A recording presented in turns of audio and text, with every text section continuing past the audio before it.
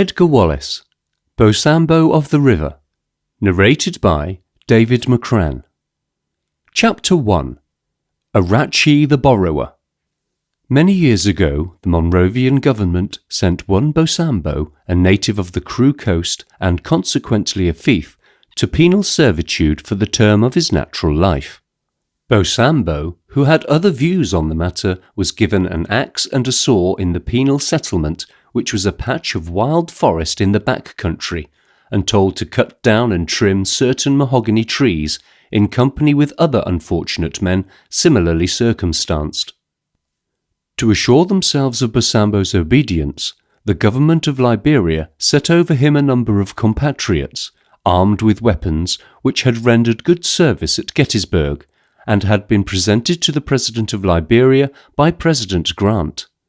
They were picturesque weapons, but they were somewhat deficient in accuracy, especially when handled by the inexpert soldiers of the Monrovian coast.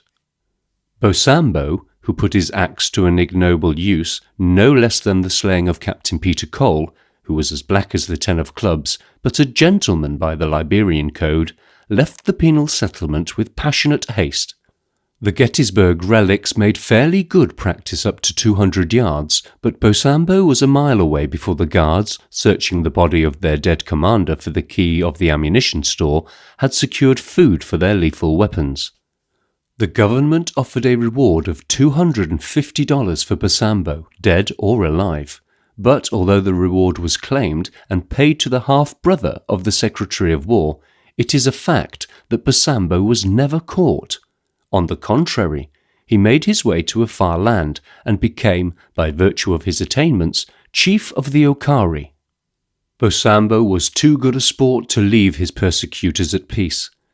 There can be little doubt that the Crewe insurrection, which cost the Liberian government £821 16 shillings to suppress, was due to the instigation and assistance of Bosambo. Of this insurrection and the part that Bosambo played, it may be necessary to speak again. The second rebellion was a more serious and expensive affair, and it was at the conclusion of this that the Liberian government made representations to Britain. Sanders, who conducted an independent inquiry into the question of Bosambo's complicity, reported that there was no evidence whatever that Bosambo was directly or indirectly responsible. And with that, the Liberian government was forced to be content, but they expressed their feelings by offering a reward of $2,000 for Bosambo, alive or dead, preferably alive. They added, for the benefit of minor government officials and their neighbours, that they would, in the language of the advertisement, reject all substitutes. The news of this price went up and down the coast and very far into the interior. Yet, strangely enough, Arachi of the Assisi did not learn of it until many years afterward. Arachi was of the Assisi people, and a great borrower. Up and down the river, all men knew him for such, so that his name passed into legendary vocabulary of the people whilst he yet lived. And did the wife of Yoka beg from the wife of Otaki the service of a cooking pot? Be sure that Otaki's wife would agree, but with heavy pleasantry scream after the retiring pot, "O thou shameless Arachi!" whereupon all the village folk who heard the jest would rock with laughter. Arachi was the son of a chief, but in a country where chieftainship was not hereditary, and where, moreover, many chiefs' sons dwelt without distinction, his parentage was of little advantage. Certainly it did not serve him as, in his heart, he thought he should be served. He was tall and thin, and his knees were curiously knobbly. He carried his head on one side importantly, and was profoundly contemptuous of his fellows. Once he came to Sanders. "Lord," he said, "I am a chief's son, as you know, and I am very wise. Men who look upon me say, 'Behold, this man is full of craft,' because of my looks. Also, I am a great talker." "There are many in this land who are great talkers, Arachi," said Sanders unpleasantly. "Yet they do not travel for 2 days downstream to tell me so." "Master," said Arachi impressively, "I come to you because I desire advancement. Many of your little chiefs are fools, and moreover unworthy. Now I am the son of a chief, and it is my wish to sit down in the place of my father. Also, Lord, remember this, that I have dwelt among foreign people, the Angola folk, and speak their tongue." Sanders sighed wearily. "7 times you have asked me, Arachi," he said, "and 7 times I have told you you are no chief for me. Now I tell you this, that I am tired of seeing you, and if you come to me again I will throw you to the monkeys. As for your Angola palaver, I tell you this, that if it happen, which may all gods forbid, that a tribe of Angola sit down with me, you shall be chief." Unabashed, Arachi returned to his village, for he thought in his heart that Sandy was jealous of his great powers. He built a large hut at the end of the village, borrowing his friend's labour. This he furnished with skins and the like, and laid in stores of salt and corn, of all which he had secured from neighbouring villages by judicious promises of payment. It was like a king's hut, so glorious were the hangings of skin and the stretched bed of hide, and the people of his village said, "Cool!" believing that Arachi had dug up those hidden treasures which every chief is popularly supposed to possess in secret places to which his sons may well be privy. Even those who had helped to supply the magnificence were impressed and comforted. "I have lent Arachi 2 bags of salt," said Pedini, the chief of Colombolo, the fishing village, "and my stomach was full of doubt, though he swore by death that he would repay me 3 days after the rains. Now I see that he is indeed very rich, as he told me he was, and if my salt does not return to me, I may seize his fine bed." In another village across the river Ombili, a headman of the Assisi confided to his wife, "Woman, you have seen the hut of Arachi. Now I think you'll cease your foolish talk, for you have reproached me bitterly because I lent Arachi my fine bed." "Lord, I was wrong," said the woman meekly, "but I feared he would not pay you the salt he promised. Now I know that I was foolish, for I saw many bags of salt in his hut." The story of Arachi's state spread up and down the river, and when the borrower demanded the hand of Corin, the daughter of the chief of the Putani, the fishers of the river, she came to him without much palaver, though she was rather young. A straight and winsome girl, well worth the 1,000 rods and the 20 bags of salt which the munificent Arachi promised, by death, devils, and a variety of gods, should be delivered to her father when the moon and the river stood in certain relative positions. Now Arachi did no manner of work whatever, save to walk through the village street at certain hours, clad in a robe of monkey tails, which he had borrowed from the brother of the king of the Assisi. He neither fished, nor hunted, nor dug in the fields. He talked to Corin his wife, and explained why this was so. He talked to her from sunset until the early hours of the morning, for he was a great talker, and when he was on his favourite subject, which was Arachi, he was very eloquent. He talked to her till the poor child's head rocked from side to side, and from front to back, in her desperate sleepiness. He was a great man, beloved and trusted of Sandy. He had immense thoughts and plans that would ensure him a life of ease without the distressing effects of labour. Also, Sanders would make him chief, in good time. She should be as a queen. She would much rather have been in her bed and asleep. Though no Christian, Arachi was a believer in miracles.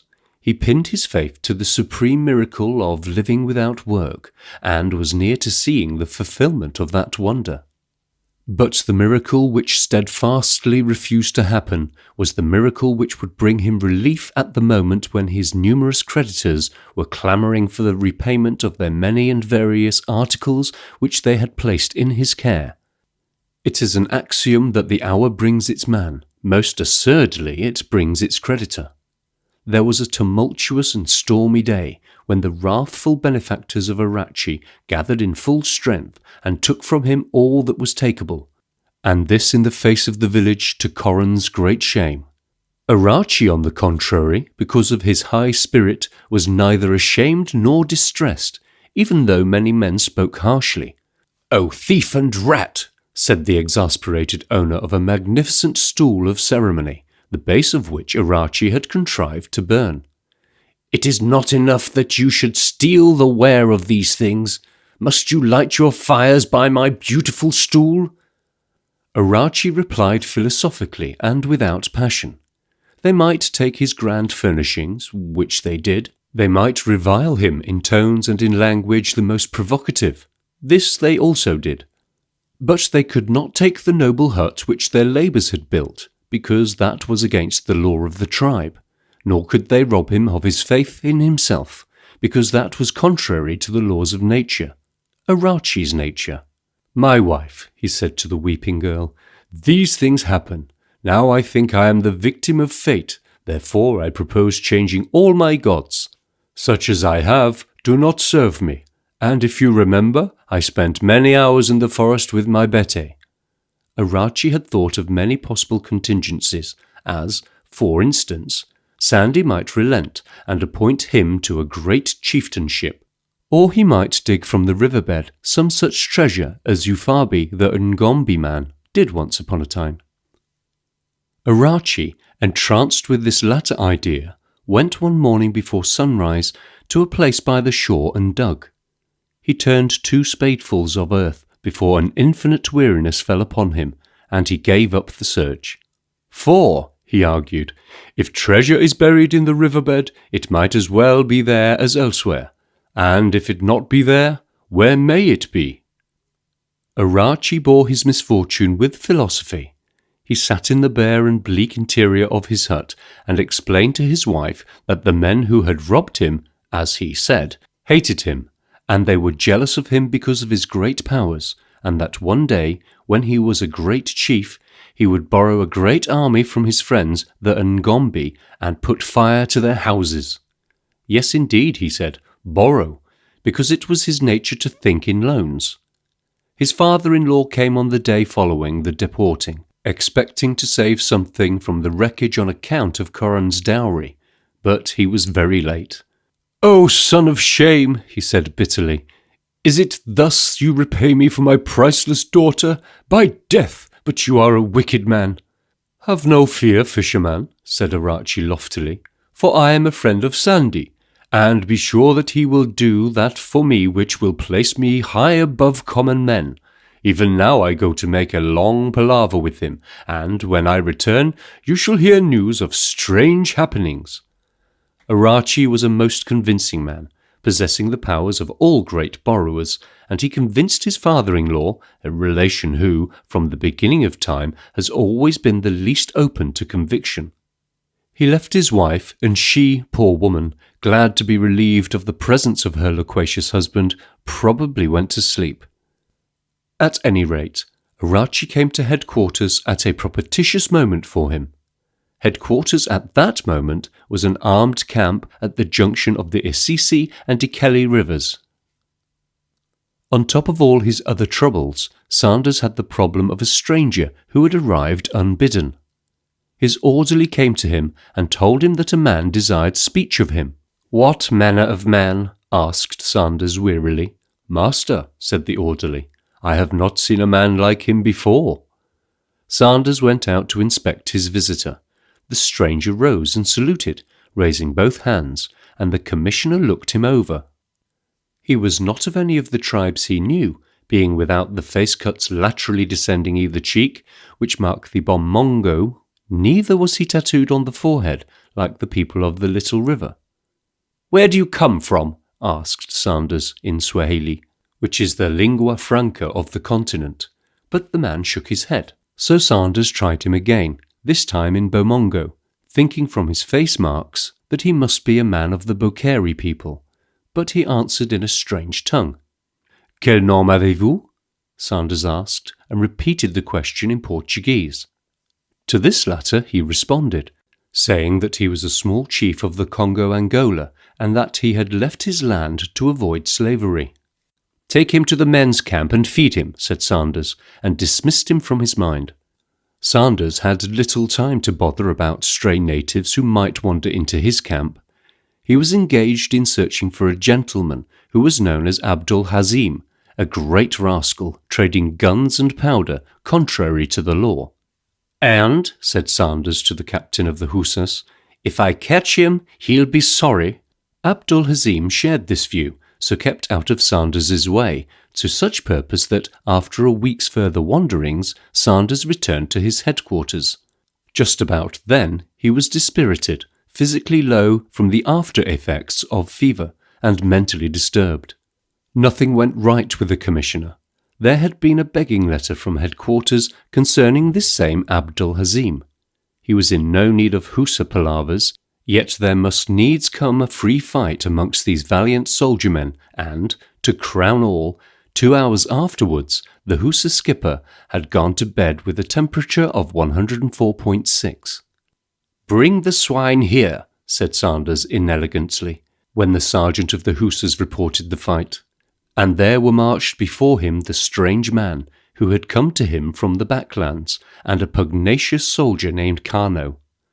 "Lord," said the hussar, "be my God who is, I submit greater than most gods, I am not to blame. This Kaffir dog would not speak to me when I spoke. Also, he put his hands to my meat, so I struck him." "Is that all?" asked Sanders. "That is all, Lord." "And did the stranger do no more than, in his ignorance, touch your meat, and keep silence when you spoke?" "No more, Lord."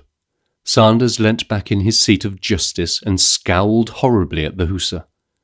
"If there is one thing more evident to me than the other," he said slowly, "it is that a hussar is a mighty person, a lord, a king. Now I sit here in justice, respecting neither kings, such as you be, nor slaves, such as this silent one. And I judge so, regarding the dignity of none, according to the law of the book. Is that so?" "That is so, Lord." "And it would seem that it is against the law to raise hand against any man, however much he offends you, the proper course being to make complaint according to the regulations of service. Is that so?" "That is so, Lord." "Therefore you have broken the law. Is that truth?" "That is truth, Lord." "Go back to your lines, admitting this truth to your comrades, and let the Kaffir rest. For on the next occasion, for him that breaks the law, there will be breaking of skin. The palaver is finished." The hussar retired. "And," said Sanders, retailing the matter to the convalescence officer next morning, "I consider that I showed more than ordinary self-restraint in not kicking both of them to the devil." "You're a great man," said the hussar officer. "You'll become a colonial-made gentleman one of these days, unless you're jolly careful." Sanders passed in silence the hussar's jibe at the companionship of St. Michael and St. George, and moreover, CMGs were not likely to come his way whilst Abdul-Hazim was still at large. He was in an unpleasant frame of mind when Arachi came swiftly in a borrowed canoe, paddled by 4 men whom he had engaged at an Assisi village, on a promise of payment which it was very unlikely he would ever be able to fulfill. "Master," said Arachi solemnly, "I come desiring to serve your lordship, for I am too great a man for my village, and, if no chief, behold, I have a chief's thoughts." "And a chief's hut," said Sanders dryly, "if all they tell me is true." Arachi winced. "Lord," he said humbly, "all things are known to you, and your eye goes forth like a chameleon's tongue to see around corners." Sanders passed over the unpleasant picture Arachi suggested. "Arachi," he said, "it happens that you have come at a moment when you can serve me. For there is in my camp a strange man from a faraway land, who knows not this country, yet desires to cross it. Now, since you know the Angola tongue, you shall take him in your canoe to the edge of the Frenchy land, and there you shall put him on his way. And for this I will pay your paddlers. And as for you, I will remember you in the day of your need." It was not as Arachi could have wished, but it was something. The next day he departed importantly. Before he left, Sanders gave him a word of advice. "Go you, Arachi," he said, "by the little Kusu River." "Lord," said Arachi, "there is a shorter way by the Creek of Still Waters. This goes to the Frenchy land, and is deep enough for our purpose." "It is a short way and a long way," said Sanders grimly, for there sits a certain Abdul Hazim, who is a great buyer of men, and because the Angola folk are wonderful gardeners, behold, the Arab is anxious to come by them. Go in peace." "On my head," said Arachi, and took his leave. It was rank bad luck that he should meet on his way two of his principal creditors, these having some grievance in the matter of foodstuffs, advanced, desiring to do him an injury, but, on his earnest entreaties, postponed the performance of their solemn vows. "It seems," said one of them, "that you are now Sandy's man, for though I do not believe anything you have told me, yet these paddlers do not lie." "Nor this silent one," said Arachi, pointing to his charge proudly. "And because I alone in all the land can make palaver with him, Sandy has sent me on a mission to certain kings. These will give me presents, and on my return I will pay you what I owe, and much more for love." They let him pass. It may be said that Arachi, who lent to none and believed no man, had no faith whatever in his lord's story. Who the silent Angola was, what was his mission, and why he had been chosen to guard the stranger, Arachi did not guess. He would have found an easy way to understanding if he had believed all that Sanders had told him, but that was not Arachi's way. On a night when the canoe was beached on an island, and the paddlers prepared the noble Arachi's food, the borrower questioned his charge. "How does it happen, foreigner," he asked, "that my friend and neighbour Sandy asks me of my kindness to guide you to the French land?" "Patron," said the Angola man, "I am a stranger and desire to escape from slavery. Also, there is a small Angola Balulu tribe, which are of my people and faith, who dwell by the Frenchy tribe." "What is your faith?" asked Arachi. "I believe in devils and jujus," said the Angola man simply, "especially one called Bilimi, who has 10 eyes and spits at snakes. Also, I hate the Arabi, that being part of my faith." This gave Arachi food for thought, and some reason for astonishment that Sandy should have spoken the truth to him. "What of this Abdul Arabi?" he asked. "Now I think that Sandy lied to me when he said such an one buys men, for, if this be so, why does he not raid the Isisi?" But the Angola man shook his head. "These are matters too high for my understanding," he said, "yet I know that he takes the Angola because they are great gardeners and cunning in the pruning of trees." Again Arachi had reason for thinking profoundly. This Abdul, as he saw, must come to the upper river for the people of the Lesser Akasava, who were also great gardeners. He would take no Isisi, because they were notoriously lazy, and moreover died with exasperating readiness when transplanted to a foreign soil. He continued his journey till he came to the place where he would have turned off had he taken the shortcut to the French territory.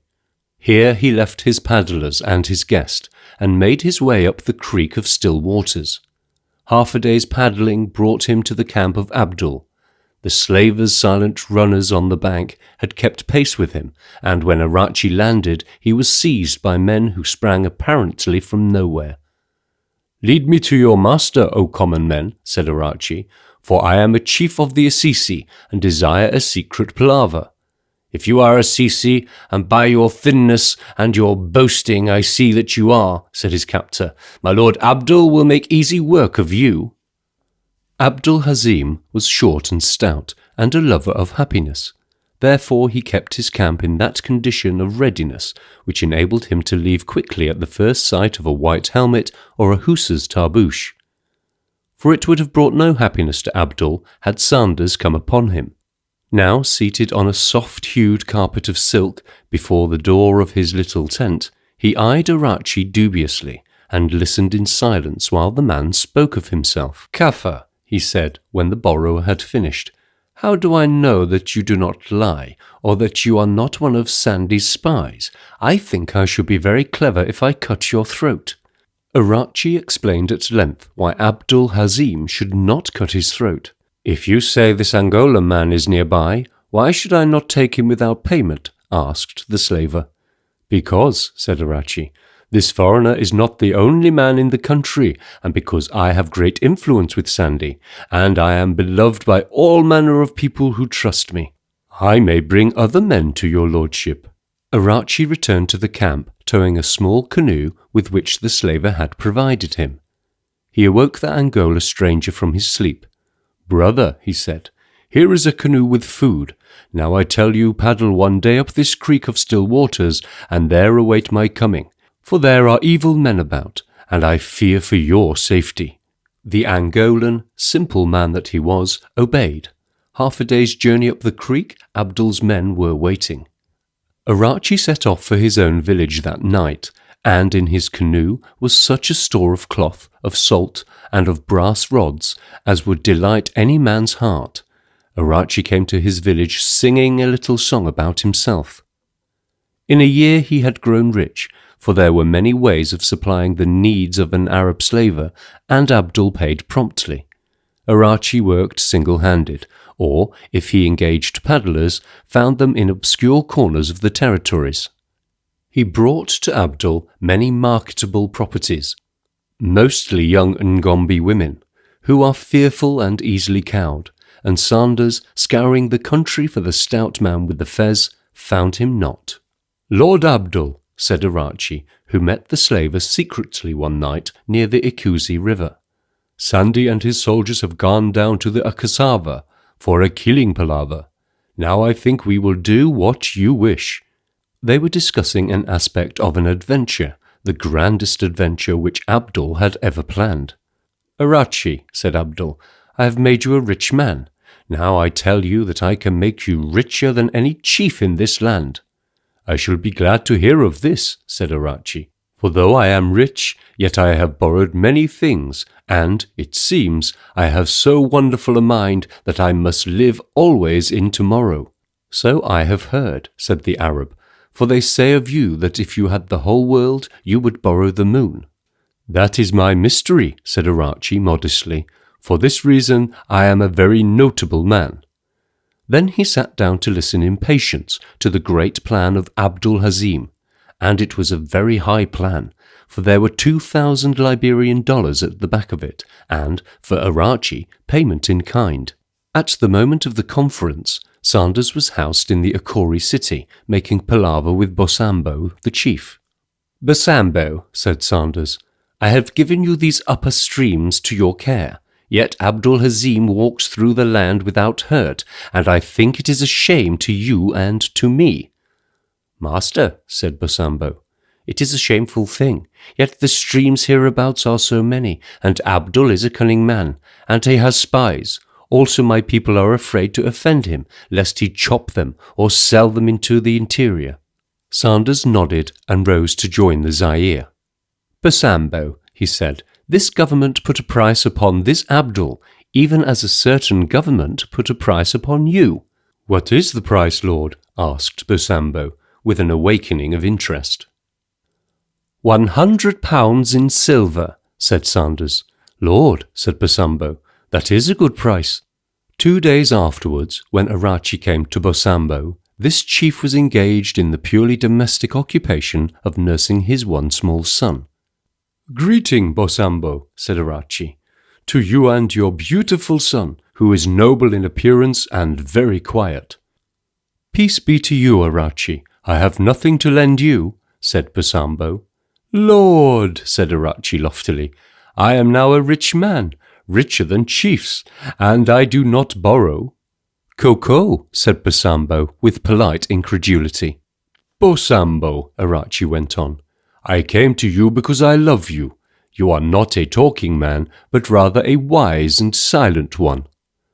"All this I know, Arachi," said Bosambo cautiously, "and again I say to you that I lend no man anything."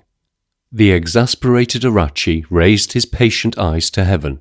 "Lord Bosambo," he said in the tone of one hurt, "I came to tell you of that which I have found, and to ask your lordship to help me secure it. For in a certain place I have come across a great stock of ivory, such as the old kings buried against their need." "Arachi," said Bosambo of a sudden, "you tell me that you are rich. Now you are a little man and I am a chief, yet I am not rich." "I have many friends," said Arachi, trembling with pride, "and they give me rods and salt." "That is nothing," said Bosambo. "Now I understand richness, for I have lived amongst white folk who laugh at rods and throw salt to dogs." "Lord Bosambo," said the other eagerly, "I am rich also by white men's rule. Behold!" From his waist pouch he took a handful of silver and offered it in both hands for the chief's inspection. Bosambo examined the money respectfully, turning each coin over gingerly. "That is good riches," he said, and he breathed a little faster than was his wont. "And it is new, being bright. Also the devil's marks, which you do not understand, are as they should be." The gratified Arachi shoved his money back into his pouch. Bosambo sat in meditative silence, his face impassive. "And you will take me, Arachi, to the place of buried treasure?" he asked slowly. "Ko, you are a generous man, for I do not know why you should share with me, knowing that I once beat you." Bosambo put the child down gently. These king's stores were traditional. Many had been found, and it was the dream of every properly constituted man to unearth such. Yet Bosambo was not impressed, being in his heart sceptical. "Arachi," he said, "I believe that you are a liar, yet I would see this store, and, if it be nearby, will see with my own eyes." "It is 1 day's journey according to Arachi." "You shall tell me where this place is," said Bosambo. Arachi hesitated. "Lord, how do I not know that you will not go and take this store?" he asked. Bosambo regarded him sternly. "Am I not an honest man?" he asked. "Do not the people from one end of the world to the other swear by the name of Bosambo?" "No," said Arachi truthfully. Yet he told of the place. It was by the River of Shadows, near the crocodile pool, where the floods had changed the land. Bosambo went to his hut to make preparations for the journey. Behind his house, in a big grass cage, were many little pigeons. He laboriously wrote in his vile Arabic a laconic message and attached it to the leg of a pigeon. To make absolutely sure, for Bosambo left nothing to chance, he sent away a canoe secretly that night for a certain destination. "And this you shall say to Sandy," said the chief to his trusted messenger, "that Arachi is rich with the richness of silver, and that silver has the devil marks of Zanzibar, being the home of all traders, as your lordship knows." Next day at dawn, Bosambo and his guide departed. They paddled throughout the day, taking the smaller stream that drained the eastern side of the river, and at night they camped at a place called Bululu, which means the changed land. They rose with the daylight to resume their journey, but it was unnecessary, for in the darkness before the dawn, Abdul Hazim had surrounded the camp, and at the persuasive muzzle of a Snider rifle, Bosambo accompanied his captors 10 minutes' journey into the wood where Abdul awaited him. The slaver, sitting before the door of his tent on his silken carpet, greeted his captive in the Okari dialect.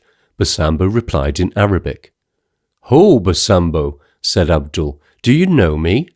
"Sheik," said Bosambo, "I would know you in hell, for you are the man whose head my master desires."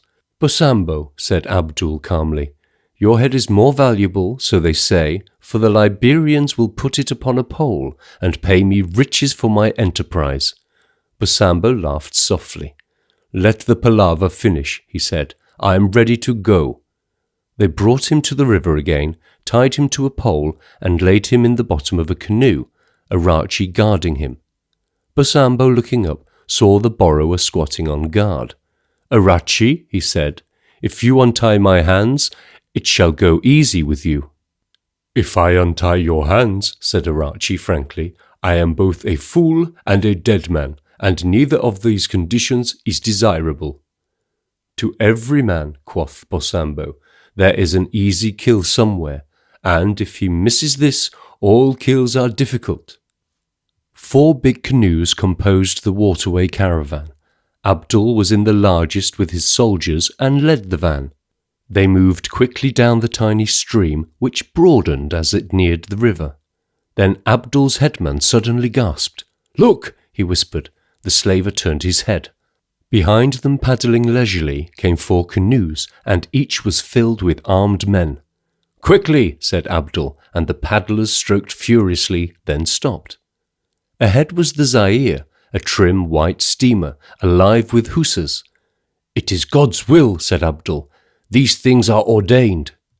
He said no more until he stood before Sanders, and the commissioner was not especially communicative. "What will you do with me?" asked Abdul. "I will tell you when I have seen your stores," said Sanders. "If I find rifles such as the foolish Lebolo people buy, I shall hang you according to law." The Arab looked at the shaking Arachi. The borrower's knees wobbled fearfully. "I see," said Abdul thoughtfully, "that this man whom I made rich has betrayed me." If he had hurried or moved jerkily, Sanders would have prevented the act, but the Arab searched calmly in the fold of his peignoir as though seeking a cigarette. His hand came out, and with it a curved knife. Then he struck quickly, and Arachi went blubbering to the deck, a dying man. "Borrower," said the Arab, and spoke from the centre of 6 hussars who were chaining him, so that he was hidden from the sobbing figure on the floor. "I think you have borrowed that which you can at last repay. For it is written in the Surah of the Jinn, that from him who takes a life, let his life be taken, that he may make full repayment."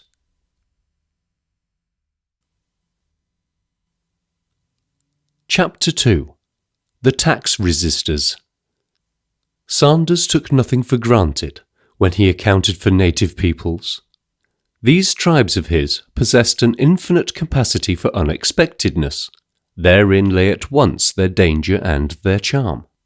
For one could neither despair at their sin nor grow too confidently elated at their virtue, knowing that the sun which went down on their naughtiness of one and the dove-like placidity of the other might rise on the smouldering sacrificial fires in the streets of the blessed village, and reveal the folk of the incorrigible sitting at the doors of their huts, dust on head, hands outspread in an agony of penitence. Yet it seemed that the people of Kiko were models of deportment, thrift, and intelligence, and that the gods had given them beautiful natures.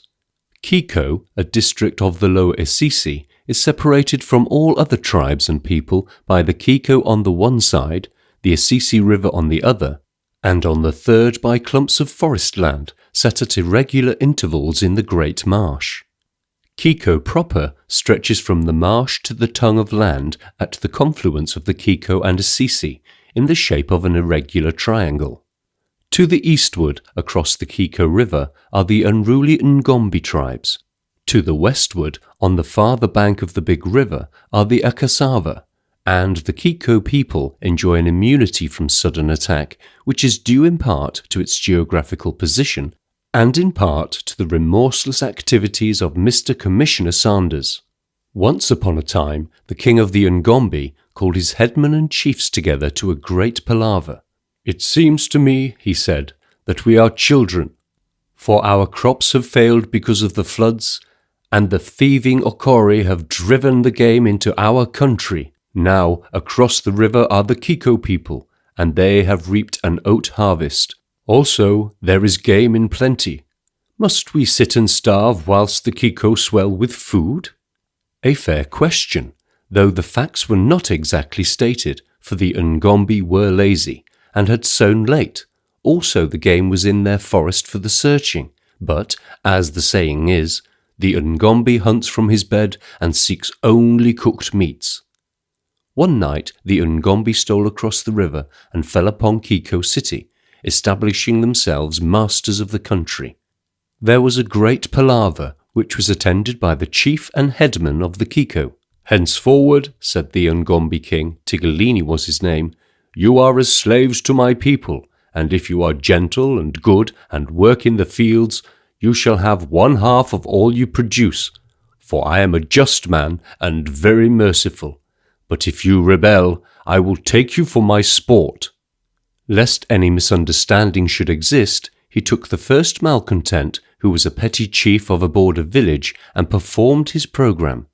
This man had refused tribute and was led with roped hands before the king, all headmen having been summoned to witness the happening. The rebel was bound with his hands behind him and was ordered to kneel. A young sapling was bent over, and one end of the native rope was fixed to its topmost branches, and the other about his neck. The tree was slowly released till the head of the offender was held taut. "Now," said the king, and his executioner struck off the head, which was flung 50 yards by the released sapling. It fell at the feet of Mr. Commissioner Sanders, who, with 25 hussars and a machine gun, had just landed from the Zaire. Sanders was annoyed. He had travelled 3 days and 4 nights with little sleep, and he had a touch of fever, which made him irritable. He walked into the village and interrupted an eloquent address on the obligations of the conquered, which the Ngobi fief thought it opportune to deliver. He stopped halfway through his speech and lost a great deal of interest in the proceedings as the crowd divided to allow Sanders's approach. "Lord," said Tigellini, that quick and subtle man, "you have come at a proper time, for these people were in rebellion against your lordship, and I have subdued them. Therefore, master, give me rewards as you gave to Bosambo of the Okari." Sanders gave nothing save a brief order, and his hussars formed a half-circle about the hut of the king, Tigellini watching the manoeuvre with some apprehension. "If," he said graciously, "I have done anything which your lordship thinks I should not have done, or taken that which I should not have taken, I will undo and restore." Sanders, hands on hips, regarded him dispassionately. "There is a body." He pointed to the stained and huddled thing on the ground. "There by the path is a head. Now, you shall put the head to that body and restore life." "That I cannot do," said the king nervously, "for I am no juju." Sanders spoke 2 words in Arabic, and Tigellini was seized. They carried the king away, and no man ever saw his face again, and it is a legend that Tigellini the king is everlastingly chained to the hind leg of Mshimba Mshamba, the green devil of the Akasava. If the truth be told, Tigellini went no nearer to perdition than the convict prison at Sierra Leone, but the legend is not without its value as a deterrent to ambitious chiefs. Sanders superintended the evacuation of the Kiko, watched the crestfallen Ngombi retire to their own lands, and set up a new king without fuss or ceremony. And the smooth life of the Kiko people ran pleasantly as before. They tilled the ground and bred goats and caught fish. From the marsh forest, which was their backland, they gathered rubber and copal, and this they carried by canoe to the mouth of the river and sold. So they came to be rich, and even the common people could afford 3 wives.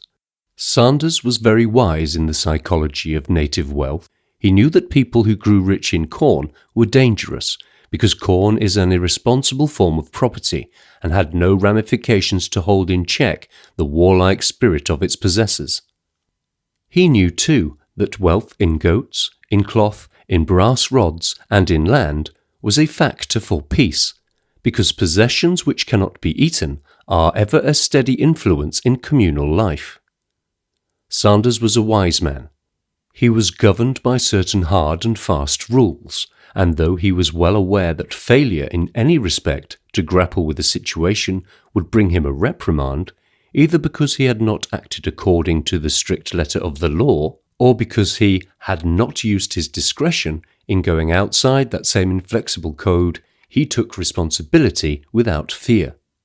It was left to his discretion as to what part of the burden of taxation individual tribes should bear, and on behalf of his government, he took his full share of the Kiko surplus, adjusting his demands according to the measure of the tribe's prosperity.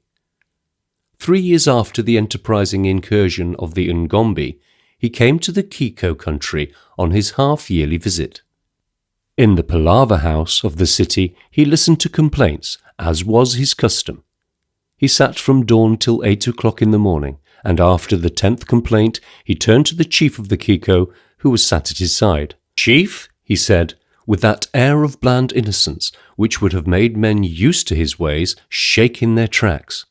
"I observe that all men say one thing to me, that they are poor. Now this is not the truth." "I am in your hands," said the chief diplomatically. "Also my people, and they will pay taxation though they starve." Sanders saw things in a new light. "It seems," he said, addressing the serried ranks of people who squatted about, "that there is discontent in your stomachs because I ask you for your taxes. We will have a palaver on this." He sat down, and a grey old headman, a notorious litigant and league-long speaker, rose up. "Lord," he said dramatically, "justice!" "Quae!" cried the people in chorus. The murmur, deep-chested and unanimous, made a low rumbling sound like the roll of a drum. "Justice," said the headman, "for you, Sandy, are very cruel and harsh. You take and give us nothing, and the people cry out in pain." He paused, and Sanders nodded. "Go on," he said. "Corn and fish, gum and rubber we give you," said the spokesman. "And when we ask whither goes this money, you point to the Puckapuck and your soldiers, and behold we are mocked. For your Puckapuck comes only to take our taxes, and your soldiers force us to pay." Again the applauding murmur rolled. "So we had a palaver," said the headman, "and this we have said among ourselves. Let Sandy remit 1/2 our taxes. These we will bring in our canoes to the village by the big water, for we are honest men, and let Sandy keep his soldiers and his Puckapuck for the folk of the Assisi and the Akasava and the Ngombi, for these are turbulent and wicked people. Quae!" It was evidently a popular movement, and Sanders smiled behind his hand. "As for us," said the headman, "we are peaceful folk and live comfortably with all nations, and if any demand of us that we shall pay tribute, behold, it will be better to give freely than to pay these taxes." Sanders listened in silence. Then he turned to the chief. "It shall be as you wish," he said, "and I will remit 1/2 of your taxation. The palaver is finished." He went on board the Zaire that night and lay awake listening to the castanets of the dancing women. The Kiko made merry to celebrate the triumph of their diplomacy. Sanders left next day for the Assisi, having no doubt in his mind that the news of this concession had preceded him. So it proved, for at Lukalili no sooner had he taken his place in the speech-house than the chief opened the proceedings. "Lord Sandy," he began, "we are poor men, and our people cry out against taxation. Now, Lord, we have thought largely on this matter, and this say the people. If your lordship would remit 1/2 our taxes, we should be happy, for this Puckapuck—" Sanders waved him down. "Chiefs and people," he said, "I am patient because I love you. But talk to me more about taxation and about Puckapucks, and I will find a new chief for me, and you will wish that you had never been born." After that, Sanders had no further trouble. He came to the Okori and found Bosambo, wholly engrossed with his new baby, but ripe for action. "Bosambo," said the commissioner after he had gingerly held the newcomer and bestowed his natal present, "I have a story to tell you." He told his story, and Bosambo found it vastly entertaining. 5 days later, when Sanders was on his way home, Bosambo, with 10 picked men for paddlers, came sweeping up the river and beached at Kiko City. He was greeted effusively. A feast was prepared for him. The chief's best hut was swept clean. "Lord Bosambo," said the Kiko chief, when the meal was finished, "I shall have a sore heart this night when you are gone." "I am a kind man," said Bosambo, "so I will not go tonight, for the thought of your sorrow would keep sleep from my eyes." "Lord," said the chief hastily, "I am not used to sorrow, and moreover I shall sleep heavily, and it would be shameful if I kept you from your people, who sigh like hungry men for your return." "That is true," said Bosambo, "yet I will stay this night because my heart is full of pleasant thoughts for you." "If you left tonight," said the embarrassed chief, "I would give you a present of 2 goats." "Goats," said Bosambo, "I do not eat, being of a certain religious faith." "Salt I will give you also," said the chief. I stay tonight, said Bosambo emphatically. Tomorrow I will consider the matter. The next morning Bosambo went to bathe in the river and returned to see the chief of the Kiko squatting before the door of his hut, vastly glum. Ho, Setamati, greeted Bosambo. I have news which will gladden your heart. A gleam of hope shone in the chief's eye. Does my brother go so soon? He asked pointedly. Chief, said Bosambo acidly, if that be good news to you, I go, and woe to you and your people, for I am a proud man, and my people are also proud. Likewise, they are notoriously vengeful. The Kiko king rose in agitation. Lord, he said humbly, my words are twisted, for behold, all this night I have spent mourning in fear of losing your lordship. Now tell me your good news that I may rejoice with you. But Bosambo was frowning terribly, and was not appeased for some time. This is my news, O king, he said. Whilst I bathed, I beheld far away certain Akori canoes, and I think they bring my counsellors. If this be so, I may stay with you for a long time. Rejoice! The Kiko chief groaned. He groaned more when the canoes arrived bringing reinforcements to Bosambo, 10 lusty fighting men, terribly tall and muscular. He groaned undisguisedly when the morrow brought another 10, and the evening some 20 more. There are sayings on the river which are uncomplimentary to the appetites of the Akori. Thus, men eat to live fat, but the Akori live to eat, and one field of corn will feed a village for a year, 10 goats for a month, and an Akori for a day. Certainly Bosambo's followers were excellent trenchermen. They ate, and they ate, and they ate. From dawn till star time, they alternated between the preparation of meals and their disposal. The simple folk of the Kiko stood in a wondering circle about them and watched in amazement as their good food vanished. I see we shall starve when the rains come, said the chief in despair. He sent an urgent canoe to Sanders, but Sanders was without sympathy. Go to your master, he said to the envoy, telling him that all these things are his palaver. If he does not desire the guests of his house, let him turn them away, for the land is his and he is chief. Cold comfort for Setamati this, for the Akori sat in the best huts, eating the best foods, finding the best places at the dance fires. The king called a secret palaver of his headmen. These miserable Akori thieves ruin us, he said. Are we men or dogs? Now I tell you, my people and counsellors, that tomorrow I send Bosambo and his robbers away, though I die for it. Quai, said the counsellors in unison. Lord, said one, in times of Kala, the Kiko folk were very fierce and bloody. Perchance if we rouse the people with our eloquence, they are still fierce and bloody. The king looked dubious. I do not think, he said, that the Kiko people are as fierce and bloody as at one time, for we have had many fat years. What I know, O friend, is that the Akori are very fierce indeed, and Bosambo has killed many men. He screwed up his courage through the night, and in the morning put it to the test. Bosambo, in his most lordly way, had ordered a big hunting, and he and his men were assembling in the village street when the king and his counsellors approached. Lord, said the king mildly, I have that within me which I must tell. Say on, said Bosambo. Now I love you, Bosambo, said the chief, and the thought that I must speed you on your way with presents is very sad to me. More sad to me, said Bosambo ominously. Yet, Lord, said the desperate chief, I must, for my people are very fierce with me that I keep you so long within our borders. Likewise, there is much sickness, and I fear lest you and your beautiful men also become sick and die. Only one man in the world, chief, said Bosambo, speaking with deliberation, has ever put shame upon me, and, king, that man, where is he? The king of the Kiko did not say, because he did not know. He could guess, oh, very well he could guess, and Bosambo's next words justified his guesswork. He is dead, said Bosambo solemnly. I will not say how he died, lest you think I am a boastful one, or whose hand struck him down, for fear you think vainly, nor as to the manner of his dying, for that would give you sorrow."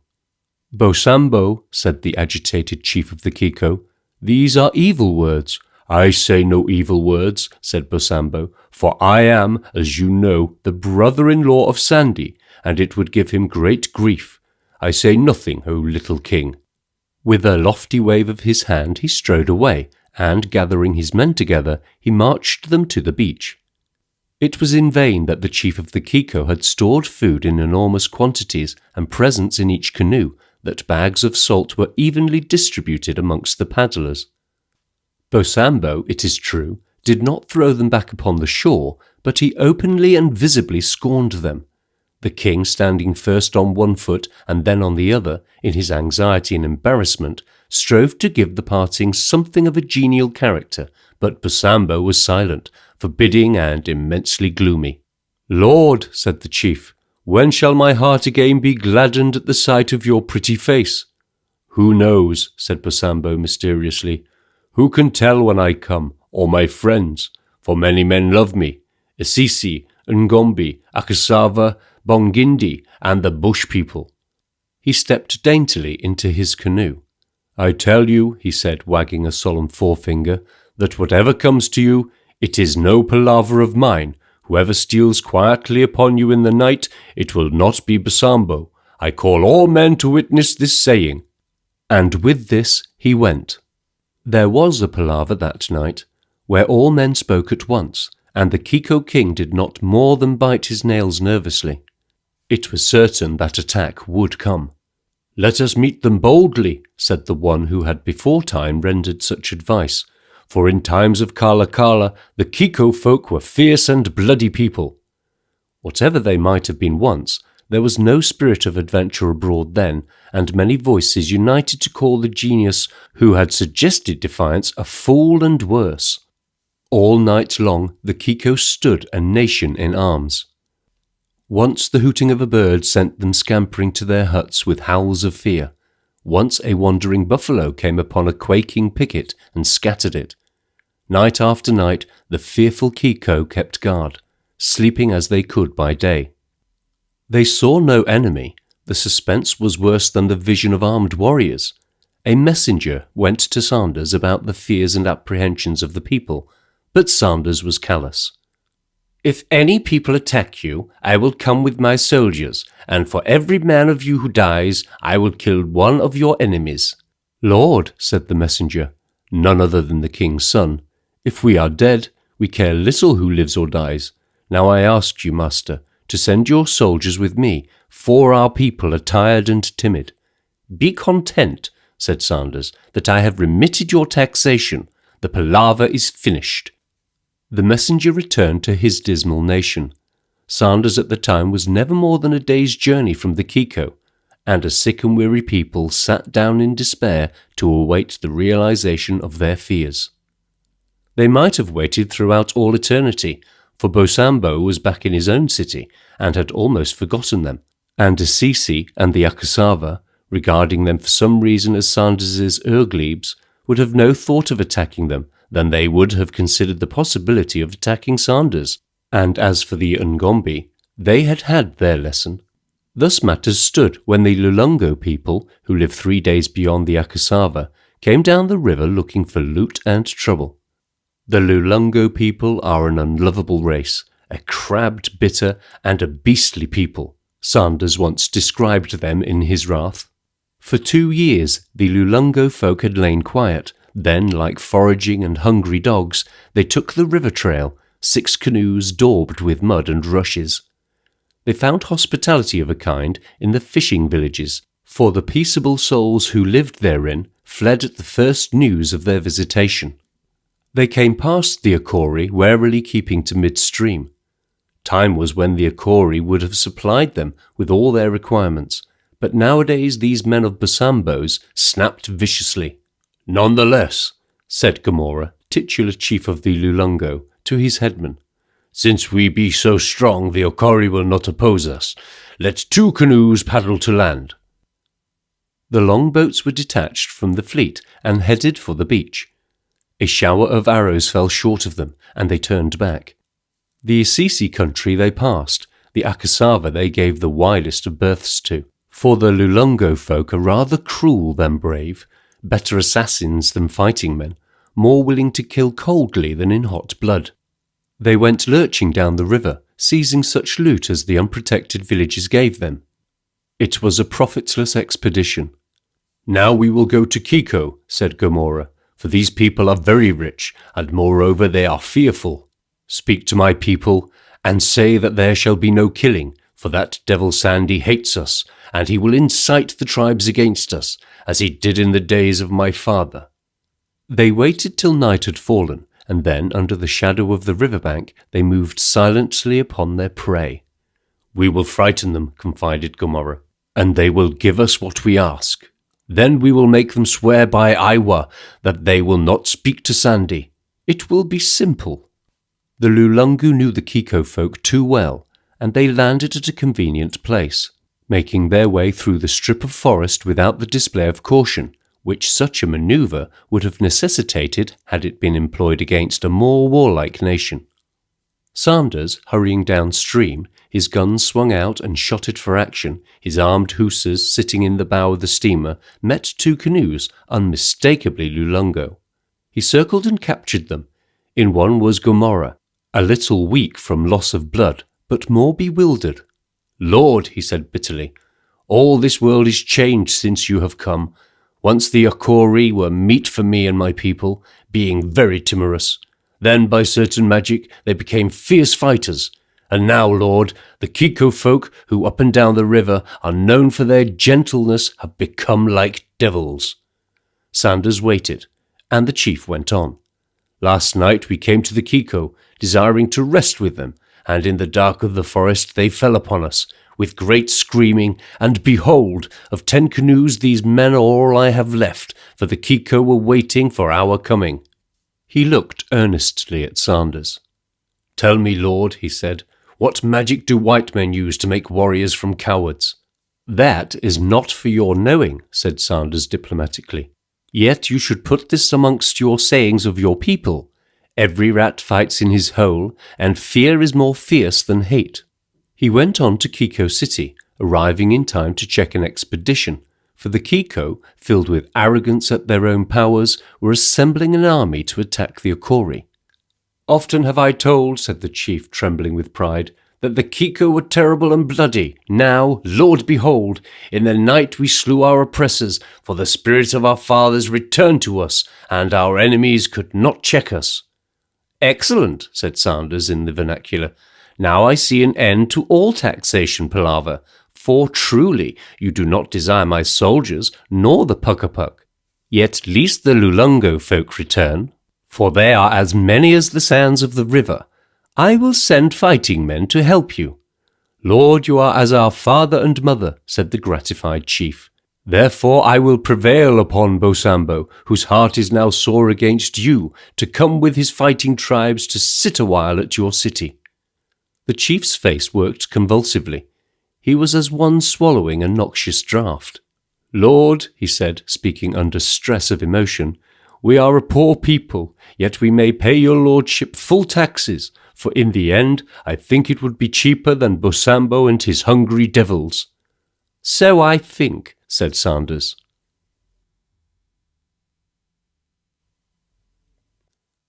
Chapter 3. The Rise of the Emperor. Tobolo Laka, the king of the Isisi, was appointed for his virtues, being a Christian and a Bachelor of Arts. For a time he ruled his country wisely, and might have died full of honour, but his enthusiasm got the better of him. For Tobo Laka had been taken to America when a boy by an enthusiastic Baptist, had been educated at a college, and had lectured in America and England. He wrote passable Latin verse, so I am told, was a fluent exponent of the free silver policy of Mr. Bryan, who wore patent leather shoes with broad silk laces. In London he attracted the attention of a callow Under-Secretary of State for the colonies, and his Under-Secretary was a nephew of the Prime Minister, cousin of the Minister of War, and son-in-law of the Lord Chancellor, so he had a pull which most Under-Secretaries do not ordinarily possess. "Mr. Tobalaka," said the Under-Secretary, What are your plans?" Mr. Tobalaka was a little restrained. "I feel, Mr. Cardo," he said, "that my duties lie in my land. No, I do not mean that I have any call to missionary work, but rather to administration. I am, as you know, of the Assisi people.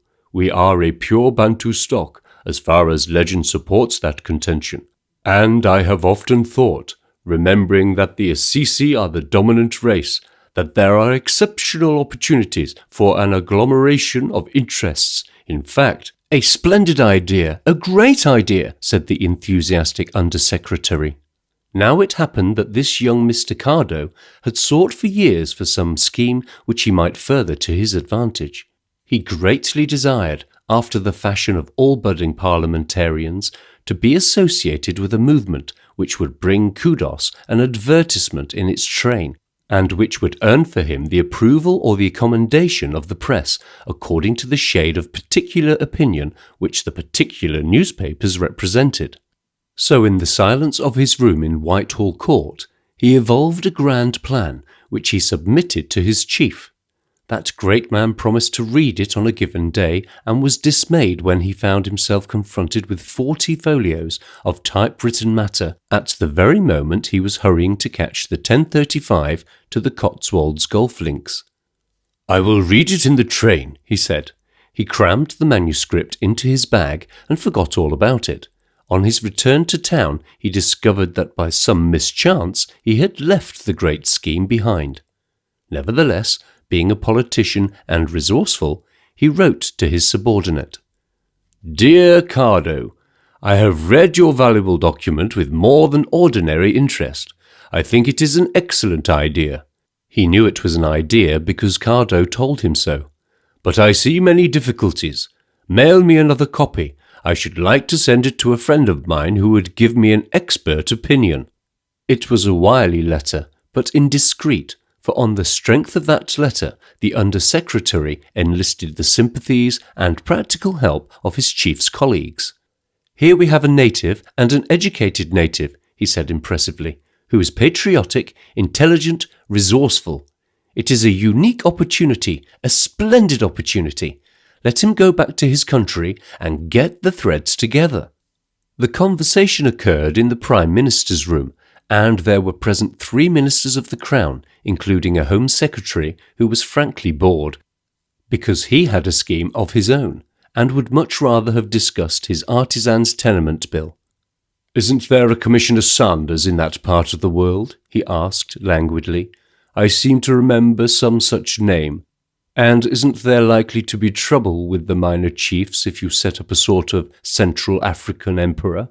"That can be overcome," said the sanguine Cardo. "As for Sanders, I expect him to help. A dynasty established on the Assisi River might end all the troubles we have had there." "It might end other things," said the impatient Home Secretary. "Now about this tenement bill. I think we ought to accept Cronk's amendment." A few weeks later, Mr. Tobalaka was summoned to Whitehall Court. "I think, Mr. Tobalaka," said Cardo complacently, "I have arranged for a trial of our plan. The government has agreed, after a tough fight with the permanent officials, I admit, to establish you on the Assisi as king and overlord of the Assisi, Okori, Ngobi, and the Ekasava. They will vote you a yearly allowance, and will build a house in Assisi City for you. You will find Mr. Sanders difficult, but you must have a great deal of patience." "Sir," said Mr. Tobalaka, speaking under stress of profound emotion, "I'm eternally obliged. You have been real good to me, and I guess I'll make good." Between the date of Tobalaka's sailing and his arrival, Sanders ordered a palaver of all chiefs, and they came to meet him in the city of Assisi. "Chiefs and headmen," said Sanders, "you know that many moons ago the Assisi people rose in an evil moment and made sacrifice contrary to law. So I came with my soldiers and took away the king of the village of Irons, where he now sits. Because the Assisi are foolish people, my government sets up a new king, who is Tobalaka, son of Yoka and Kema, son of Ichilomo, the son of Tibolino." "Lord," gasped an Assisi headman, "this Tobalaka, I remember. The god folk took him away to their own land, where he learnt to be white. Yet I promise you that he is black, said Sanders dryly, and will be blacker. Also chiefs of the Okori, Ngombe and Akasava, this new king will rule you, being paramount king of these parts, and you shall bring him presents and tribute according to custom. There was an ominous silence. Then Okara, the chief of the Akasava, an old and arrogant man, spoke. Lord, he said, many things I have learnt, such as mysteries and devil magic, yet I have not learnt in my life that the Akasava paid tribute to the Isisi. For, Lord, in the year of the floods, the Akasava fought with the Isisi and made them run. Also in the year of elephants, we defeated the Isisi on land and water, and would have sat down in their city if your lordship had not come with guns and soldiers, and tempted us to go home. The Akasava headmen murmured their approval. Alas, said the chief of the Ngombe, we people of the Ngombe are fierce men, and often have we made the Isisi tremble by our mighty shouts. Now I should be ashamed to bring tribute to Tobalaka. The palaver waited for Bosambo of the Okori to speak, but he was silent, for he had not grasped the bias of the commissioner's mind. Other men spoke at length, taking their cue from their chiefs, but the men of the Okori said nothing.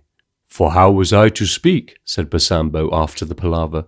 No man knows how your lordship thinks. You have ears, said Sanders, a little irritated. They are large, admitted Bosambo, so large that they hear your beautiful voice, but not so long that they hear your lordship's loving thoughts. Sanders's thoughts were by no means loving, and they diminished in beauty day by day as the ship which carried Tobalaka to his empire drew nearer. Sanders did not go down to the beach to meet him. He awaited his coming on the veranda of the residency, and when Tobalaka arrived, clad from head to foot in spotless white, with a helmet of exact colonial pattern on his head, Sanders swore fluently at all interfering and experimenting governments. Mr. Sanders, I presume, said Tobalaka in English, and extended his hand. Chief, said Sanders in the Assisi tongue, you know that I am Sandy, so do not talk like a monkey. Speak rather in the language of your people, and I will understand you better. Also you will understand me. It so happened that Tobalaka had prepared a dignified little speech, in the course of which he intended congratulating Sanders on the prosperity of the country, assuring him of wholehearted cooperation, and winding up with an expression of his wishes that harmonious relations should exist between himself and the state. It was founded on a similar speech delivered by King Peter of Servia on his assuming the crown. But unfortunately it was in English, and the nearest Assisi equivalent for congratulations is an idiomatic phrase which literally means, "High man look kindly on dog slave who lies at feet." And this, thought Tobalaka, would never do at all, for he had come to put the commissioner in his place. Sanders conceded to talk English later when Tobalaka was discussing cabinet ministers. I shall, at the Premier's request, endeavour to establish district councils, he said. I think it is possible to bring the native to a realization of his responsibility. As Cicero said, Do not bother about Cicero, said Sanders coldly. It is not what Cicero said, but what Bosambo will say. There are philosophers on this river who could lose the ancients. Tobalaka in a canoe sent for him by the Assisi folk went to his new home. He hinted broadly that a state entrance in the Zaire would be more in keeping with the occasion. And a 10-gun salute, I suppose, snarled Sanders in Assisi. Get to your land, chief, before I lose my patience, for I am in no mood to palaver with you.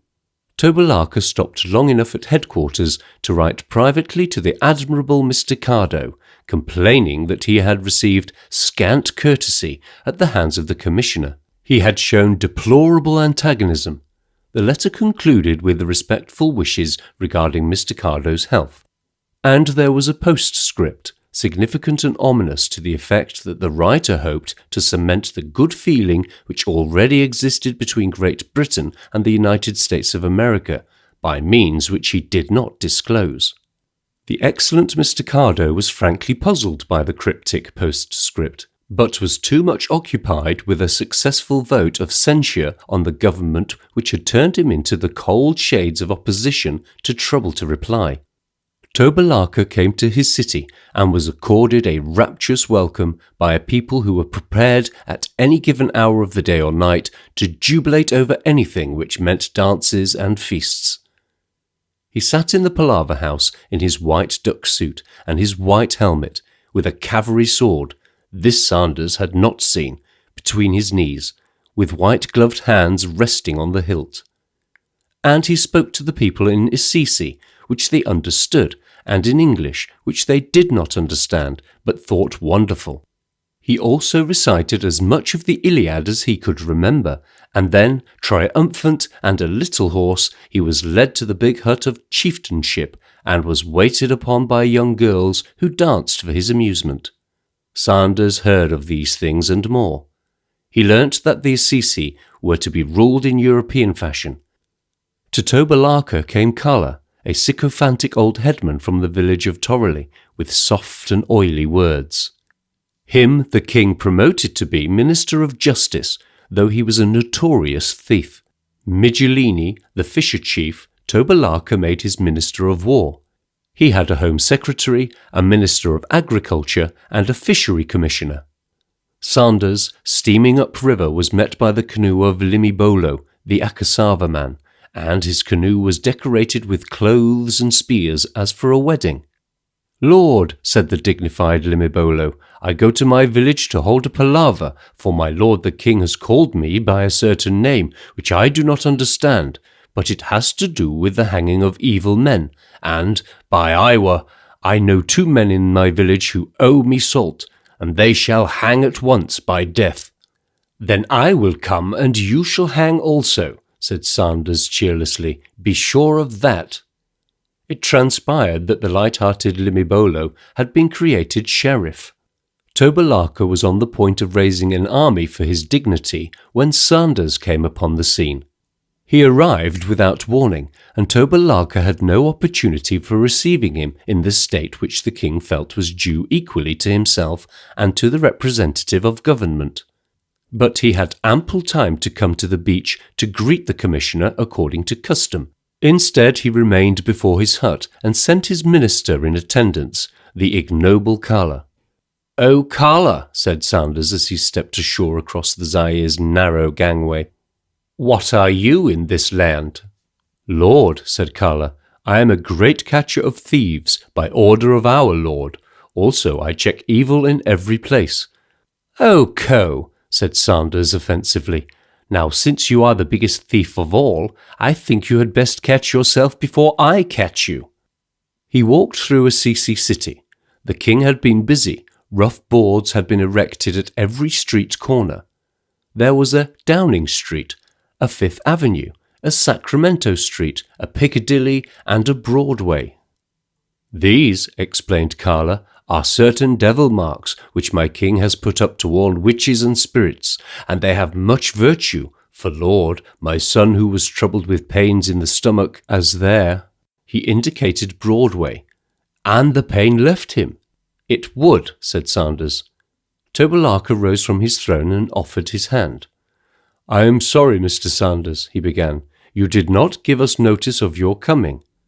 "When I come again, Tobalaka," said Sanders, staring with his passionate grey eyes at the white-clad figure, "you shall come to the beach to meet me, for that is the custom."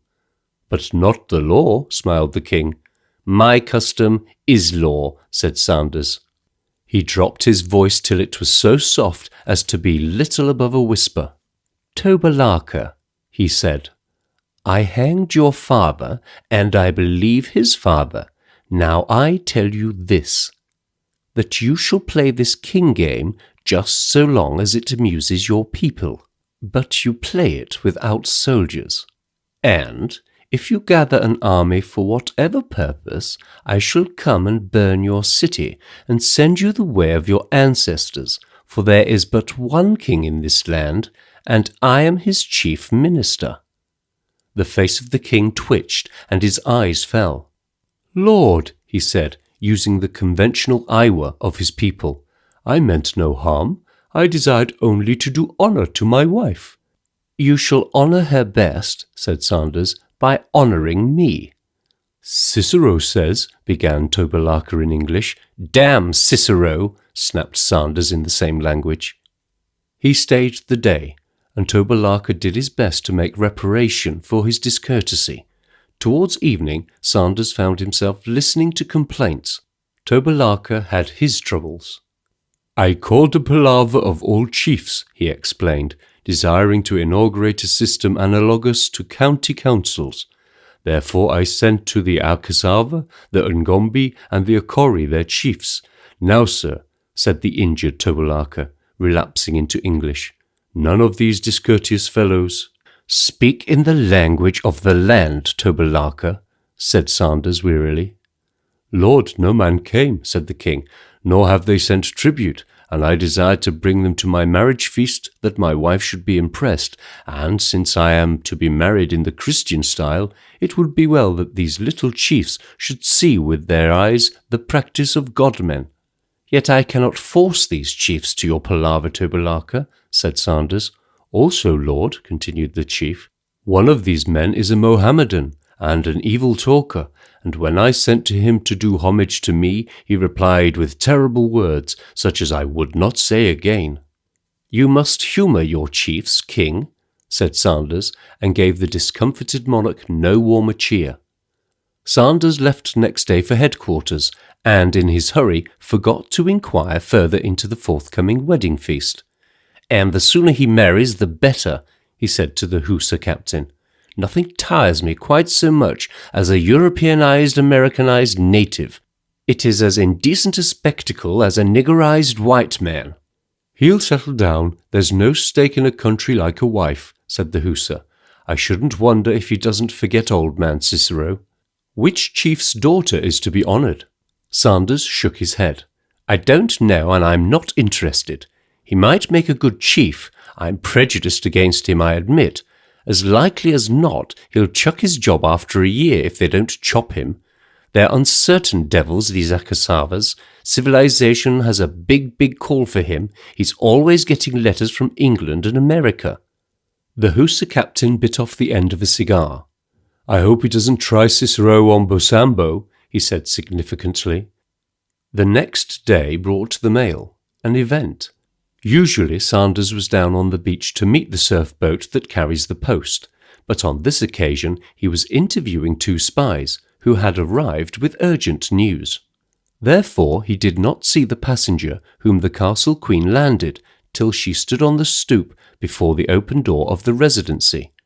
Sanders, glancing up as a shadow fell across the wooden stoop, rose and temporarily dismissed the 2 men with a gesture. Then he walked slowly to meet the girl. She was small and pretty in a way, rather flushed by the exertion of walking from the beach to the house. Her features were regular, her mouth was small, her chin a little weak. She seemed ill at ease. "How do you do?" said Sanders, bewildered by the unexpectedness of the vision. He drew a chair for her, and she sank into it with a grateful little smile, which she instantly checked, as though she had set herself an unpleasant task, and was not to be conciliated or turned aside by any act of courtesy on his part. "And what exactly brings you to this unlikely place?" he asked. "I'm Milly Tavish," she said. "I suppose you've heard about me." She spoke with a curious accent. When she told him her name, he recognized it as Scottish, on which American was imposed. "I haven't heard about you," he said. "I presume you are going up country to a missionary station. I'm sorry, I do not like lady missionaries in the country." She laughed a shrill, not unmusical laugh. "Oh, I guess I'm not a missionary," she said complacently. "I'm the Queen." Sanders looked at her anxiously. To women in his country he had conscientious objections. Mad women he barred. "I'm the Queen," she repeated, evidently pleased with the sensation she had created. "My, I never thought I should be a queen. My grandfather used to be a gardener of Queen Victoria's before he came to New York." "But," said the staggered commissioner. "It was like this," she rattled on. When Toby was in Philadelphia, at the theological seminary, I was a help at Miss Van Houten's. That's the boarding house, and Toby paid a lot of attention to me. I thought he was joshing when he told me he was going to be king, but he's made good all right. And I've written to him every week, and he's sent me the money to come along." "Toby," said Sanders slowly. "Who is Toby?" "Mr. Tobalaka. King Tobalaka," she said.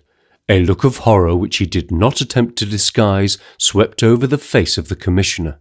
"You've come out to marry him? A black man?" he gasped. The girl flushed a deep red. "That's my business," she said stiffly. "I'm not asking advice from you. Say I've heard about you, your name's mud along this old coast, but I'm not afraid of you. I've got a permit to go up the Assisi, and I'm going." She was on her feet, her arms akimbo, her eyes blazing with anger, for, womanlike, she felt the man's unspoken antagonism. "My name may be Mud," said Sanders quietly, "and what people say about me doesn't disturb my sleep. What they would say about me if I were allowed to go up country and marry a black man would give me bad nights.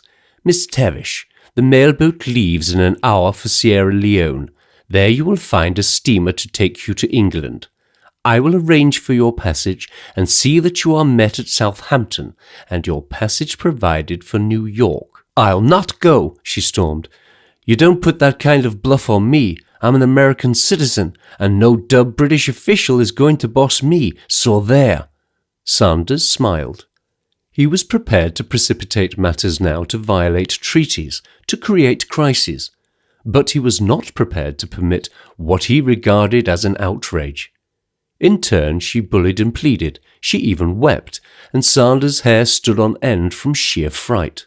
To make the situation more difficult, a luxurious Assisi canoe with 20 paddlers had arrived to carry her to the city, and the headman in charge had brought a letter from her future lord, welcoming her in copper-plate English.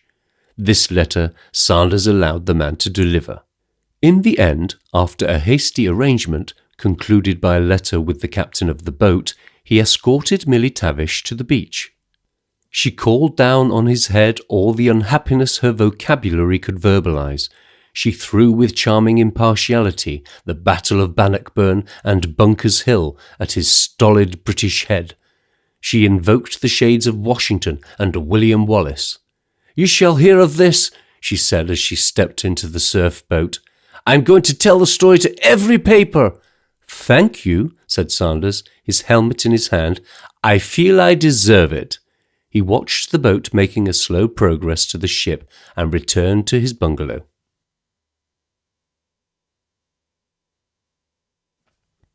Chapter 4. The Fall of the Emperor. "My poor soul," said the Hussar captain. He looked down into the long-seated chair where Sanders sprawled limply. "And is the audacious female gone?" asked the soldier. "She's gone," said Sanders. The Hussar clapped his hands, not in applause, but to summon his orderly. "Achmet," he said gravely, speaking in Arabic, "mix for the Lord Sandy the juice of lemons with certain cunning ingredients, such as you know well. Let it be as cool as the hand of Azrael, as sweet as the waters of Ner, and as freshing as the kisses of Horus. Go with God." "I wish you wouldn't fool," said Sanders, irritated. "This is a crisis of our affairs," said Hamilton the Hussar. "You need a tonic. As for myself, if this had happened to me, I should have been in bed with a temperature." "Was she very angry?" Sanders nodded. "She called me a British loafer and a Jew in the same breath. She flung in my face every British aristocrat who had ever married an American heiress. She talked like the New York correspondent of an Irish paper for 5 minutes. She threatened me with the whole diplomatic armoury of America and the entire strength of Scottish opinion. If she could have made up her mind whether she was Scot or just Philadelphia, I could have answered her. But when she goaded me into a retort about American institutions, she opened her Calliard batteries and silenced me." The Hussar walked up and down the long bungalow. "It was impossible, of course," he said seriously. "Absolutely impossible. She'll land at Sierra Leone and interview Tullerton. He's the US consul. I think she'll be surprised when she hears Tullerton's point of view." Sanders stayed to tiffin, and the discussion of Millie Tavish continued intermittently throughout the meal. "If I hadn't given Yoka permission to overhaul the engines of the Zaire," said Sanders, "I'd start right away for the Assisi and interview Tobalaka, but by this time he'll have her cylinders open. By the way, I've remembered something," he said suddenly. He clapped his hands and Hamilton's orderly came.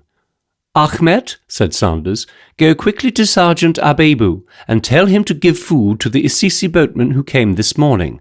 Also that he shall tell them to stay with us, for I have a book to write of the king." "On my life," said Ahmed conventionally, and went out. "I will say what I have to say in a letter," said the commissioner, when the man had gone at a jog-trot across the compound. "And since he has a swift canoe, he will receive evidence of my displeasure earlier than it would otherwise reach him." Ahmed came back in 5 minutes, and with Abebu. "Lord," said the latter, "I could not do as you wish, for the Assisi have gone." "Gone?" "Lord, that is so, for when the lady came back from the ship, she went straight away to the canoe, and—" Sanders was on his feet, his face white. "When the lady came back from the ship?" he repeated slowly. "Did she come back?" "Master, an hour since. I did not see her, for she came by the short way from the beach to the river landing, but many saw her." Sanders nodded. "Go to Yoka and let him have steam against my coming." The sergeant's face was blank. "Lord, Yoka has done many things," he said, "such as removing the shh of the engine." Sanders groaned. "Yet I will go to him and speak with him for steam." "If he's got the cylinders dismantled," said Sanders in despair, "it will be hours before the Zaire is ready, and I haven't a canoe that can overtake them." A hussar came to the door. "A telegram for you," said Hamilton, taking the envelope from the man. Sanders tore it open and read. It was from London. "Washington wires, we learn American girl gone to Assisi, West Africa, to marry native king. Government requests you advise authorities turn her back at all costs. We indemnify you against any act of arrest to prevent her carrying plan into execution. Use your discretion and act. Have advised all magistrates, girl's name Tavish, Colonial Office." He had finished reading when Abebu returned. "Tomorrow, 2 hours before the sun, there will be steam, master," so said Yoka. "It can't be helped," said Sanders. "We'll have to try another way." By swift canoe, the Assisi is 3 days' journey from the headquarters. From the Assisi to Okori City is 1 day. Tobalaka had time to make a last effort to secure magnificence for his wedding feast. He sent for his counsellor, Carla, that he might carry to Bosambo fine words and presents. "If he refuses to come for my honour," said Tobalaka, "you shall say to him that I am a man who does not forgive, and that one day I will come to with an army, and there will be war." "Lord King," said the old man, "you are like an elephant, and the world shakes under your feet." "That is so," said the king. "Also I will have you know that this new wife of mine is white and a great person in her own country."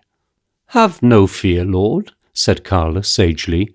"I will lie to him." "If you tell me I lie, I will beat you to death, old monkey," said the wrathful Tobalaka. "This is true that I tell you." The old man was dazed.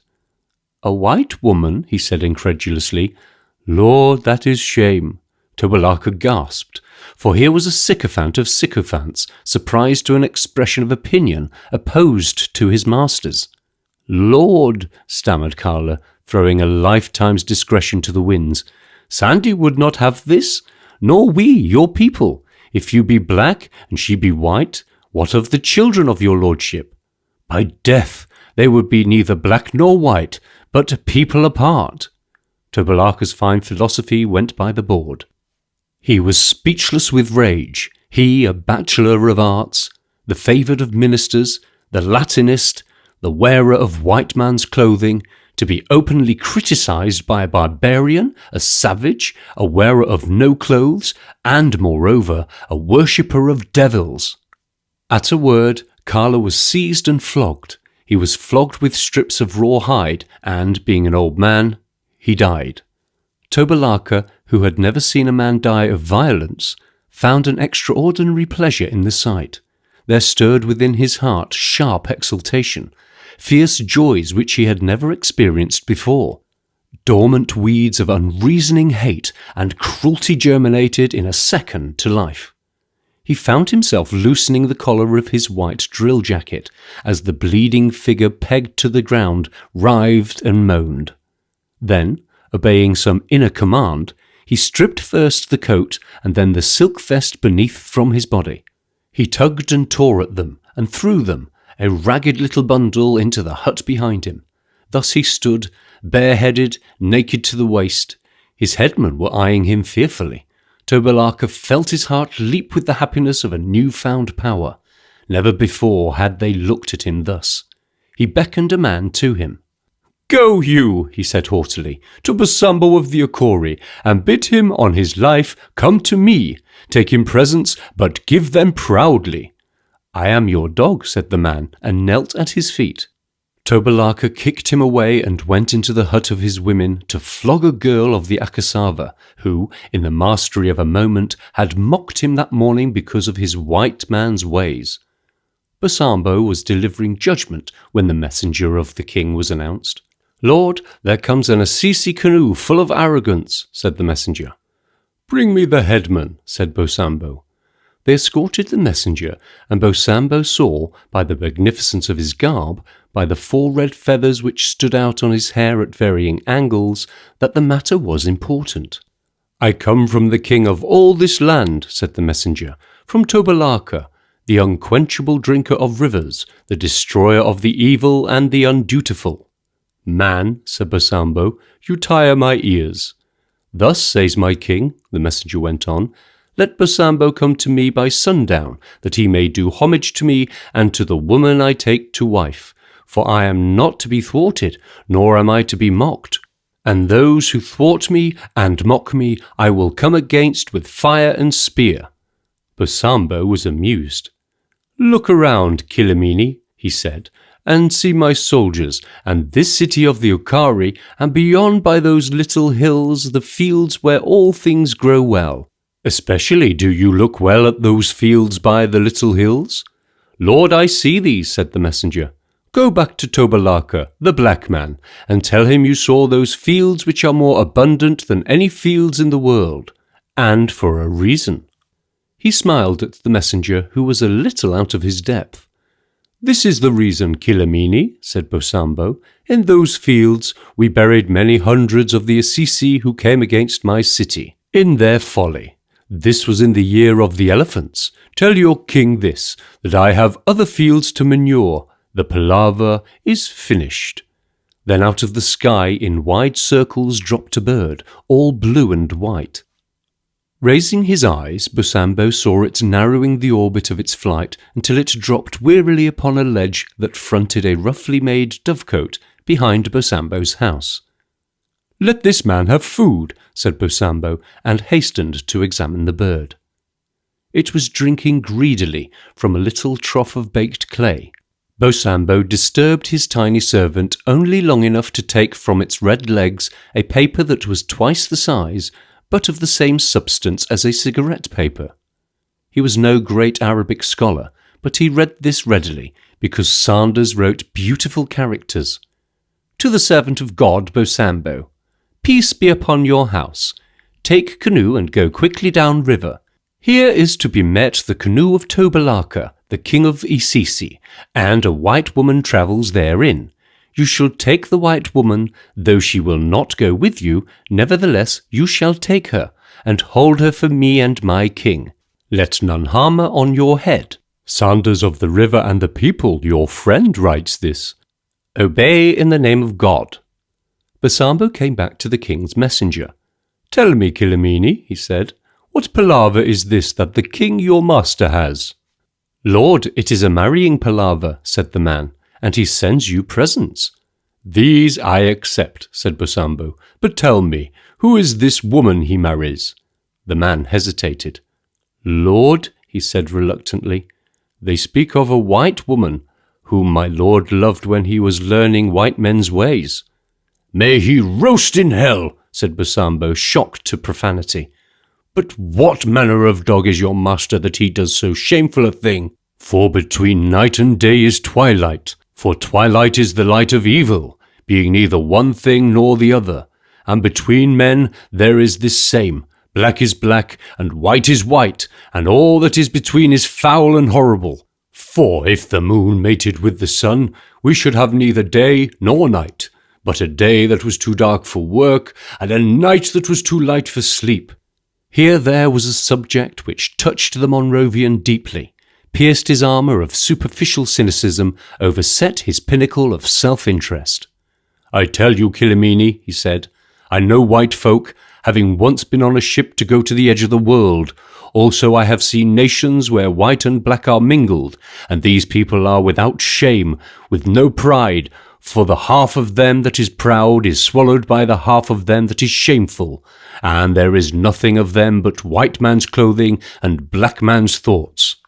"Lord," said Killimini timidly, "this I know, though I fear to say such things, for my king is lately very terrible.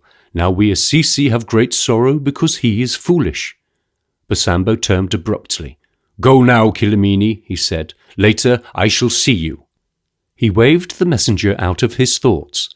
Into his hut, through this, to his inner hut he went. His wife sat on the carpeted floor of Bosambo's harem, her brown baby on her knees. "Heart of gold," said Bosambo, "I go to a war palaver, obeying Sandy. All gods be with you, and my fine son."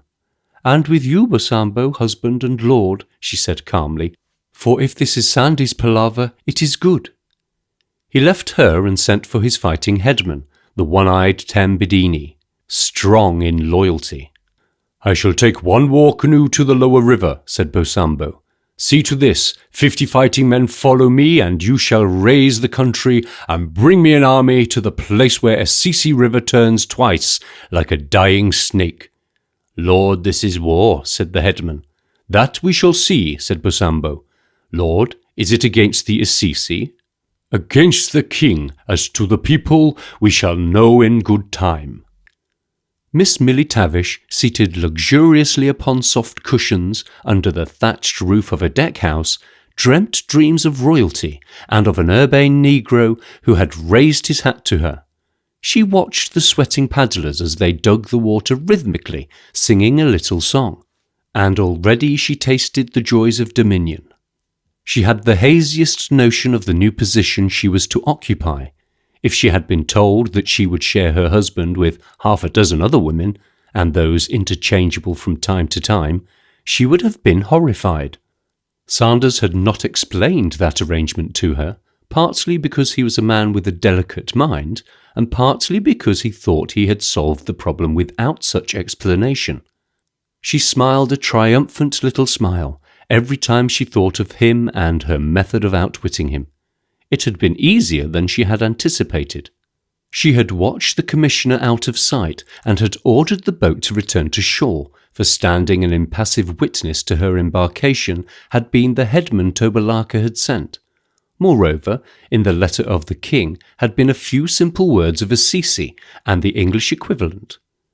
She thought of many things, of the busy city she had left, of the dreary boarding-house, of the relations who had opposed her leaving, of the little legacy which had come to her just before she sailed, and which had caused her to hesitate, for with that she could have lived in fair comfort. But the glamour of a throne, even a Central African throne, was upon her. She, Miss Tavish, Milly Tavish, a hired help. And here was the actuality. A broad river, tree-fringed banks, high rushes at the water edge, the feather-headed palms of her dreams showing at intervals, and the royal paddlers with their plaintive song. She came to earth as the paddlers ceased, not together as at a word of command, but one by one as they saw the obstruction. There were 2 canoes ahead, and the locked shields that were turned to the king's canoe were bright with red Angola, and red Angola means war. The king's headman reached for his spear half-heartedly. The girl's heart beat faster. "Ho, Soka! Bosambo, standing in the stern of the canoe, spoke. "Let no man touch his spear or he dies," said Bosambo. "Lord, this is the king's canoe," spluttered Soka, wiping his streaming brow. "And you do a shameful thing, for there is peace in the land." "So men say," said Bosambo evasively. He brought his craft round, so that it lay alongside the other. "Lady," he said in his best coast English, "you lib for go with me one time. I be good fella, I be big chap, no hurt 'em, no fight 'em." The girl was sick with terror. For all she knew, and for all she could gather, this man was a cruel and wicked monster. She shrank back and screamed. "I no hurt 'em," said Bosambo. "I be damn good chap. I be Christian. Marky, Lukey, Johnny, you savey dem fellas. I be same like." She fainted, sinking in a heap to the bottom of the canoe. In an instant, Bosambo's arm was around her. He lifted her into his canoe as lightly as though she was a child. Then from the rushes came a third canoe, with a full force of paddlers and, remarkable of a savage man's delicacy, 2 women of the Okori. She was in this canoe when she recovered consciousness. A woman bathed her forehead from the river. Bosambo from another boat watched the operation with interest. "Go now," he said to the chief of the paddlers, "taking this woman to Sandy, and if ill comes of her, behold, I will take your wives and your children and burn them alive. Go swiftly." Swiftly enough they went, for the river was high, and at the river head the floods were out. "As for you," said Bosambo to the king's headman, "you may carry word to your master, saying, thus I have done, because it was my pleasure." "Lord," said the head of the paddlers, "we men have spoken together and fear for our lives, yet we will go to our king and tell him, and if he ill-treats us, we will come back to you." Which arrangement Bosambo confirmed. King Tobalaka had made preparations worthy of Independence Day to greet his bride. He had improvised flags at the expense of his people's scanty wardrobe. Strings of tattered garments crossed the streets, but beneath those same strings people stood in little groups, their arms folded, their faces lowering, and they said things behind their hands which Tobalaka did not hear. For he had outraged their most sacred tradition, outraged it in the face of all protest.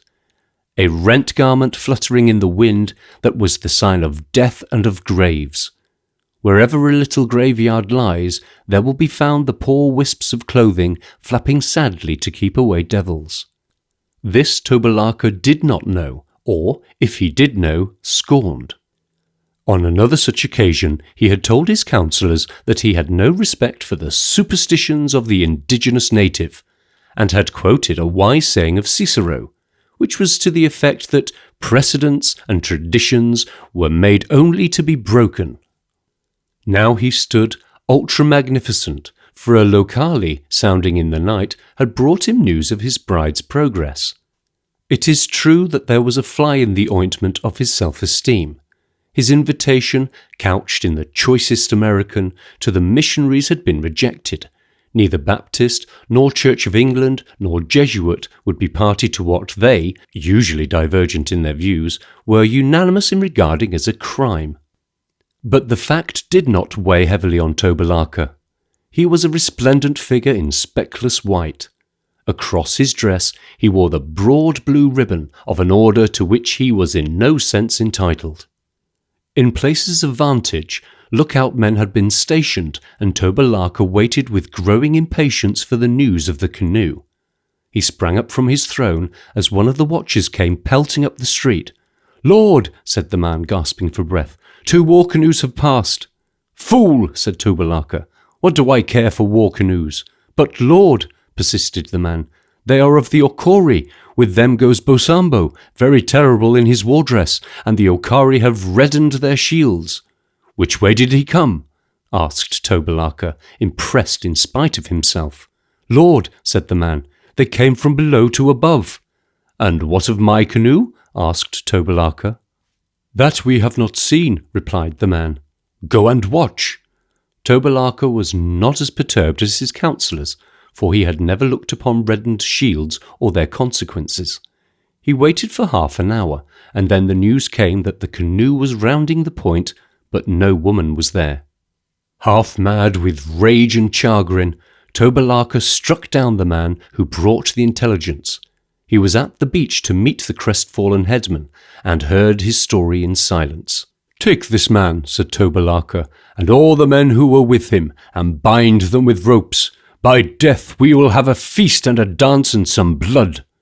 That night the war drums of the Assisi beat from one end of the land to the other, and canoes filled with armed men shot out of little creeks and paddled to the city. Tobalarka, naked save for his skin robe and his anklets of feathers, danced the dance of quick killing, and the paddlers of the royal canoe were publicly executed, with elaborate attention to detail. In the dark hours before the dawn, the Assisi went out against the Akori.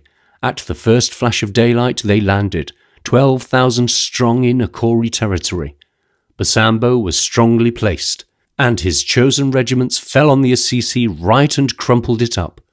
Then he turned sharply and struck into the Assisi main body.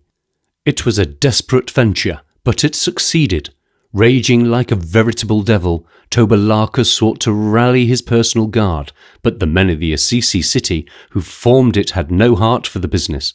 They broke back to the river. Whirling his long-handed axe, he had been a famous club swinger in the Philadelphia seminary, Tobalarka cut away into the heart of the Akori vanguard. "Ho, Bosambo!" he called, and his voice was thick with hate. "You have stolen my wife. First I will take your head, then I will kill Sandy, your master." Bosambo's answer was short, to the point, and in English. "Damn nigger," he said. It needed but this. With a yelp like a howl of a wolf, Tobalarka sprang at him, his axe swirling. But Bosambo moved as only a crewman can move. There was a flash of a brown body, the thud of an impact, and Tobalarka was down with a steel grip at his throat and a knee like a battering ram in his stomach. The Zaire came fussing up, her decks black with hussars, the polished barrels of her guns swung out. Sanders interviewed King Tobalarka the first and last. The latter would have carried the affair off with a high hand. "Fortune of war, Mr. Sanders," he said airily. "I'm afraid you precipitated this conduct by your unwarrantable and provocative conduct. As Cicero says somewhere—" "Cut it out," said Sanders. "I want you primarily for the killing of Carla. You have behaved badly." "I am a king, and above criticism," said Tobalarka philosophically. "I am sending you to the coast for trial," said Sanders promptly. "Afterwards, if you are lucky, you will probably be sent home, whither Miss Tavish has already gone."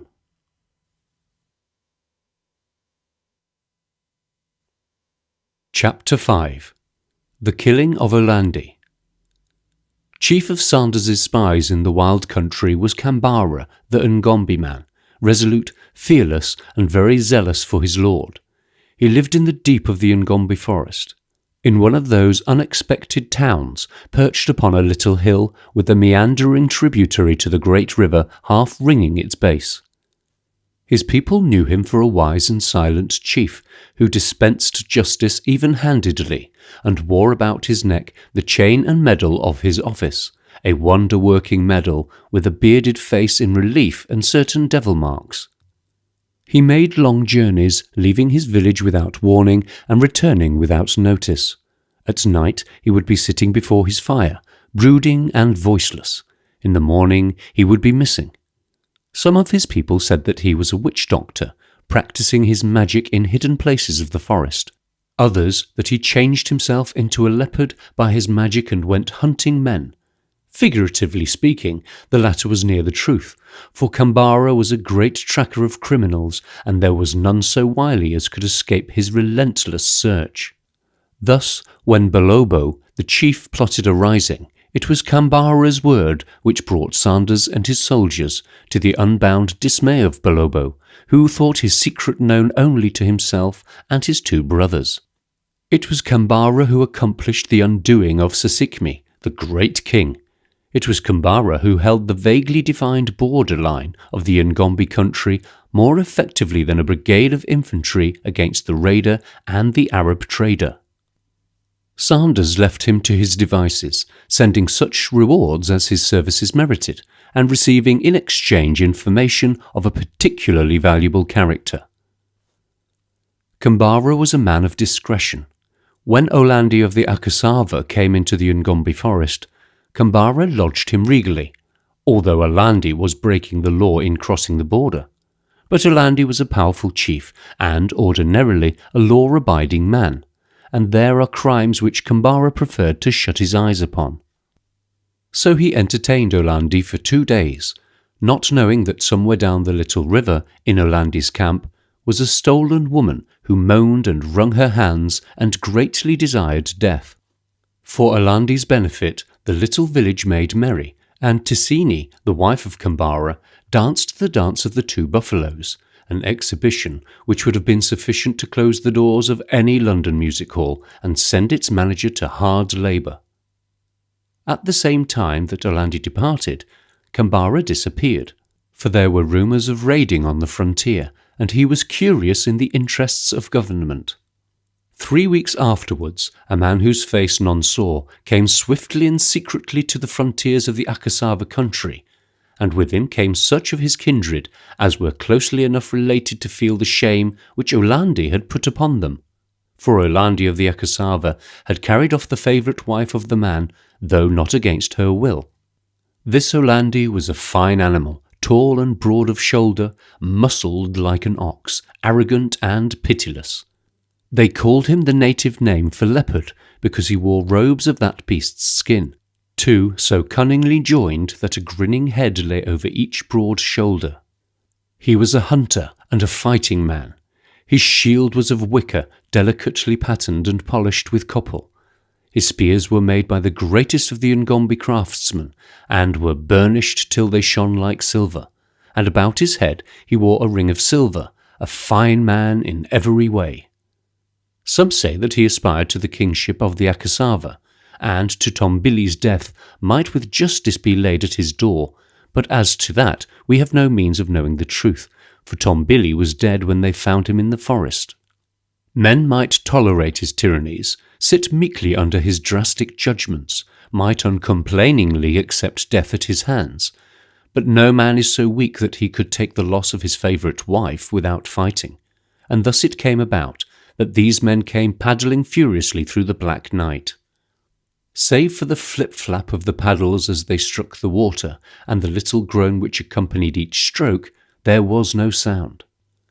They came to the village where Olandi lauded it just as the moon cleared the feathery tops of the Ngombe woods. Bondondo lay white and silent under the moon, 2 rows of roofs yellow thatched, and in the centre the big rambling hut of the chief, with its veranda propped with twisted saplings. The secret man and his brothers made fast their 2 canoes, and leapt lightly to land. They made no sound, and their leader guided them. They went through the street like ghostly shadows. Before the chief's hut the embers of a dull fire glowed. He hesitated before the doors. 3 huts built to form a triangle composed the chief's habitation. To the right and left was an entrance with a hanging curtain of skins. Likely as not, Olandi slept in the 3rd hut, which opened from either of these. He hesitated a moment. Then he drew aside the curtains of the right-hand door and went in, his brother, his uncle, and his 2 cousins following.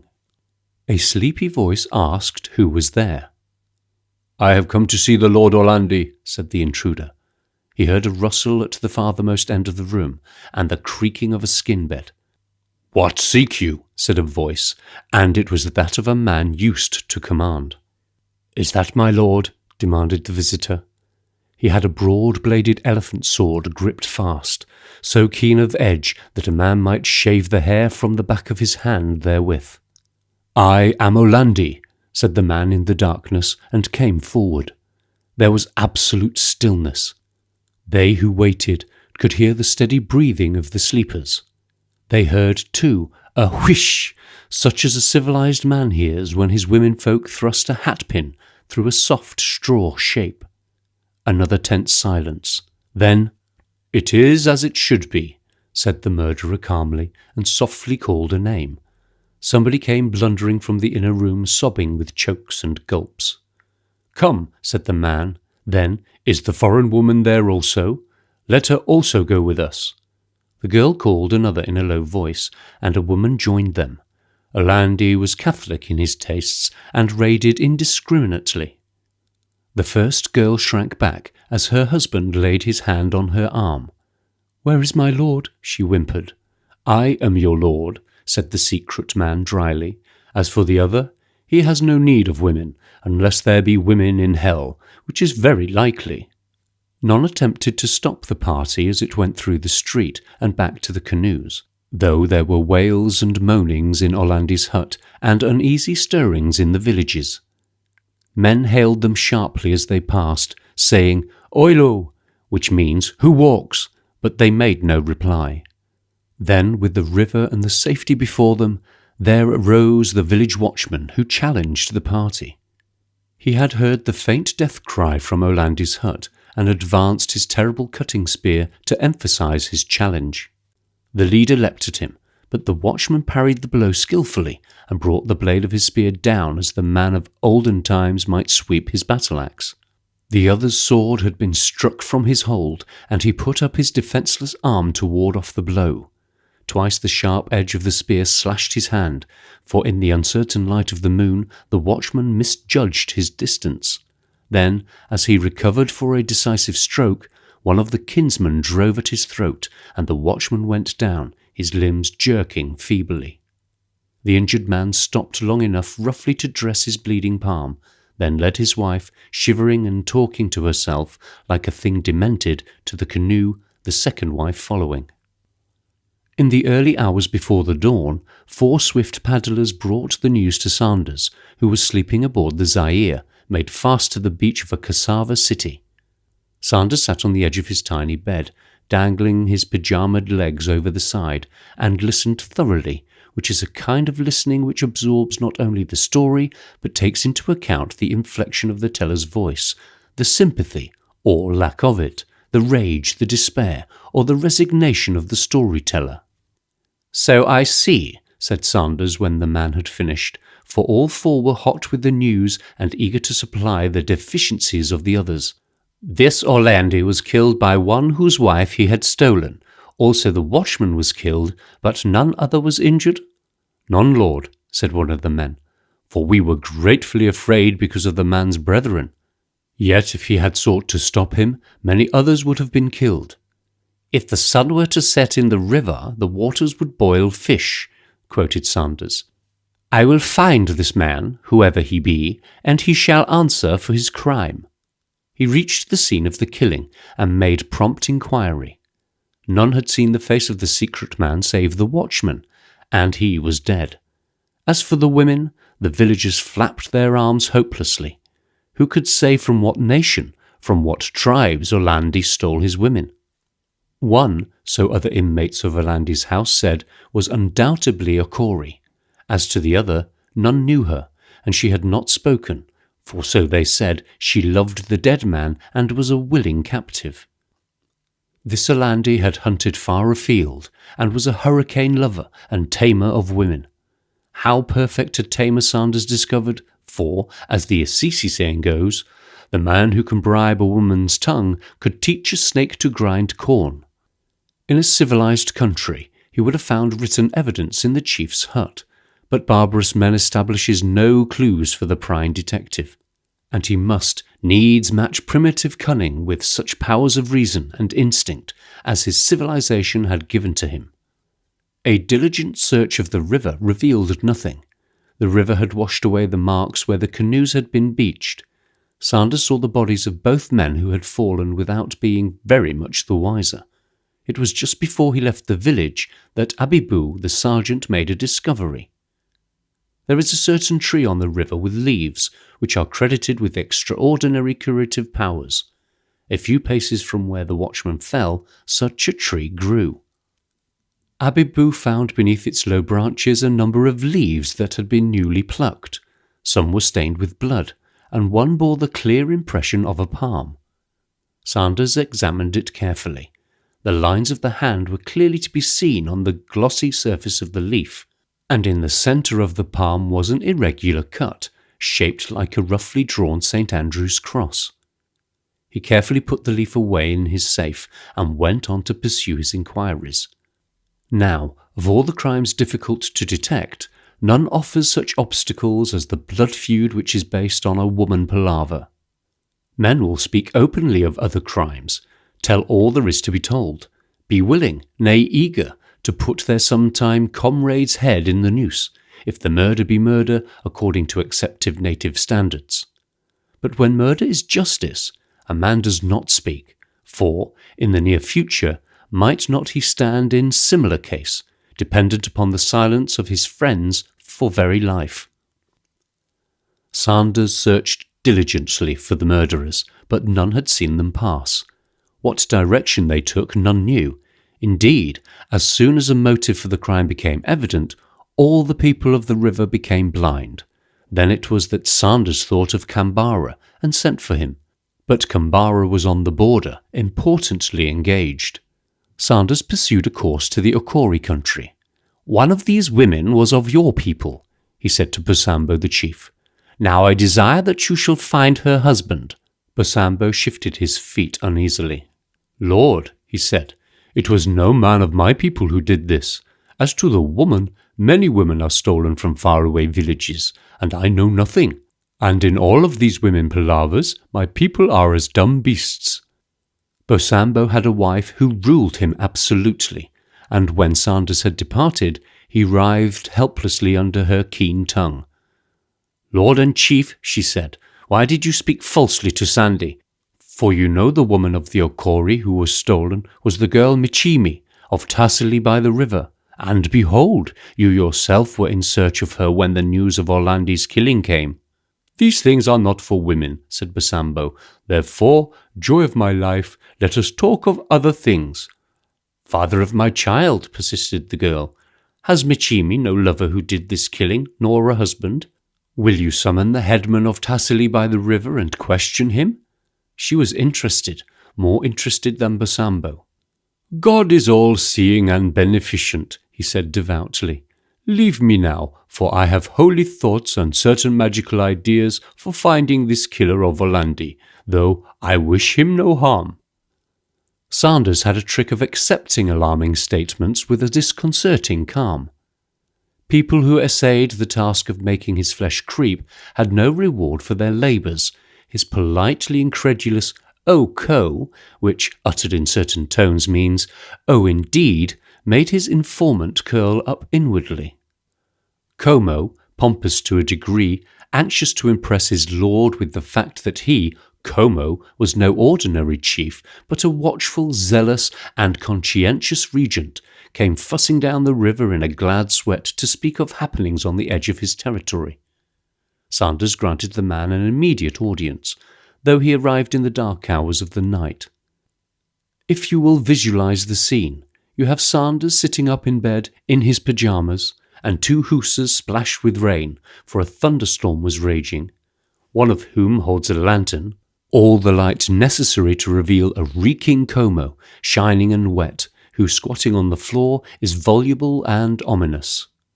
"As is my practice, Lord," said Como, "I watch men and things for your honour's comfort, being filled with a desire to serve you, and thus it is that I have learnt of certain things, dances and spells of evil, which are practised by the Okori." "The Okori?" Sanders was puzzled. "By the Okori, the trusted." There was no mistaking the arch turn to his speech. The two words were charged with gentle irony. "Is Bosambo dead, that these things should be?" asked Sanders dryly. "Or has he perchance joined with the dancers?" "Lord," said Como impressively, "Bosambo dances with his people. For being chief, he is the first to stamp his foot and say, 'Ho!' He, too, assists at sacrifices and is ripe for abominable treachery." "Oh, indeed," said Sanders with an inward sigh of relief. "Now I tell you this, Como. There was once a great lord who trusted no man, nor did he trust his household, his wife, nor his slaves, and he walked ever with his back to the sun, so that his shadow would run before him, for he did not trust his shadow. One day he came to a river in flood, and behold, his shadow lay before him, and because he feared to turn his back upon his shadow, he plunged in and was drowned. "Lord, I have heard the story. He was a king, and a great one," said Como. Sanders nodded. "Therefore, Como, heed this. I trust all men a little. I trust Bosambo much, for he has been my man in fair weather and foul." He turned to the silent Hussars. "Let this man be lodged according to his dignity, and give him a present of cloth. The palaver is finished." And Sanders, drawing the bedclothes up to his neck, the night being cold, turned over and was asleep before the chief and his escort had cleared the veranda. "A busybody," was Sanders' verdict on Como, yet since there is no smoke without fire, he deemed it advisable to investigate at first hand. 2 days after the crestfallen chief had started on his way home, the Zaire passed his canoe in mid-stream, going the same way, and the sight of her white hull and twin smokestacks brought consolation to Como. "My lord has considered my words," said he to his headman, "for at his village they said that the Puck did not leave till the new moon came, and here he comes, though the old moon is still sowing his rind." "Chief," said the headman, "you are great in council, and even Sandy hearkens and obeys. You are wiser than an owl, swift and terrible as a hawk, and your voice is like the winds of a storm." "You speak truly," said Como, who had no false sense of modesty. "I am also very cunning, as you shall see." Sanders was indeed beating up to the Okori country. He was perturbed, not by reason of Como's sinister suggestion, but because his spies had been silent. If there were dances in the Okori country, he should have been told, however innocent those dances were. Pigeons had gone ahead of him to tell of his journey, and he found the first of his agents awaiting him at the junction of the Ekili with the Assisi. "Lord, is it true about the Okori dance?" said the man. "Yet knowing your lordship trusted Bosambo, I did not make report." "There you did wrong," said Sanders, "for I tell you that if a hawk kills a parrot, or the crocodiles find new breeding places, I wish to know what there is to know." He gleaned more of these mysterious revels which Bosambo held in the forest as he grew nearer to the Okori country, and was more puzzled than ever. "Master," said the chief of the Ngombe village, "many folk go to the Okori dance, for Bosambo the chief has a great magic." "What manner of magic?" "Lord, it is a magic with whiteness," and he exhibited his hand proudly. Straight across the reddish-brown palm was an irregular streak of white paint. "This the Lord Bosambo did," he said, "and behold, every day this remains will be fortunate for me." Sanders regarded the sign with every evidence of strong emotion. 2 months before, Sanders had sent many tins of white paint with instructions to the Okori chief that his men should seek out the boundary posts of his kingdom, and particularly those that impinged upon foreign territories, and restore them to startling freshness. "Many people of the Assisi, Ngombe, and Akasawa go to Bosambo," the little chief continued, "for behold, this magic of Bosambo's wipes away all soil, and if a man has been guilty of wickedness, he is released of punishment. I," he added proudly, "once killed my wife's father, Kalakala, and frequently I have sorrowed because of this, and because of my wife often reminds me. Now, Lord, I am a clean man, so clean that when the woman spoke to me this morning about my faraway sin, I hit her with my spear, knowing that I am now innocent." Sanders thought rapidly. "And what do you pay Bosambo for this?" he asked. "Nothing, Lord," said the man. "Nothing?" repeated Sanders incredulously. "Lord Bosambo gives his magic freely, saying he has made a vow to strange gods to do this, and because it is free, many men go to his dance for purification. The Lord Kambara, the Silent One, he himself passed at sunrise today." Sanders smiled to himself. Kambara would have an interest in stray confessions of guilt. That was it. The meaning of Bosambo's practice came to him in a flash. The painting of hands, the lure of purification. Bosambo was waiting for the man with the scarred hand. Sanders continued his journey, tied up 5 miles short of the Okori city, and went on foot through the forest to the place of meeting. It was dark by the time he had covered half the journey, but there was no need of compass to guide him, even had the path been more difficult to follow. Ahead was a dull red glow in the sky where Bosambo's fires burnt. 4 fires there were, set at the points of an imaginary square. In the centre a round circle of stones, and in the centre again 3 spears with red hafts. Bosambo had evidently witnessed or been participant in an initiation ceremony of a Monrovian secret society. Within the circle moved Bosambo, and without it, 2 or 3 deep, the moving figures of those who sought his merciful services. Slowly he moved, in one hand a bright tin of government paint, in the other hand a government brush. Sanders, from his place of observation, grinned approvingly at the solemnity in which Bosambo clothed the ceremony. One by one he daubed the men. A flick of the brush, a muttered incantation, and the magic was performed. Sanders saw Kambara in the front rank and was puzzled, for the man was in earnest. If he had come to scoff, he remained to pray. Big beads of perspiration glistened on his forehead. The outstretched hands were shaking. Bosambo approached him, lifted his brush, peered down, then with a sweep of his arm he drew the Ngombe chief to him. "Brother," he said pleasantly, "I have need of you." Sanders saw what it meant and went crashing through the undergrowth to Bosambo's side, and the yelling throng that had closed round the struggling pair drew back. "Lord, here is your man," said Bosambo, and forcibly pulled forward Kambara's palm. Sanders took his prisoner back to the Zaire, and from thenceforward, so far as the crime was concerned, there was no difficulty, for Kambara told the truth. "Lord," he said, "my hand alone is in fault, for, though my people were with me, none struck Orlandi but I. Now do with me what you will, for my wife hates me, and I am sick for sleep." "This is a bad palaver," said Sanders gravely, "for I trusted you." "Lord, you may trust no man," said Kambara, "when his woman is the palaver. I shall be glad to die, for I was her dog. And Orlandi came and stayed one night in my village, and all that I was to her, and all that I have given her was as nothing. And now she weeps all day for him, as does the Okori woman I took with her. And Lord, if women worship only the dead, make an end, for I am sick of her scorn." Sanders, with his head sunk, his hands clasped behind, his eyes examining the floor of his cabin, they were on board the Zaire, whistled a tune, a trick of his when he was worried. "Go back to your village," he said. "You shall pay the family of Orlandi 30 goats and 10 bags of salt for his blood." "Master," said Bosambo, "I have great joy in my heart that you did not hang this man, for it seems that Orlandi did not die too soon. As for the Okori girl," he went on, "I would have killed Orlandi on her account, only Kambara was there first. This," he added, "I tell you, Lord, for your secret hearing, for I knew this girl." Sanders looked at Bosambo keenly. "They tell me that you have but one wife, Bosambo," he said.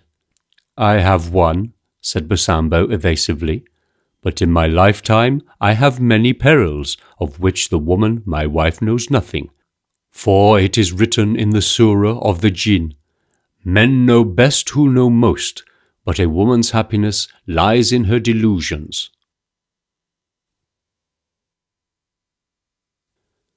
Chapter 6. The Pedometer. Bosambo, the chief of the Okori, was wont to style himself in moments of magnificent conceit, "King of the Okori, Lord Chief of the Elebe River, High Herd of untamable buffaloes, and of all goats."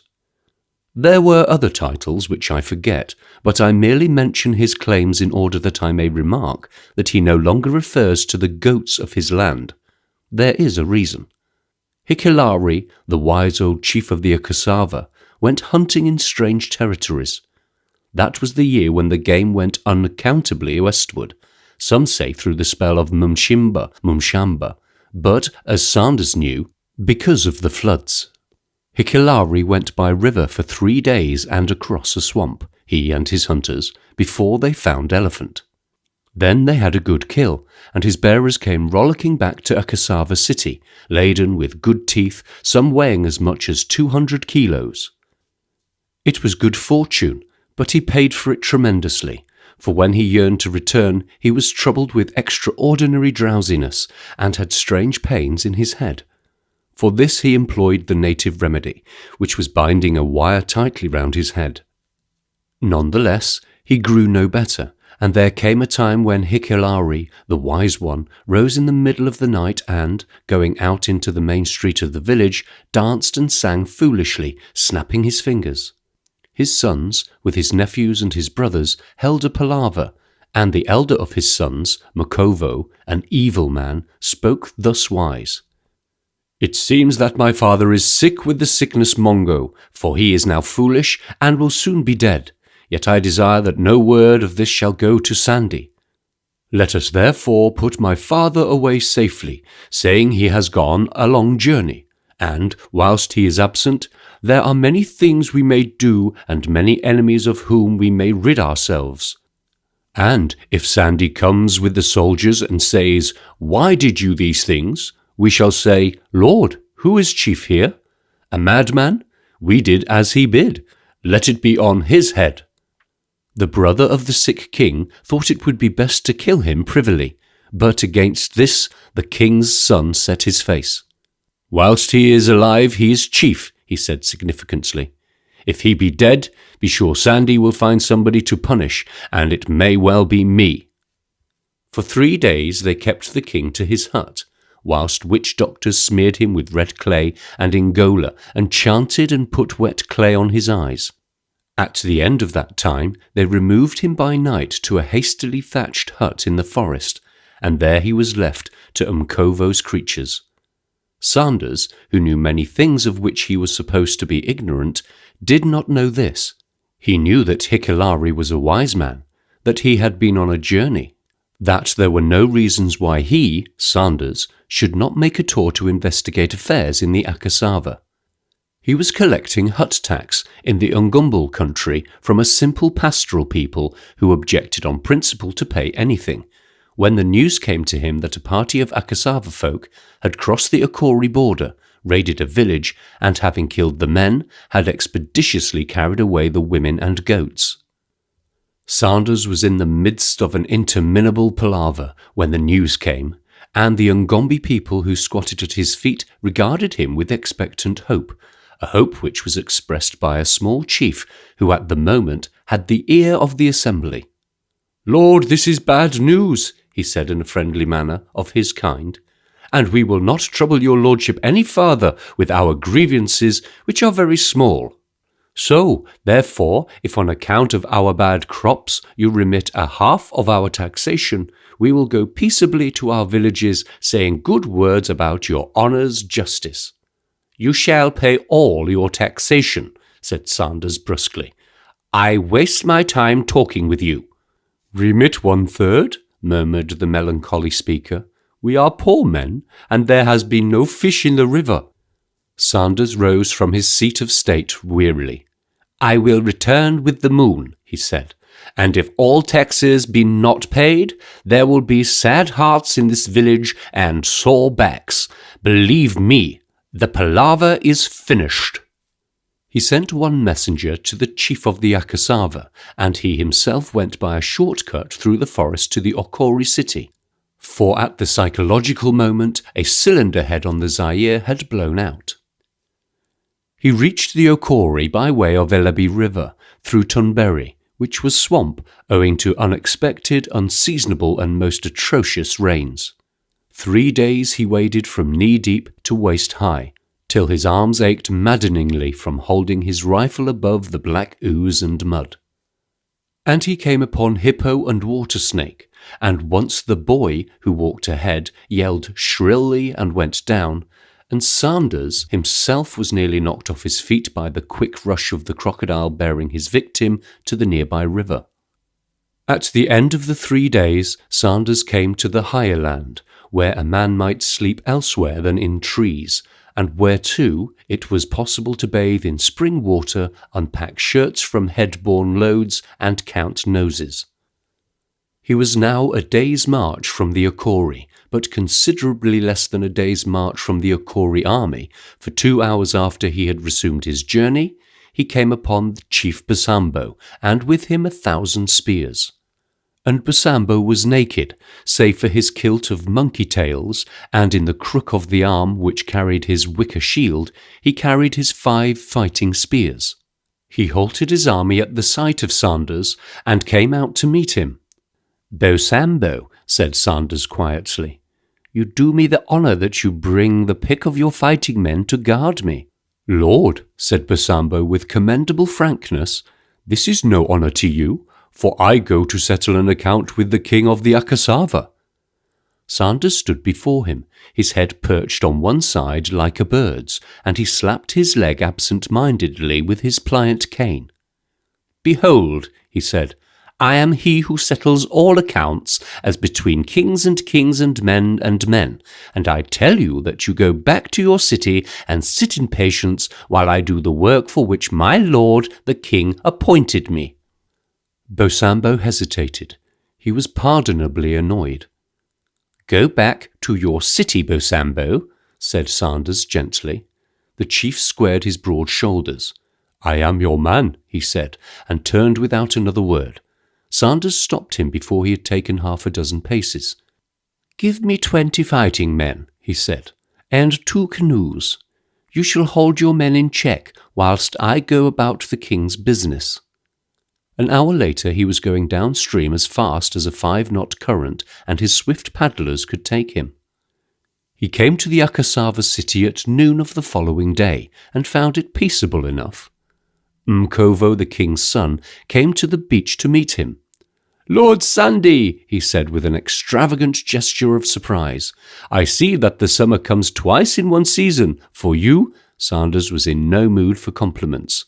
"Where is the old chief, your father?" he asked. "Master," said Mkovo earnestly, "I will not lie to you. My father has taken his warriors into the forest, and I fear that he will do evil." And he told a story which was long and circumstantial of this sudden flaming up of an old man's rages and animosities. Sanders listened patiently. An unwavering instinct, which he had developed to a point where it rose superior to reason, told him that the man was lying. Nor was his faith in his own judgment shaken when Mkovo produced his elder men and witnesses to his sire's sudden fit of depravity. But Sanders was a cunning man and full of guile. He dropped his hand of a sudden upon the other's shoulder. "Mkovo," he said mildly, "it seems that your chief and father is no longer worthy. Therefore you shall dwell in the chief's hut. Yet first you shall bring me the chief Hikilari, and you shall bring him unhurt, and he shall have his eyes. Bring him quickly, Mkovo." "Lord," said Mkovo sullenly, "he will not come, and how may I force him, for he has many warriors with him?" Sanders thought the matter out.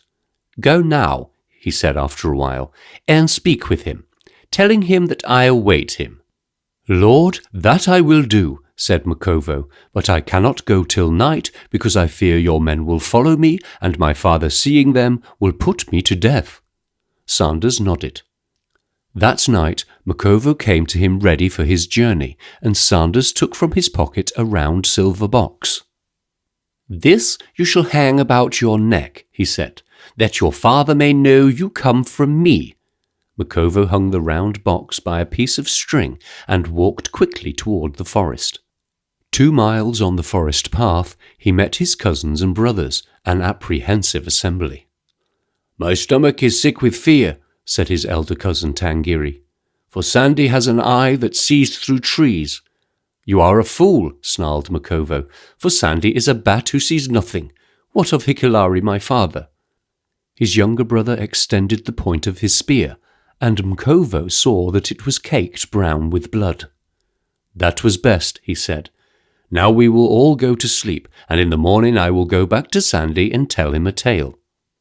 In the morning his relatives scratched his legs with thorns and threw dust over him, and an hour later, artificially exhausted, he staggered to the hut before which Mr. Commissioner Sanders sat at breakfast. Sanders glanced keenly at the travel-worn figure. "My friend," he said softly, "you have come a long way." "Lord," said Makovo, weak of voice, "since I left you, I have not rested save before my father, who sent me away with evil words concerning your honour." And the exact and unbridged text of those evil words he delivered with relish. Sanders reached down and took the little silver box that lay upon the heaving chest. "And this you showed to your father?" he asked. "Lord, I showed him this," repeated the man. "And you travelled through the night many miles?" "Master, I did as I have told," Makovo replied. Sanders touched a spring, and the case of the box flew open. There was revealed a dial, like that of a watch, save that it contained many little hands. Makovo watched curiously as Sanders examined the instrument. "Look well at this, Makovo," said Sanders dryly, "for it is a small devil which talks truly, and it tells me that you have travelled no farther than a man may walk in the time that the full moon climbs a tree."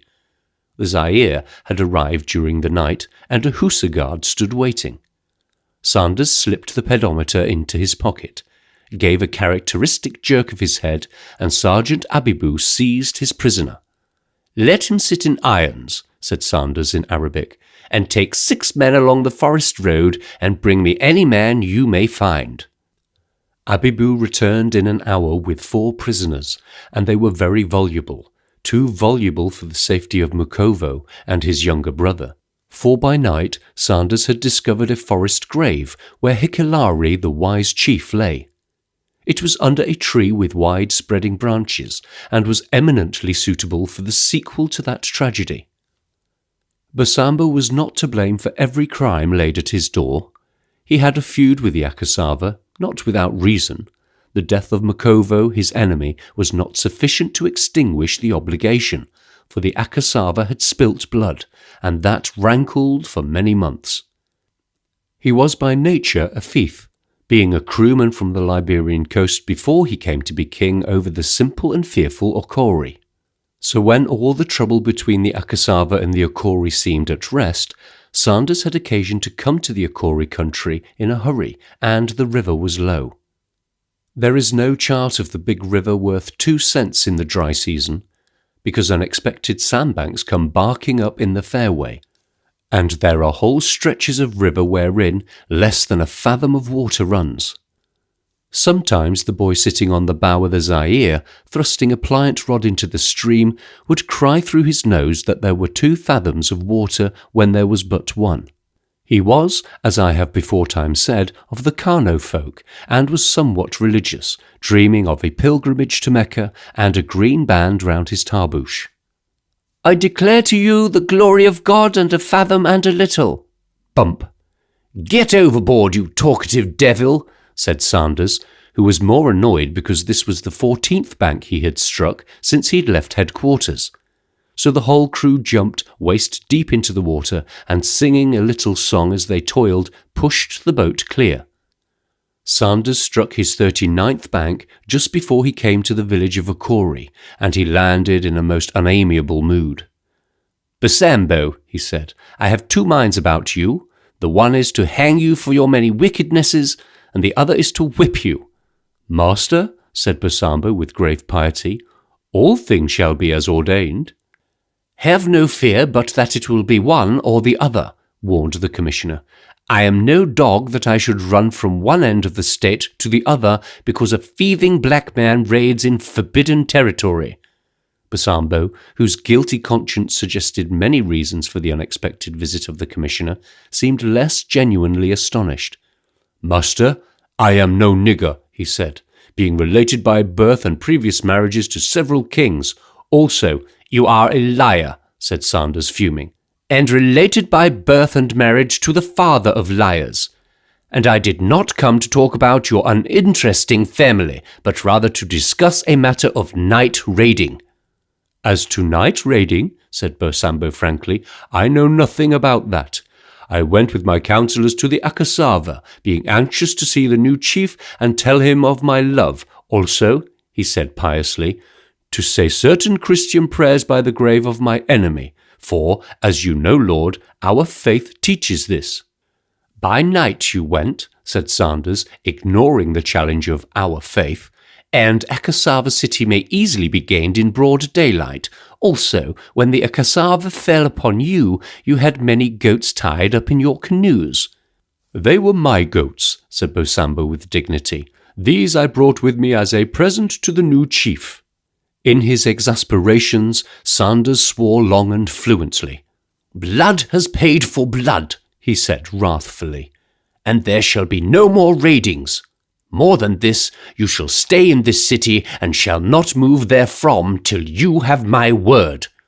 "Lord Sandy," said Bosambo, "I hear to obey." A light of unholy joy came momentarily into the eyes of the commissioner, flickered a moment, and was gone, leaving his face impassive. "You know, Bosambo," he said mildly, for him, "that I have great faith in you. Therefore I leave you a powerful fetish, who shall be as me in my absence." He took from the pocket of his uniform jacket a certain round box of silver, very pleasant to the touch, being somewhat like a flattened egg. Sanders had set his pedometer that morning. "Take this and wear it for my sake," he said. Bosambo threaded a chain through its loop of silver and hung it about his neck. "Lord," he said gratefully, "you have done this thing before the eyes of my people, and now they will believe all I tell them regarding your love for me." Sanders left the Okori city next morning. "Remember," he warned, "you do not go beyond the borders of your city." "Master," said Bosambo, "I sit fasting and without movement until your lordship returns." He watched the Zaire until she was a white speck on the placid face of the water, then he went to his hut. Very carefully he removed the silver case from his neck and laid it in the palm of his hand. "Now, little devil," he addressed it, "who watches the coming and going of men? I think I will learn about you, O hanger of Mokovo." He pressed the knob. He had once possessed a watch and was wise in the ways of stem springs. The case flew open and showed him the little dials. He shook the instrument violently and heard a faint clicking. He saw a large hand move across the second of a circle. Bearing the pedometer in his hand, he paced the length of the village street, and at every pace the instrument clicked, and the hand moved. When he was still, it did not move. "Praise be to all gods," said Bosambo. "Now I know you, O talker, for I have seen your wicked tongue wagging, and I know the manner of your speech." He made his way slowly back to his hut. Before the door, his new baby, the light of his eyes, sprawled upon a skin rug, clutching frantically at the family goat, a staid veteran, tolerant of the indignities which a small brown man-child might put upon him. Bosambo stopped to rub the child's little brown head and pat the goat's sleek neck. Then he went into the hut, carefully removed the telltale instrument from the chain at his neck, and hid it with the other household treasures in a hole beneath his bed. At sundown, his lukali brought the fighting men together. "We go to the Akasava," he said, addressing them briefly, "for I know a village that is fat with corn and the stolen goats of the Okori. Also the blood of our brothers calls us, though not so loudly as the goats."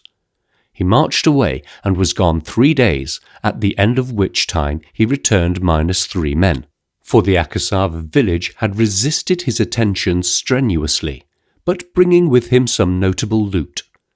News travels fast on the river, especially bad news, and this reached Sanders, who, continuing his quest for hut tax, had reached the Assisi. On the top of this arrived a messenger from the Akasava chief, and Sanders went as fast as the Zaire could carry him to the Okori city. Bosambo heard of his coming. "Bring me, O my life and pride," he said to his wife, "a certain silver box which is under my bed. It is so large and of such a shape." "Lord," said his wife, "I know the box well." He slipped the loop of the string that held it over his head, and in all calmness awaited his master's coming. Sanders was very angry indeed, so angry that he was almost polite to his erring chief. "Lord," said Bosambo, when the question was put to him, "I have not left my city by day or by night. As you find me, so I have been, sitting before my hut, thinking of holy things and your lordship's goodness." "Give me that box," said Sanders. He took it in his hand and snapped it open.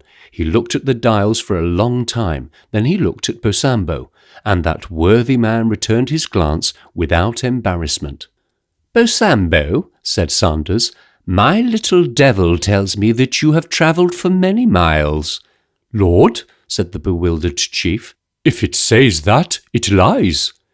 "It is true enough for me," said Sanders.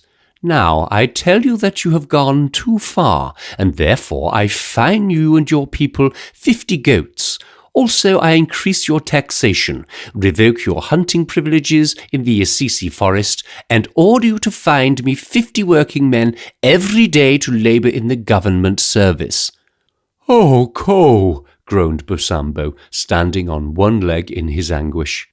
"That is just but hard, for I tell you, Lord Sandy, that I did raid the Akasava. Yet how your devil box should know this I cannot tell, for I wrapped it in cloth and hid it under my bed." "You did not carry it?" asked Sanders incredulously. "I speak the truth, and my wife shall testify," said Bosambo. He called her by name, and the graceful Kano girl who domineered him came to the door of his hut. "Lord, it is true," she said, "for I have seen it, and all the people have seen it, even while my Lord Bosambo was absent." She stooped down and lifted her fat baby from the dust. "This one also saw it," she said, the light of pride in her eyes. "And to please my Lord Bosambo's son, I hung it round the neck of Netta the goat. Did I wrong?"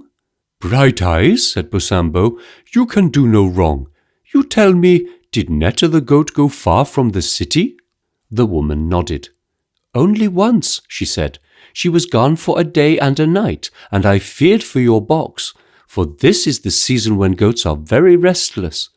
Bosambo turned to his overlord. "You have heard, O Sandy," he said. "I am in fault and will pay the price." "That you will," said Sanders, "for the other goat has done no wrong."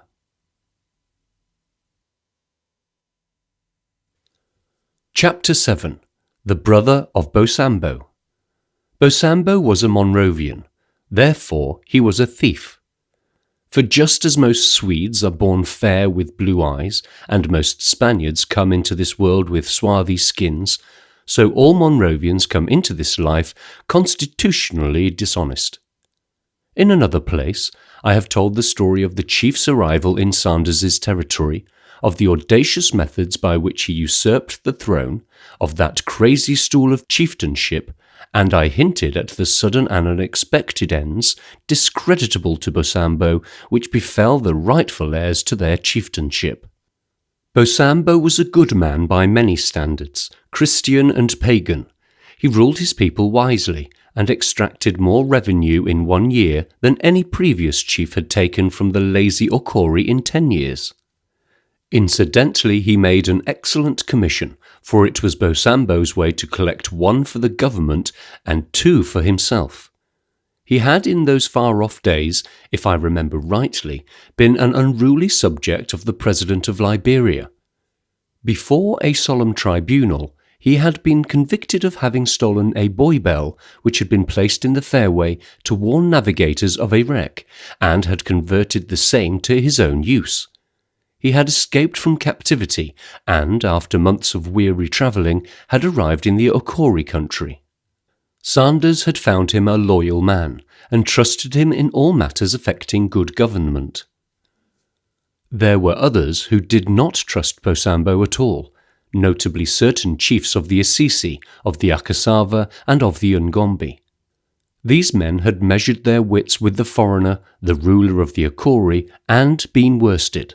And, because of certain courageous acts performed in the defence of his country, it was well known from one end of the territories to the other that Bosambo was well loved by Sandy, who rumour said, in no complimentary manner, was related to the chief. As to how this rumour arose, Bosambo knows best. It is an elementary fact that travelling news accumulates material in its transit. Thus it came about that in Monrovia and in Liberia itself, the fame of the ex-convict grew apace, and he was exalted to a position which he never pretended to occupy. I believe a Liberian journal, published by a black man or men, so far forgot the heinous offence of which Bosambo stood convicted as to refer to him as our worthy fellow citizen, Mr. Bosambo, High Commissioner for the Akori. He was a wealthy prince, he was a king, he was above Commissioner Sanders in point of importance. He was even credited with exercising an influence over the home government, which was without parallel in the history of the coast. Bosambo had relatives along the coast, and these discovered themselves in ratio with his greatness. He had a brother named Siscolo, a tall, bony, and important man. Siscolo was first in importance by reason of the fact that he had served on one of His Majesty's ships as a crewman, that he had a smattering of English, and that he had, by strict attention to business during the period of his contact with white men, stolen sufficient to set him up in Liberia as a native storekeeper. He was called Mr. Siscolo, and had ambitions at some future period to become a member of the Legislative Council. It cannot be said with truth that the possession of a brother such as Bosambo, which gave him any cause for pride or exultation during the time when Bosambo's name in Liberia was synonymous with mud. It is even on record that after having denied the relationship he referred to Bosambo, when the relationship was a certainty beyond dispute, as a low nigger. When the Liberian government, in its munificence, offered an adequate reward for the arrest of this lawbreaker, Mr. Siscolo, in the most public-spirited way, through the columns of the press, offered to add a personal reward of his own. Then the public attitude of Liberia changed towards Bosambo, and with his change, Siscolo's views upon his brother also underwent a change. Then came a time when Bosambo was honoured in his own land, and men spoke of him proudly, and, as I have indicated, even the public press wrote of him in terms of pride. Now, Mr. Siscolo, as is recounted, gathered around him all people who were nearly or distantly related to him, and they ranged from the pure aboriginal grandfather to the frock-coated son-in-law who ran a boot factory in Liberia. "My friends and my comrades," said Mr. Siscolo oracularly, "you all know that my dear brother Bosambo has now a large territory, and is honoured beyond any other coloured man upon this coast. Now I have loved Bosambo for many years, and often in the night I have wrestled in prayer for his safety. Also, I have spoken well about him to all the white men I have met, and I have on many occasions sent him large sums of money by messenger. If this money has not been received," continued Mr. Siscolo stoutly, "it is because the messengers were thieves, or robbers may have set upon them by the wayside. But all my clerks and the people who love me know that I sent this money. Also I have sent him letters praising him and giving him great riches." He paused, did Mr. Siscolo, and thrust a bony hand into the pockets of the dress trousers he had acquired from the valet of the French consul. "I have called you together," he said slowly, "because I am going to make a journey into the country, and I am going to speak face to face with my beloved brother. For I hear that he has many treasures in his land, and it is not good that he should be so rich, and we, all of us who are related to him in blood, and have loved him and prayed for him for so many years, should be poor." None of the relations who squatted or sat about the room denied this. Indeed, there was a murmur of applause, not unmixed, however, with suspicion, which was voiced by one Lacero, popularly supposed to be learned in the law. "All this is fine talk, Siscolo," he said. "Yet how shall we know in what proportion our dear relation Bosambo will desire to distribute his wealth among those of us who love him?" This time the applause was unmistakable.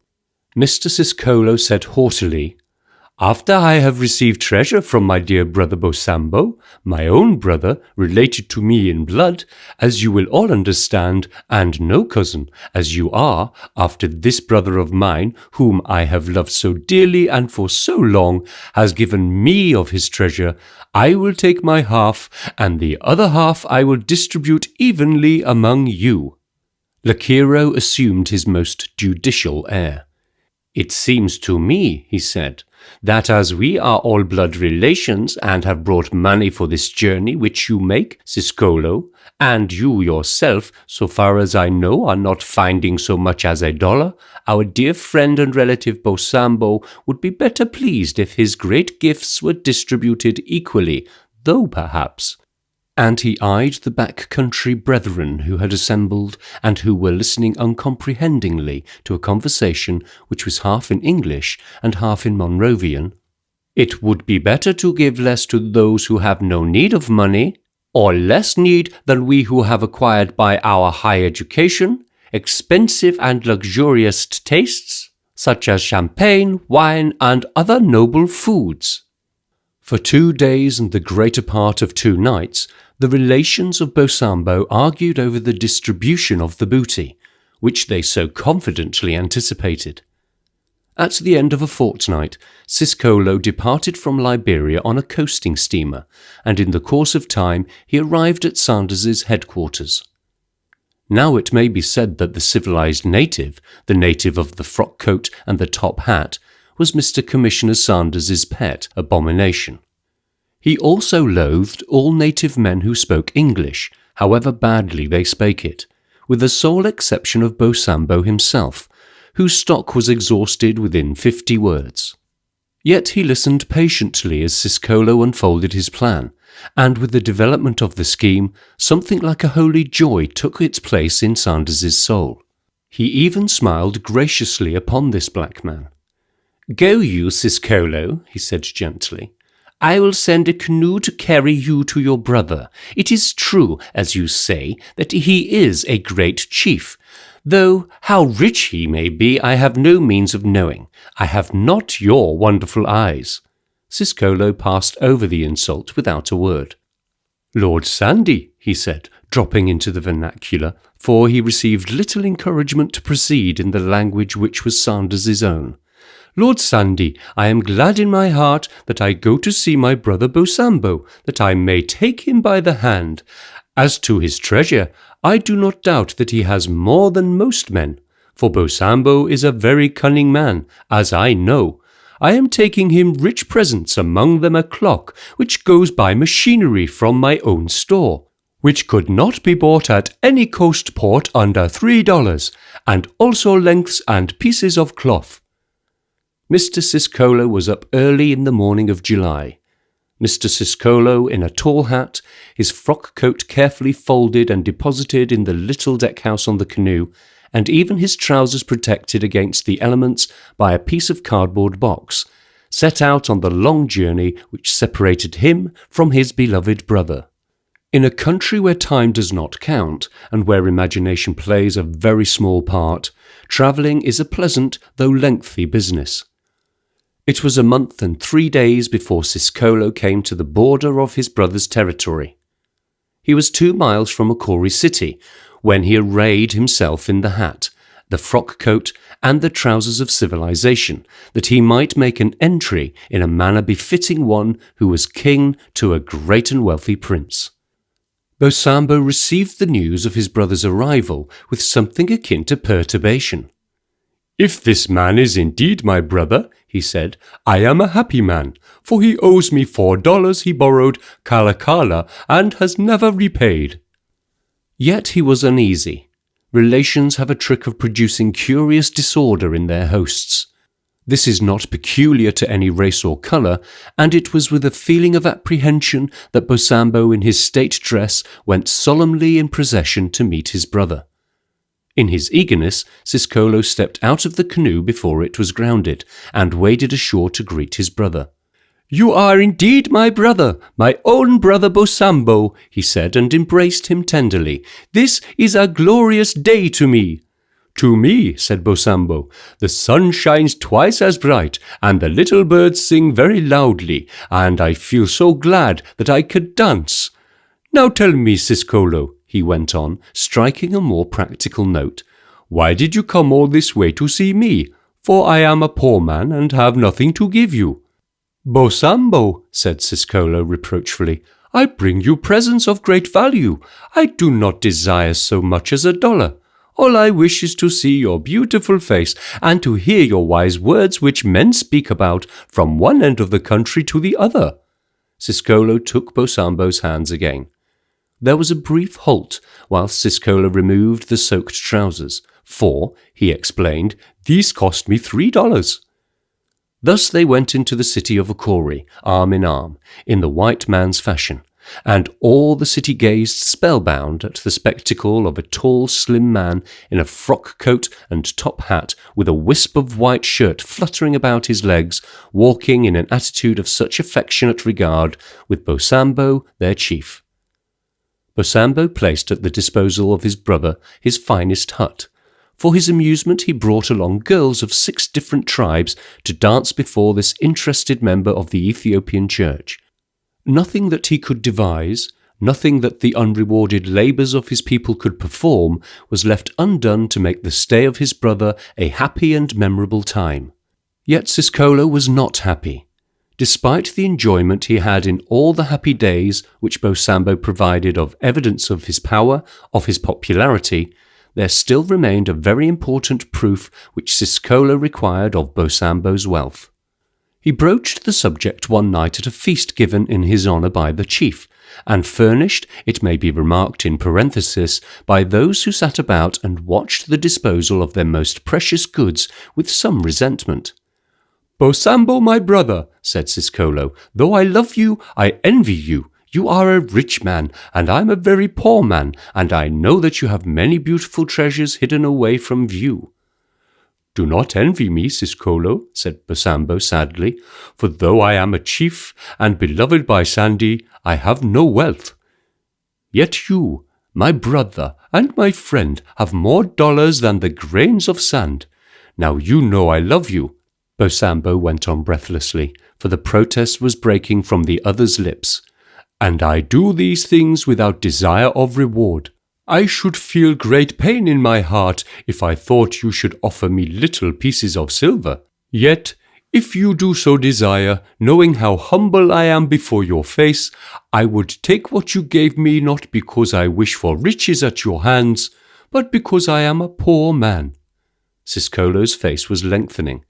"Bosambo," he said, and there was less geniality in his tone, "I am also a poor man, having a large family and many relations, who are also your relations, and I think it would be a good thing if you would offer me some fine present that I may take back to the coast, and, calling all the people together, say, 'Behold, this is given to me in a far country by Bosambo, my brother, who is a great chief and very rich.'"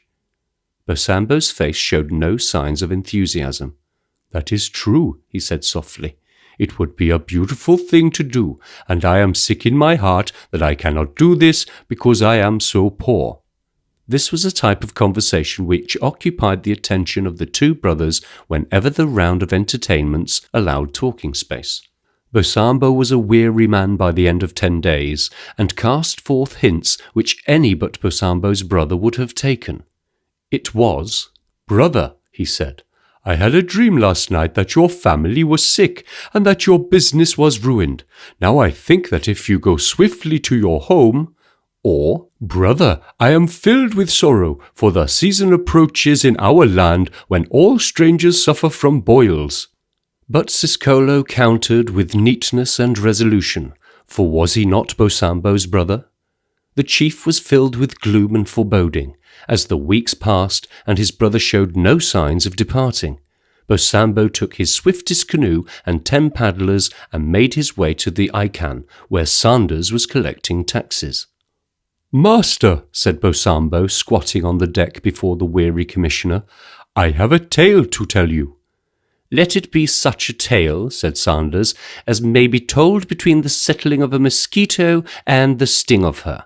"Lord, this is a short tale," said Bosambo sadly, "but it is a very bad tale for me." And he told the story of the unwelcome brother. "Lord," he went on, "I have done all that a man can do, for I have given him food that was not quite food, and one night my young men played a game, pretending in their love of me that they were certain fierce men of the Assisi, though your lordship knows that they are not fierce, but—" Get on, snarled Sanders, for the day had been hot, and the taxpayers more than a little trying. "Now I come to you, my master and lord," said Bosambo, "knowing that you are very wise and cunning, and also that you have the powers of gods. Send my brother away from me, for I love him so much that I fear I will do him an injury." Sanders was a man who counted nothing too small for his consideration, always accepting the quarrels of women. For he had seen the beginnings of wars in pinpoint differences, and had watched an expedition of 8,000 men march into the bush to settle a palaver concerning a cooking pot. He thought deeply for a while. Then, "2 moons ago," he said, "there came to me a hunting man of the Akasava, who told me that in the forest of the Ukori, on the very border of the Assisi, was a place where 5 trees grew in the form of a crescent." "Praise be to God and to his prophet Mohammed," said the pious Bosambo, and crossed himself with some inconsequence. "In the form of a crescent," Sanders went on, "and beneath the centre tree, so said this young man of the Akasava, is a great store of dead ivory." He stopped, and Bosambo looked at him. "Such stories are often told," he said. "Let it be told again," said Sanders significantly. Intelligence dawned on Bosambo's eyes. 2 days later he was again in his own city, and at night he called his brother to a secret palaver. "Brother," he said, "for many days I have thought about you and how I might serve you best. As you know, I am a poor man." "A king is a poor man, and a beggar is poorer," quoted Siscolo, insolently incredulous. Bosambo drew a long breath. "Now I will tell you something," he said, lowering his voice. "Against my old age and the treachery of a disloyal people, I have stored great stores of ivory. I have taken this ivory from my people. I have won it in bloody battles. I have hunted many elephants, Siscolo, my brother." He went on, speaking under stress of emotion. "All this I give you because I love you and my beautiful relations. Go now in peace, but do not return, for when my people learn that you are seeking the treasures of the nation, they will not forgive you, and, though I am their chief, I cannot hold them." All through the night they sat, Bosambo mournful but informative, Siscolo a-quiver with excitement. At dawn the brother left by water for the borderline of the Assisi, where 5 trees grew in the form of a crescent. "Lord," said Bosambo, a bitter and injured man, "I have been a Christian, a worshipper of devils, a fetish man, and now I am of the true faith, though as to whether it is true I have reason to doubt." He stood before Sanders at headquarters. Away down by the little quay on the river, his sweating paddlers were lying exhausted, for Bosambo had come by river day and night. Sanders did not speak. There was a twinkle in his eye, and a smile hovered at the corners of his mouth. "And it seems to me," said Bosambo tragically, "that none of the gods loves me." "That is your palaver," said Sanders, "and remember your brother loves you more than ever." "Master," said Bosambo, throwing out his arms in despair, "did I know that beneath the middle tree of 5 was buried 10 tusks of ivory? Lord, am I mad that I should give this dog such blessed treasure? I also thought it was an old man's story," said Sanders gently. "Lord, may I look?" Sanders nodded, and Bosambo walked to the end of the veranda and looked across the sea. There was a smudge of smoke on the horizon. It was the smoke of a departing mailboat, which carried Siscolo and his wonderful ivory back to Monrovia. Bosambo raised a solemn fist and cursed the disappearing vessel. "Oh, brother," he wailed, "Oh devil! Oh snake! Nigger, nigger! Damn nigger!" Bosambo wept.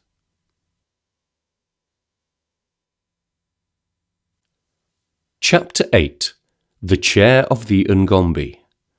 The Ngombe people prized a certain chair beyond all other treasures, for it was made of ivory and native silver, in which the Ngombe are clever workers.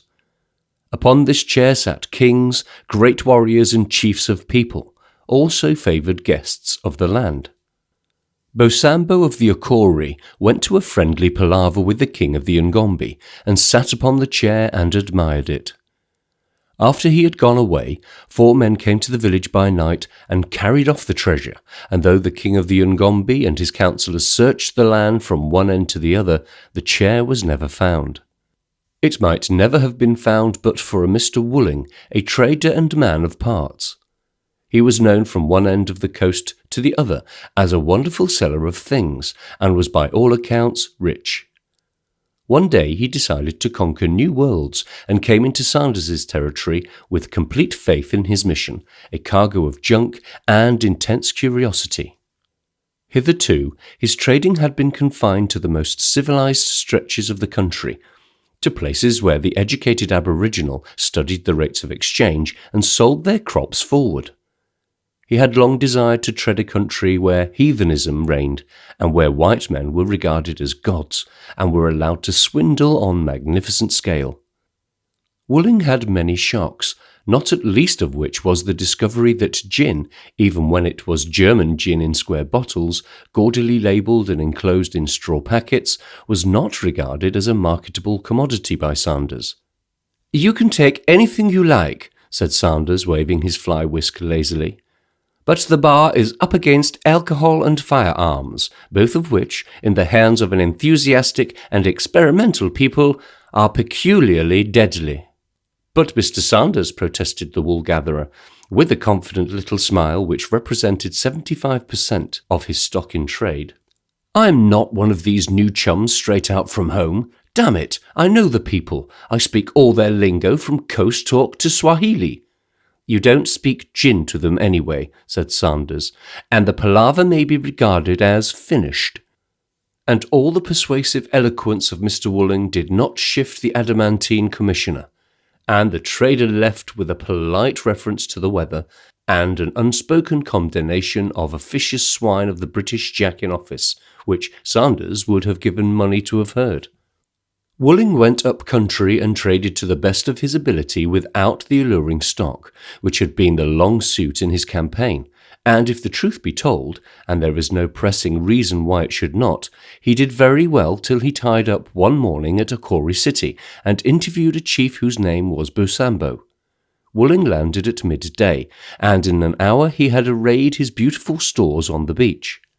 They included Manchester cotton goods from Belgium, genuine Indian junk from Birmingham, salt which contained a sensible proportion of good river sand, and similar attractive bargains.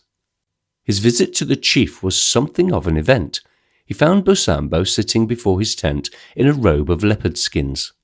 "Chief," he said in a flowery manner of his kind, "I have come many weary days through the forest and against the current of the river, that I may see the greatness of all kings, and I bring you a present from the King of England, who is my personal friend, and is distantly related to me."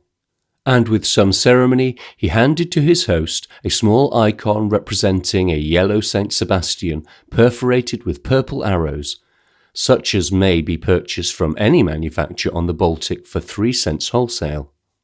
Bosambo received the gift gravely.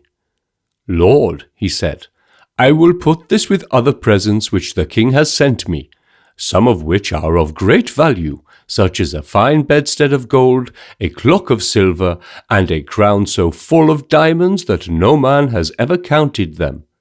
He said this easily, and the staggered Mr. Wooling caught his breath.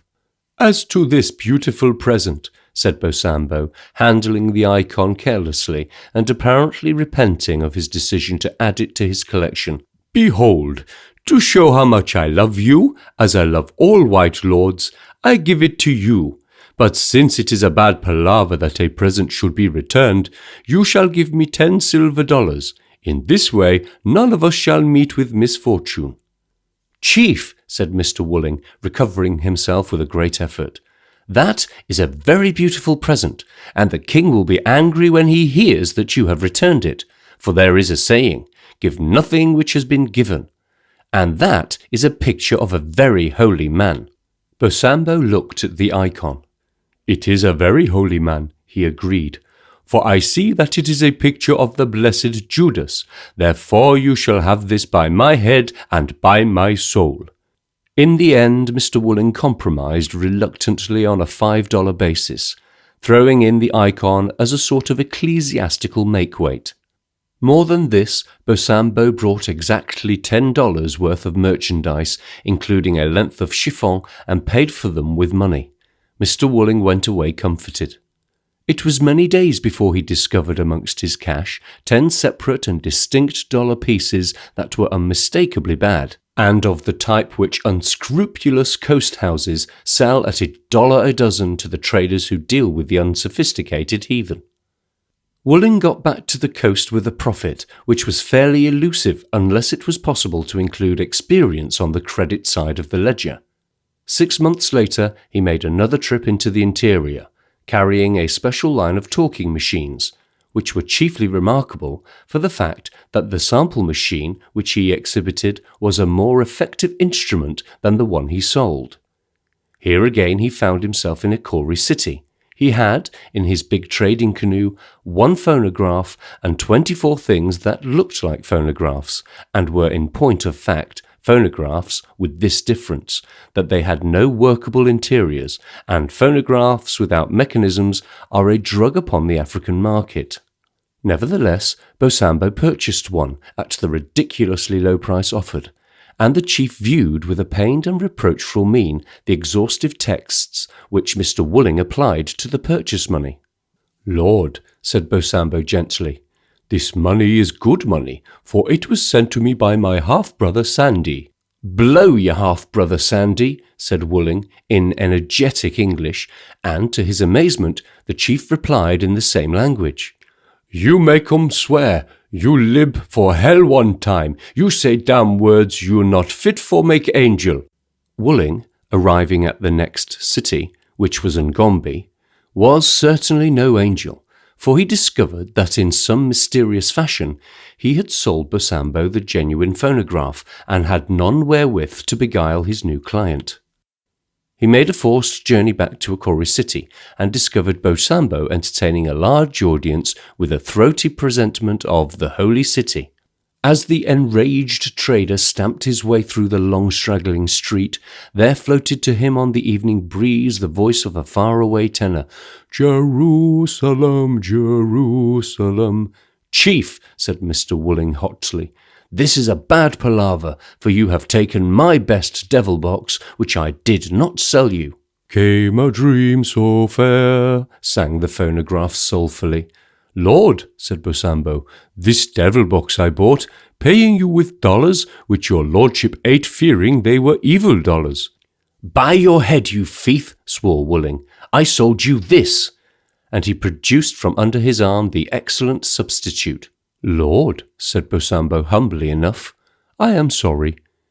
He switched off the phonograph. He dismounted the tin horn with reluctant fingers. With his own hands he wrapped it in a piece of the native matting and handed it to the trader, and Wooling, who had expected trouble, dashed his courteous host a whole $1. "Thus I reward those who are honest," he said magnificently. "Master," said Bosambo, "that we may remember one another kindly, you shall keep 1/2 of this, and I the other." And with no effort he broke the coin in half, for it was made of metal considerably inferior to silver. Wooling was a man not easily abashed, yet it is on record that in his agitation he handed over a genuine $1, and was halfway back to Akasava City before he realized his folly. Then he laughed to himself, for the phonograph was worth all the trouble and the money. That night he assembled the Akasava to hear the Holy City, only to discover that he had again brought away from Akori City the unsatisfactory instrument he had taken. In the city of the Akori all the night a wheezy voice acclaimed Jerusalem to the admiration and awe of the Akori people. "It is partly your own fault," said Sanders when the trader complained. "Bosambo was educated in a civilized community and naturally has a way with his fingers, which less gifted people do not possess." "Mr. Sanders," said the wool-gatherer earnestly, "I've traded this coast, man and boy, for 16 years, and there never was, and there never will be," he spoke with painful emphasis, "an eternally condemned native nigger in this inevitably doomed by Providence world who can get the better of Bill Wooling." All this he said, employing in his pardonable exasperation curt and lurid similes which need not be reproduced. "I don't like your language," said Sanders, "but I admire your determination." Such was the determination of Mr. Wooling, in fact, that a month later he returned with a third cargo, this time a particularly fascinating one, for it consisted in the main of golden chains of surprising thickness, which were studded at intervals with very rare and precious pieces of coloured glass.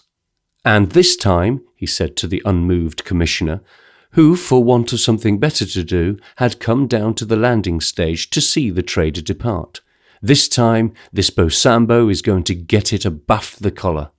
"Keep away from the Ngombe people," said Sanders. "They are fidgety.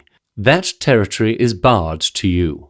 Mr. Wooling made a resentful noise, for he had laid down an itinerary through the Ngombe country, which is very rich in gum and rubber. He made a pleasant way through the territories, for he was a glib man, and had a ready explanation for those who complained bitterly about the failing properties of their previous purchases. He went straight to the Akori district. There lay the challenge to his astuteness and especial gifts. He so far forgot the decencies of his calling as to come straight to the point. "Bosambo," he said, "I have brought you very rare and wonderful things." He produced a bunch of variegated deities and holy things with characteristic glibness. "That these chains," he spread one of particular beauty for the other's admiration, "are more to me than my very life. Yet for one tusk of ivory this chain shall be yours." "Lord," said Bosambo, handling the jewel reverently, "what virtue has this chain?" "It is a great killer of enemies," said Wooling enthusiastically. "It protects from danger and gives courage to the wearer. It is worth 2 teeth, but because I love you and because Sandy loves you, I will give you this for 1. Bosambo pondered. "I cannot give you teeth," he said, "yet I will give you a stool of ivory which is very wonderful." And he produced the marvel from a secret place in his hut. It was indeed a lovely thing, and worth many chains. "This," said Bosambo with much friendliness, "you will sell to the Ngombe, who are lovers of such things, and they will pay you well."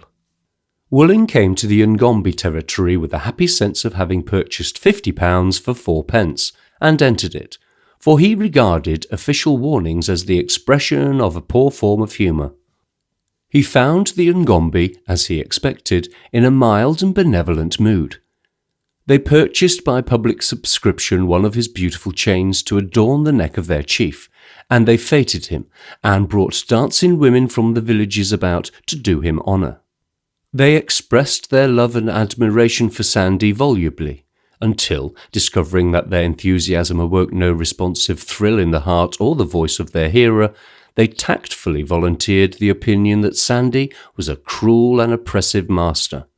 Whereupon Wooling cursed them fluently, calling them eaters of fish and friends of dogs, for it is against the severe and inborn creed of the coast to allow a nigger to speak disrespectfully of a white man, even though he is a government officer. "Now listen, all people," said Wooling, "I have a great and beautiful object to sell you." Over the tree-tops there rolled a thick yellow cloud which twisted and twirled into fantastic shapes. Sanders walked to the bow of the Zaire to examine the steel hawser. His light-hearted crew had a trick of tying up to the first dead and rotten stump which presented itself to their eyes. For once they had found a firm anchorage.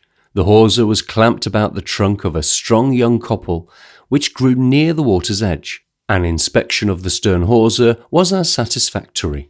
"Let her rip," said Sanders, and the elements answered instanter. A jagged blue streak of flame leapt from the yellow skies, a deafening crash of thunder broke overhead, and suddenly a great wind smote the little steamer at her shelter and set the tops of the trees bowing with a grave unanimity. Sanders reached his cabin, slid back the door, and pulled it back to its place after him. In the stuffy calm of his cabin, he surveyed the storm through his window, for his cabin was on the top deck, and he could command as extensive a view of the scene as it was possible to see from the little bay. He saw the placid waters of the big river lashed to waves, saw tree after tree sway and snap as Mshaba stalked through the forest, heard the high-piercing howl of the tempest, punctuated by the ripping crack of the thunder, and was glad in the manner of the Philistine that he was not where other men were. Night came with alarming swiftness.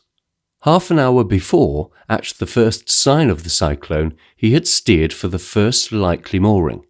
In the last rays of a blood-red sun, he had brought his boat to land. Now it was pitch dark. Almost as he stood watching the mad passion of the storm, it faded first into grey, then into inky blue, then night obliterated the view. He groped for the switch and turned it, and the cabin was filled with soft light. There was a small telephone connecting the cabin with the hooser guard, and he pressed the button and called the attention of Sergeant Abibu to his need. "Get men to watch the hawsers," he instructed, and a guttural response answered him. Sanders was on the upper reaches of the Tessai, in terra incognita. The tribes around were frankly hostile, but they would not venture about on a night like this. Outside, the thunder cracked and rolled and the lightning flashed incessantly. Sanders found a cheroot in the drawer and lighted it, and soon the cabin was blue with smoke, for it had been necessary to close the ventilator. Dinner was impossible under the conditions. The galley fire would be out. The rain, which was now beating fiercely on the cabin windows, would have long since extinguished the range. Sanders walked to the window and peered out. He switched off the light, the better to observe the conditions outside. The wind still howled, the lightning flickered over the treetops, and above the sound of the wind and rushing water came the sulky grumble of thunder. But the clouds had broken, and fitful beams of moonlight showed on the white-crested waves. Suddenly, Sanders stepped to the door and slid it open. He sprang out upon the deck. The waning forces of the hurricane caught him and flung him back against the cabin, but he grasped a convenient rail and pulled himself to the side of the boat. Out in midstream he had seen a canoe and had caught a glimpse of a white face. "Noka, Ebibu!" he roared, but the wind drowned his voice. His hand went to his hip, a revolver cracked. Men came along the deck, hand over hand, grasping the rails. In a dumb show, he indicated the boat. A line was flung, and out of the swift control current of the stream, they drew all that was left of Mr. Woolling. He gained enough breath to whisper a word. It was a word that set the Zaire humming with life. There was steam in the boiler. Sanders would not draw fires in a storm which might snap the moorings and leave the boat at the mercy of the elements. "They chased me down river. I shot a few, but they came on. Then the storm struck us. They're not far away." Wrapped in a big overcoat and shivering in spite of the closeness of the night, he sat by Sanders as he steered away into the seething waters of the river. "What's the trouble?" The wind blew his words to shreds, but the huddled figure crouching at his side heard him and answered. "What's that?" asked Sanders, bending his head. Woolling shouted again. Sanders shook his head. The two words he caught were chair and Bosambo. They explained nothing to Sanders at that moment.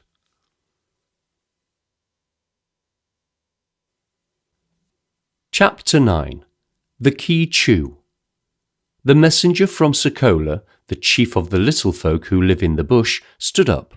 He was an ugly little man, 4 feet in height and burly, and wore little save a small kilt of grass. Sanders eyed him thoughtfully, for the commissioner knew the bush people very well. "You will tell your master that I, who govern this land for the king, have sent him Lord's pleasure in such shape as rice and salt and cloth, and that he has sworn by death to keep the peace of the forest. Now I will give him no further present." "Lord," interrupted the little bushman outrageously, "he asks of your lordship only this cloth to make him a fine robe. Also 10,000 beads for his wives, and he will be your man forever." Sanders showed his teeth in a smile, in which could be discovered no amusement. "He shall be my man," he said significantly. The little bushman shuffled his uneasy feet. "Lord, it will be death to me to carry your proud message to our city, for we ourselves are very proud people, and Sokola is a man of greater pride than any." "The palaver is finished," said Sanders, and the little man descended the wooden steps to the sandy garden path. He turned, shading his eyes from the strong sun in a way that bushmen have, for those folk live in the solemn half-lights of the woods and do not love the brazen glow of the heavens. "Lord," he said timidly, "Sokola is a terrible man, and I fear that he will carry his spears to a killing." Sanders sighed wearily and thrust his hands into the deep pockets of his white jacket. "Also I will carry my spears to a killing," he said. "Oh, Co, am I a man of the Akori that I should fear the chattering of a bushman?" Still the man hesitated. He stood balancing a light spear on the palm of his hand, as a man occupied with his thoughts will play with that which is in reach. First he set it twirling, then he spun it deftly with his finger and thumb. "I am the servant of Sokola," he said simply. Like a flash of light, his thin brown arm swung out, the spear held stiffly. Sanders fired 3 times with his automatic Colt, and the messenger of the proud chief Sokola went down sideways like a drunken man. Sergeant Abibu, revolver in hand, leapt through a window of the bungalow to find his master moving a smouldering uniform jacket.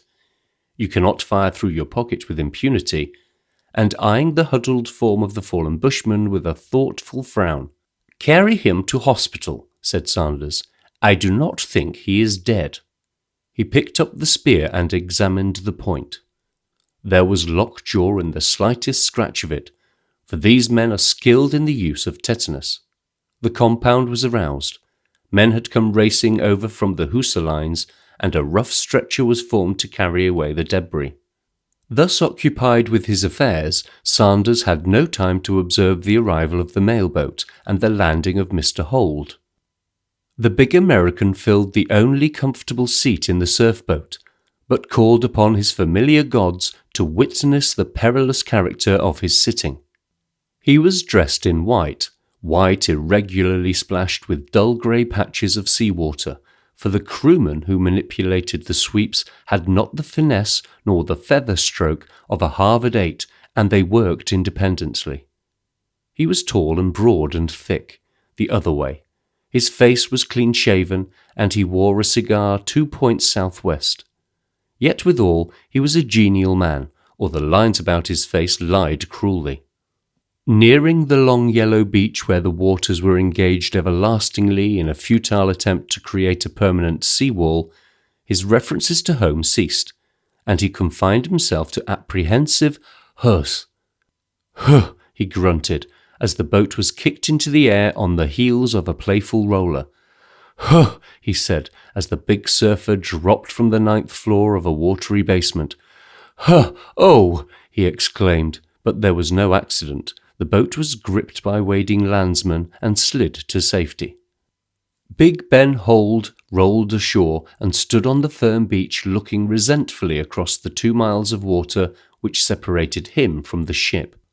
"Ought to build a dock," he grumbled. He watched with a jealous eye the unloading of his kit, checking the packing cases with a piece of green chalk he dug up from his waistcoat pocket and found at least 1 package missing. The only important one, too. Is this it? No. Is that it? No. Is that? Ah, yes, that was it.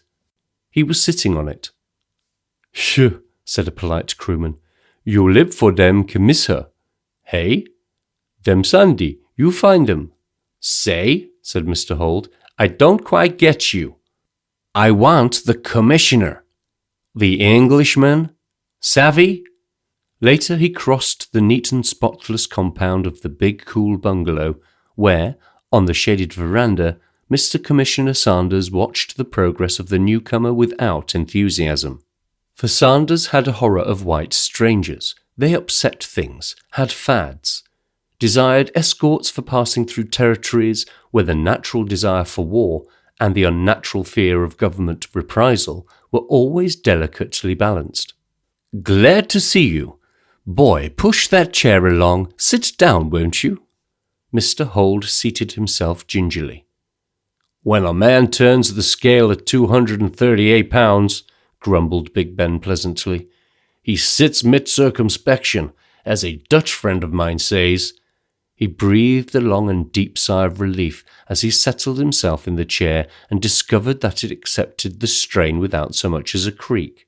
Sanders waited, with an amused glint in his eyes. You'd like a drink? Mr. Hold held up a solemn hand.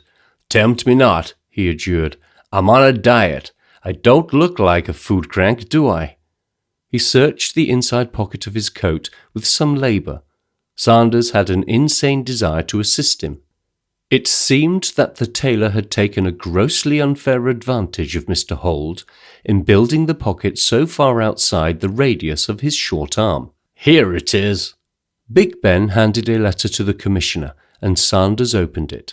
He read the letter very carefully, then handed it back to its owner, and as he did so, he smiled with a rare smile, for Sanders was not easily amused. You expect to find the Quichu here? He asked. Mr. Hold nodded.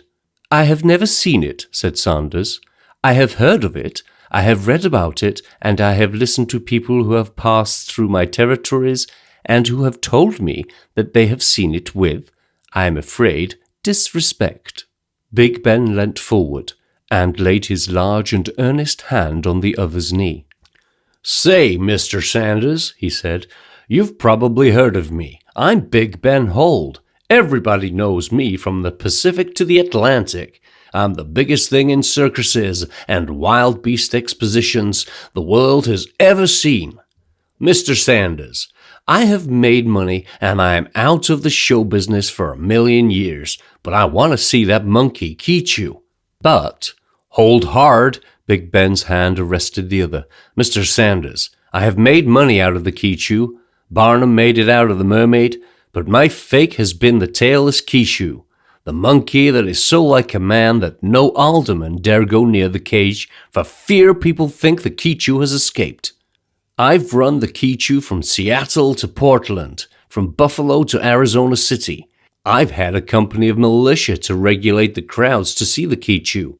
I have had a whole police squad to protect me from the infuriated populace when the Quichu hasn't been up to sample. I have had Quichus of every make and build. There are old Quichus of mine that are now raising families and mortgages in the Middle West. There are Quichus who are running East Side saloons with profit to themselves and their dude sons there. Yes, Sanders smiled again. But why? Let me tell you, sir. Again, Big Ben held up his beringed hand. I am out of the business, good. But, Mr. Sanders, sir, I have a conscience. He laid his big hand over his heart and lowered his voice. Lately, I've been worrying over this old Quichu. I have built myself a magnificent dwelling in Boston. I have surrounded myself with the evidences and services of luxury. But there is a still small voice which penetrates the soundproof walls of my bedroom, that intrudes upon the silences of my Turkish bath. And the voice says, Big Ben, there aren't any Quichu, you're a fake, you're a swindler, you're a green goods man, you're rolling in riches secured by fraud. Mr. Sanders, I must see a Quichu. I must have a real Quichu, if I spend the whole of my fortune in getting it. He dropped his voice again. if I lose my life in the attempt." He stared with gloom but earnestness at Sanders, and the Commissioner looked at him thoughtfully. And from Mr. Hold his eyes wandered to the gravel path outside, and the big American, following his eyes, saw a discoloured patch. "Somebody been spilling paint?" he suggested. "I had—" Sanders shook his head. "That's blood," he said simply, and Mr. Hold jerked. "I've just shot a native," said Sanders in a conversational tone. "He was rather keen on spearing me, and I was rather keen on not being speared, so I shot him." "Dead?" "Not very," replied the Commissioner. "As a matter of fact, I think I just missed putting him out. There's an Eurasian doctor looking him over just now, and if you are interested, I'll let you know how he gets along." The showman drew a long breath. "This is a nice country," he said. Sanders nodded. He called his servants and gave directions for the visitors' comfortable housing. A week later, Mr. Hold embarked for the upper river with considerable misgiving, for the canoe which Sanders had placed at his disposal seemed, to say the least, inadequate. It was at this time that the Akori were in some disfavour with the neighbouring tribes, and a small epidemic of rebellion and warfare had sustained the interest of the Commissioner in his wayward peoples. First, the Ngombe people fought the Akori. Then the Assisi folk went to war with the Akasava over a question of women. And the Akori went to war with the Assisi, and between whiles the little bush folk warred indiscriminately with everybody, relying on the fact that they lived in the forest and used poisoned arrows. They were a shy yet haughty people, and they poisoned their arrows with tetanus, so that all who were wounded by them died of lockjaw after many miserable hours. They were engaged in harrying the Akori people, when Mr. Commissioner Sanders, who was not unnaturally annoyed, came upon the scene with 50 hussars and a Maxim gun. And although the little people were quick, they did not travel as fast as a well-sprayed congregation of .303 bullets, and they sustained a few losses. Then Timbani, the little chief of the Lesser Assisi, spoke to his people assembled. "Let us fight the Akori, for they are insolent, and their chief is a foreigner and of no consequence." And the fighting men of the tribe raised their hands and cried, "Wah!" Timbani led 1,000 spears into the Akori country, and wished he had chosen another method of spending a sultry morning, for whilst he was burning the village of Kisi, Sanders came with vicious unexpectedness upon his flank, from the bush country. 2 companies of hussars shot with considerable accuracy at 200 yards, and when the spears were stacked and the prisoners squatted, resigned but curious in a circle of armed guards, Timbani realized that it was a black day in his history. "I only saw this, Lord," he said, "that Bosambo has made me a sorrowful man, for if it were not for his prosperity, I should never have led my men against him, and I should not be here before your lordship, wondering which of my wives would mourn me most." "As to that, Timbani," said Sanders, "I have no means of knowing. Later, when you work in the village of Irons, men will come and tell you." Timbani drew a deep breath. "Then my lord does not hang me?" he asked. "I do not hang you because you are a fool," said Sanders. "I hang wicked men, but fools I send to hard labour." The chief pondered. "It is in my mind, Lord Sandy," he said, "that I would as soon hang for villainy as live for folly." "Hang him," said Sanders, who was in an obliging mood. But when the rope was deftly thrown across the limb of a tree, Timbani altered his point of view, electing to drag out an ignominious existence, wherein he was wise, for whilst there is life there is scope, if you would pardon the perversion. To the village of Irons went Timbani, titular chief of the Lesser Assisi, and found agreeable company there, and, moreover, many predecessors, for the Assisi folk are notoriously improvident in their matter of chiefs. They formed a little community of their own, they and their wives, and at evening time they would sit round a smouldering log of gumwood, their red blankets about their shoulders, and tell stories of their former grandeur, and, as they moved the loose shackles about their feet, would jingle musically. On a night when the hussar sentries, walking along raised platforms which commanded all views of the prisoners' compound, were unusually lax, Timbani effected his escape and made the best of his way across the country to the bushlands. The journey occupied 2 months in time, but native folk are patient workers, and there came a spring morning when Timbani, lean and muscular, stood in the presence of Sokola, the bush king. "Lord," said he, though he despised all bushmen, "I have journeyed many days to see you, knowing that you are the greatest of all kings." Sokola sat on a stool carved crudely to represent snakes. He was under 4 feet in height, and was ill-favoured by bush standards, and the bush standard is very charitable. His big head, his little eyes, the tuft of wiry whisker under his chin, the high cheekbones, all contributed to the unhappy total of ugliness. He was fat in an obvious way, and had a trick of scratching the calf of his leg as he spoke. He blinked up at the intruder, for intruder he was, and the guard at each elbow was eloquent of the fact. "Why did you come here?" croaked Sokola. He said it in 2 short words, which literally mean, "Here, why?" "Master of the forest," explained Timbali glibly, "I come because I desire your happiness. The Akori are very rich, for Sandy loves them. If you go to them, Sandy will be sorry." The bushman sniffed. "I went to them and I was sorry," he said significantly. "I have a juju," said the eager Timbani, alarmed at the lack of enthusiasm. "He will help you, and he will give you signs." Sokola eyed him with a cold and calculating eye. In the silence of the forest they stared at one another, the escaped prisoner with his breast filled with hatred of his overlord, and the squat figure on the stool. Then Sokola spoke. "I believe in devils," he said, "and I will try your juju, for I will cut you a little and tie you to the top of my tree of sacrifice. And if you are alive when the sun sets, behold, I will think that is a good sign, and go once again into the Akori land. But if you are dead, that shall be a bad sign, and I will not fight." When the sun set behind the golden green of the tree-tops, the stolid crowd of bushmen who stood with their necks craning, their faces upturned, saw the poor wreck of a man twist slowly. "That is a good sign," said Sokola, and sent messengers through the forest to assemble his fighting men. Twice he flung a cloud of warriors into the Akori territory. Twice the chiefs of the Akori hurled back the invader, slaying many and taking prisoners.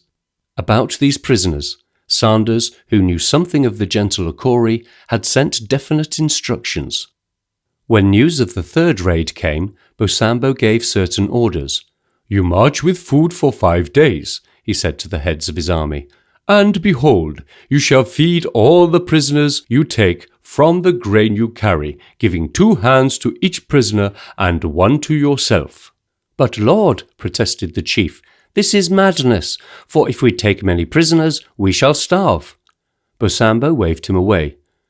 "Umbelini," he said with dignity, "once I was a Christian, just as my brother Sandy was once a Christian, and we Christians are kind to prisoners." "But Lord Bosambo," persisted the other, "if we kill our prisoners and do not bring them back, it will be better for us."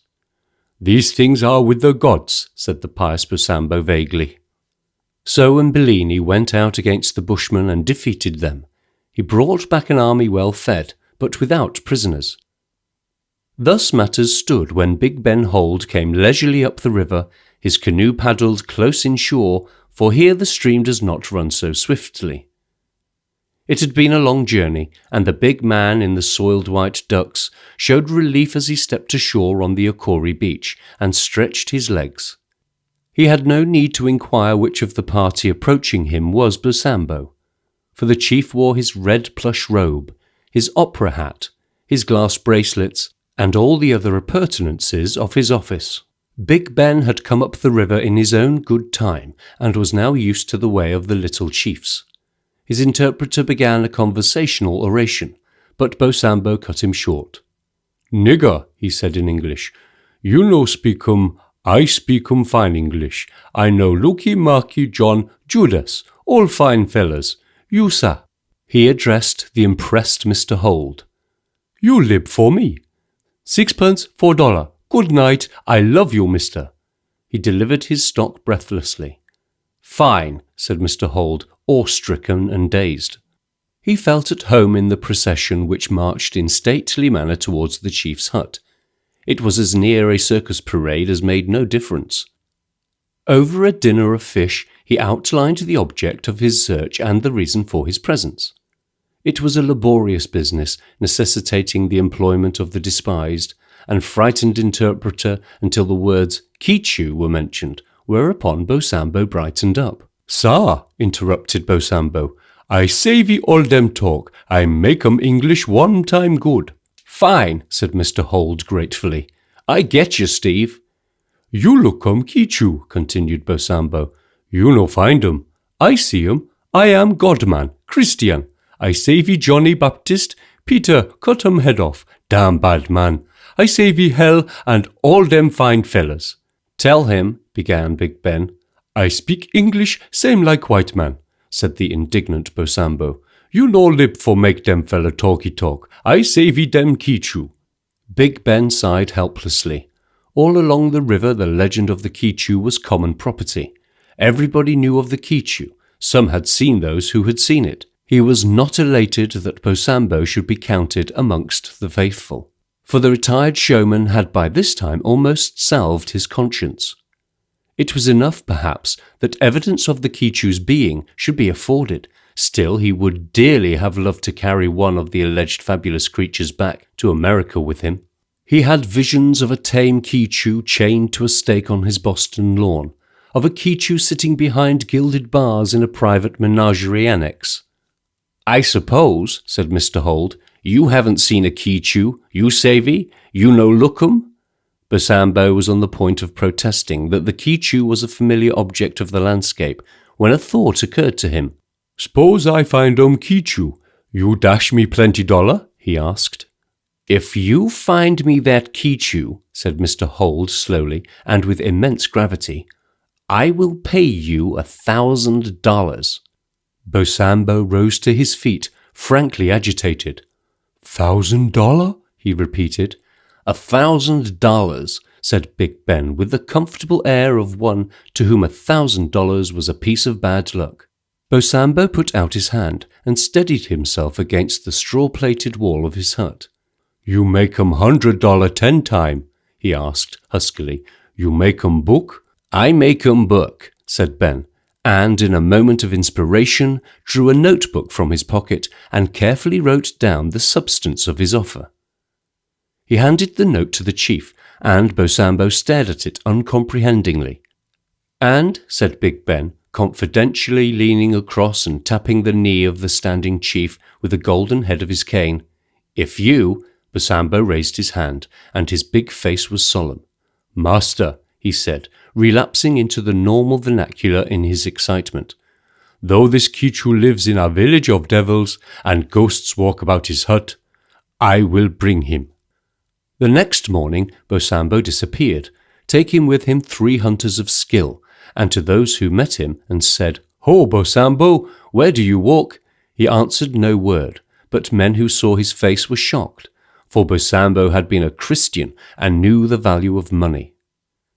8 days he was absent, and Big Ben Hold found life very pleasant, for he was treated with all the ceremony which is usually the privilege of kings. On the evening of the 8th day, Bosambo returned, and he brought with him the Kichu. Looking at this wonder, Big Ben Hold found his heart beating faster. "My God!" he said. His profanity was almost excusable, for the Kichu exceeded his wildest dreams. It was like a man, yet unlike. Its head was almost bald. The stick-tied bit wise between his teeth had been painted green and added to the sinister appearance of the brute. Its long arms, reaching nearly to its knees, were almost human, and the big splayed feet, dancing a never-ceasing tattoo of rage, were less than animal. "Lord," said Bosambo proudly, "I have found the Kichu." The chief's face bore signs of a fierce encounter. It was gashed and lacerated. His arms, too, bore signs of rough surgical dressing. 3 hunters I took with me, said Bosambo, and one I have brought back, for I took the Kichu as he sat on a tree, and he was very fierce. My God, said Big Ben again, and breathed heavily. They built a cage for the Kichu, a cage of heavy wooden bars, and the rare animal was screened from the vulgar gaze by curtains of native cloth. It did not take kindly to its imprisonment. It howled and gibbered and flung itself against the bars, and Bosambo viewed its transports with interest. Lord, he said, this only I ask you, that you take this Kichu shortly from here.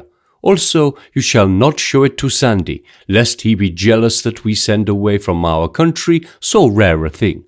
But, protested Mr. Holt to the interpreter, you tell the chief that Mr. Sanders just wants me to catch the Kichu. Say, Bosambo, you savvy? Sandy wanty see dem Kichu. They were sitting before the chief's hut on the 9th day of the American's visit.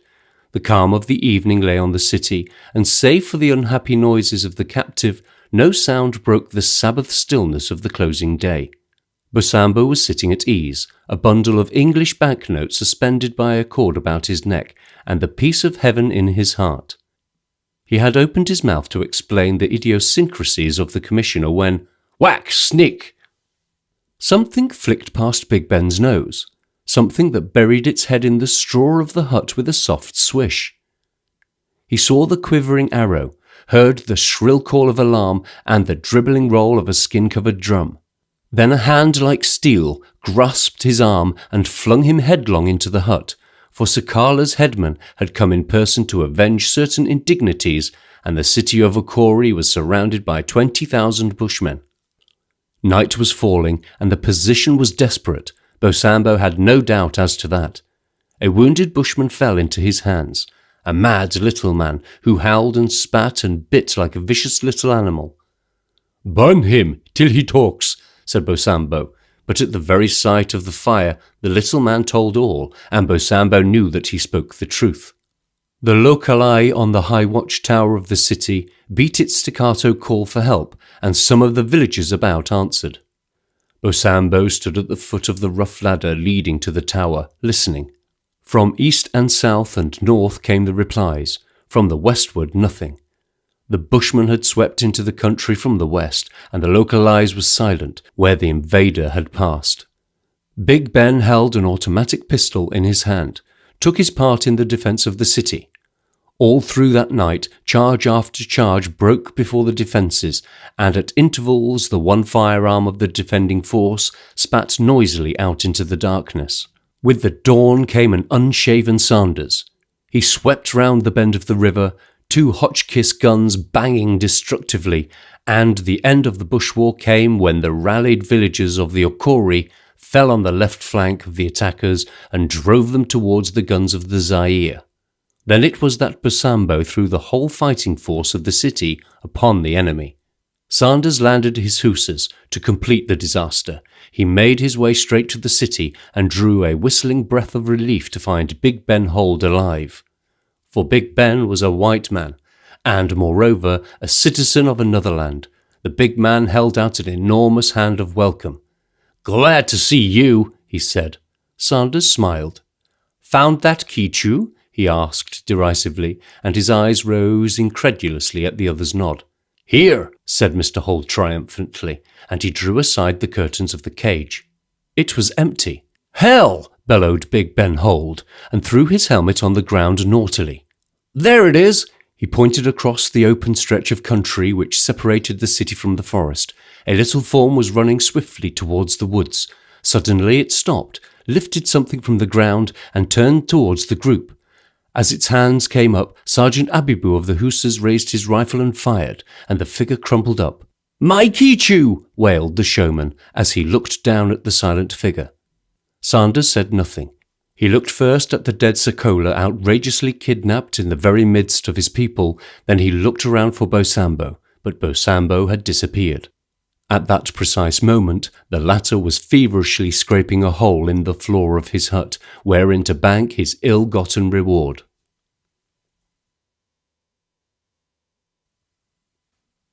Chapter 10. The Child of Sacrifice.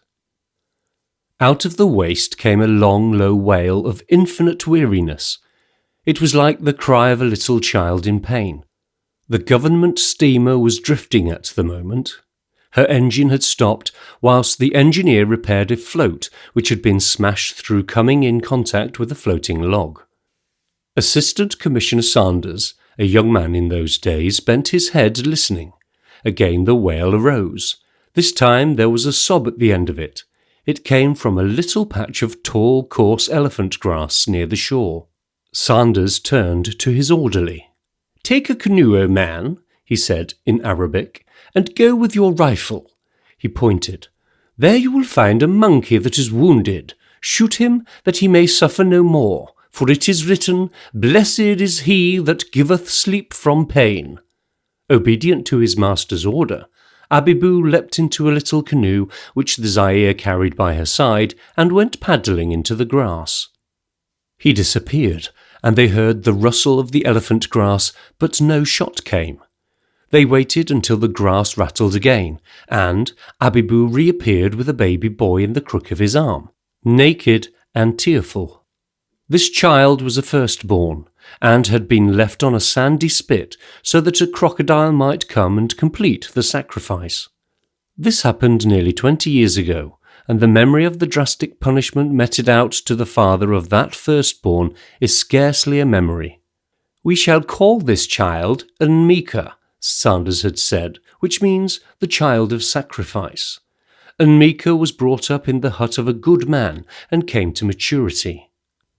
When the monkeys suddenly changed their abiding place from the little woods near the Bonganga on the Assisi to the forest which lies at the back of the Akasava, all the wise men said with one accord that bad fortune was coming to the people of the Assisi.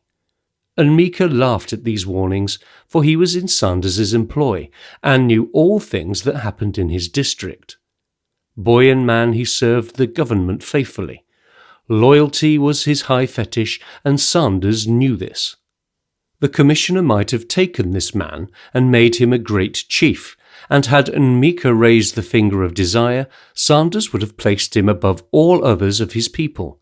But the man knew where he might serve best, and at 19 he had scotched 3 wars, saved the life of Sanders twice, and sent 3 petty chiefs of enterprising character to the gallows.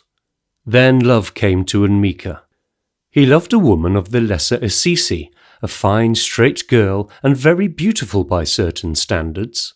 He married her and took her to his hut, making her his principal wife and investing her with all the privileges and dignity of that office.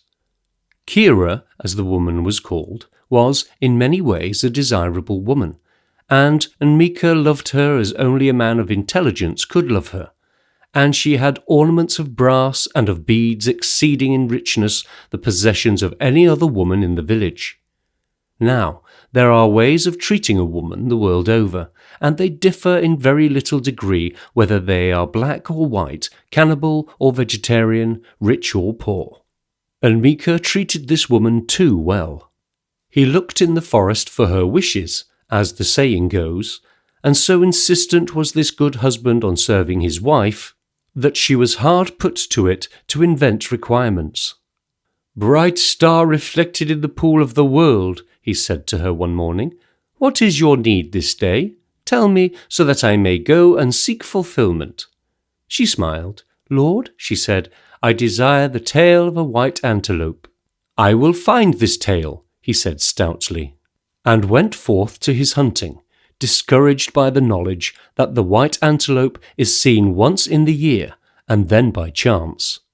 Now this woman, although counted cold by many former suitors, and indubitably discovered by her husband, had one lover, who was of her people, and when the seeker of the white antelope tails had departed, she sent a message to the young man. That evening, Sanders was tied up 5 miles from the village, and was watching the sun sinking in the swamp which lay south and west of the anchorage, when Nmika came down the river in his canoe, intent on his quest, but not so intent that he could pass his lord without giving him due obeisance. "Ho, Nmika!" said Sanders, leaning over the rail of the boat and looking down kindly at the solemn figure in the canoe. Men up and down the river speak of you as the wonderful lover." "That is true, Lord," said Unmika simply, "for although I paid 2,000 maticos for this woman, I think she is worth more rods than have ever been counted." Sanders nodded, eyeing him thoughtfully, for he suspected the usual whenever women came into the picture, and was open to the conviction that the man was mad. "I go now, Lord, to serve her," Unmika said, and he played with one of the paddles with some embarrassment. "For my wife desires a tale of the white antelope, and there is no antelope nearer than the Ngombe country, and white antelopes are very little seen." Sanders's eyebrows rose. "For many months," continued Unmika, "I must seek my beautiful white swish, but I am pleased, finding happiness in the weariness because I serve her." Sanders made a sign, and the man clambered on deck. "You have a powerful juju," he said when Unmika stood before him, "for I will save you all weariness and privation. 3 days since I shot a white antelope on the edge of the morning pools, and you shall be given its tail." Into the hands of the waiting man he placed the precious trophy, and Unmika sighed happily. "Lord," he said simply, "you are as a god to me, and have been for all time, for you found me and named me the child of sacrifice, and I hope, my fine master, to give my life in your service. This would be a good end for me." "This is a little thing, Unmika," said Sanders gently, "but I give you now a greater thing, which is a word of wisdom. Do not give all your heart to one woman, lest she squeeze it till you are dead." "That also would be a great end," said Unmika, and went his way.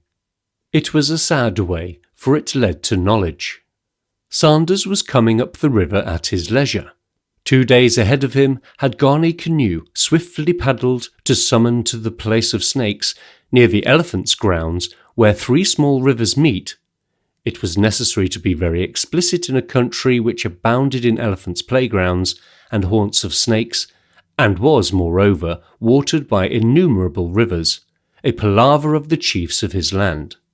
To the palaver in the snake place came the chiefs high and puny, the headmen great and small, in their various states.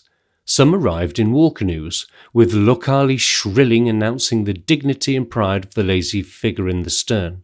Some came in patched canoes that leaked continually. Some tramped long journeys through the forest. Assisi, Okori, Akasava, Little Ngombe and Greater Assisi. Even the shy bushmen came sneaking down the river, giving a wide berth to all other peoples, and grasping in their delicate hands spears and arrows which, as a precautionary measure, had been poisoned with tetanus. Egili of the Akasava, Tombolo of the Assisi, Unrambara of the Ngombe, and, last but not least, Bosambo of the Okori, came, the last name being splendid to behold, for he had a robe of green velvet, sent to him from the coast, and about his neck, suspended by a chain, jewelled at intervals with Parisian diamonds, was a large gold-plated watch with a blue enamel dial, which he consulted from time to time with marked insolence. They sat upon their carved stools about the commissioner, and he told them many things which they knew, and some which they had hoped he did not know.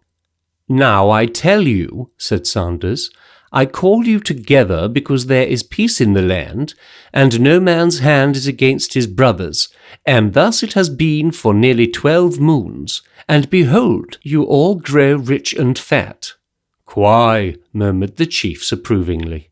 "Therefore," said Sanders, "I have spoken a good word to government for you, and government is pleased. Also my king and yours has sent you a token of his love, which he has made with great mystery and intelligence, that you may see him always with you, watching you."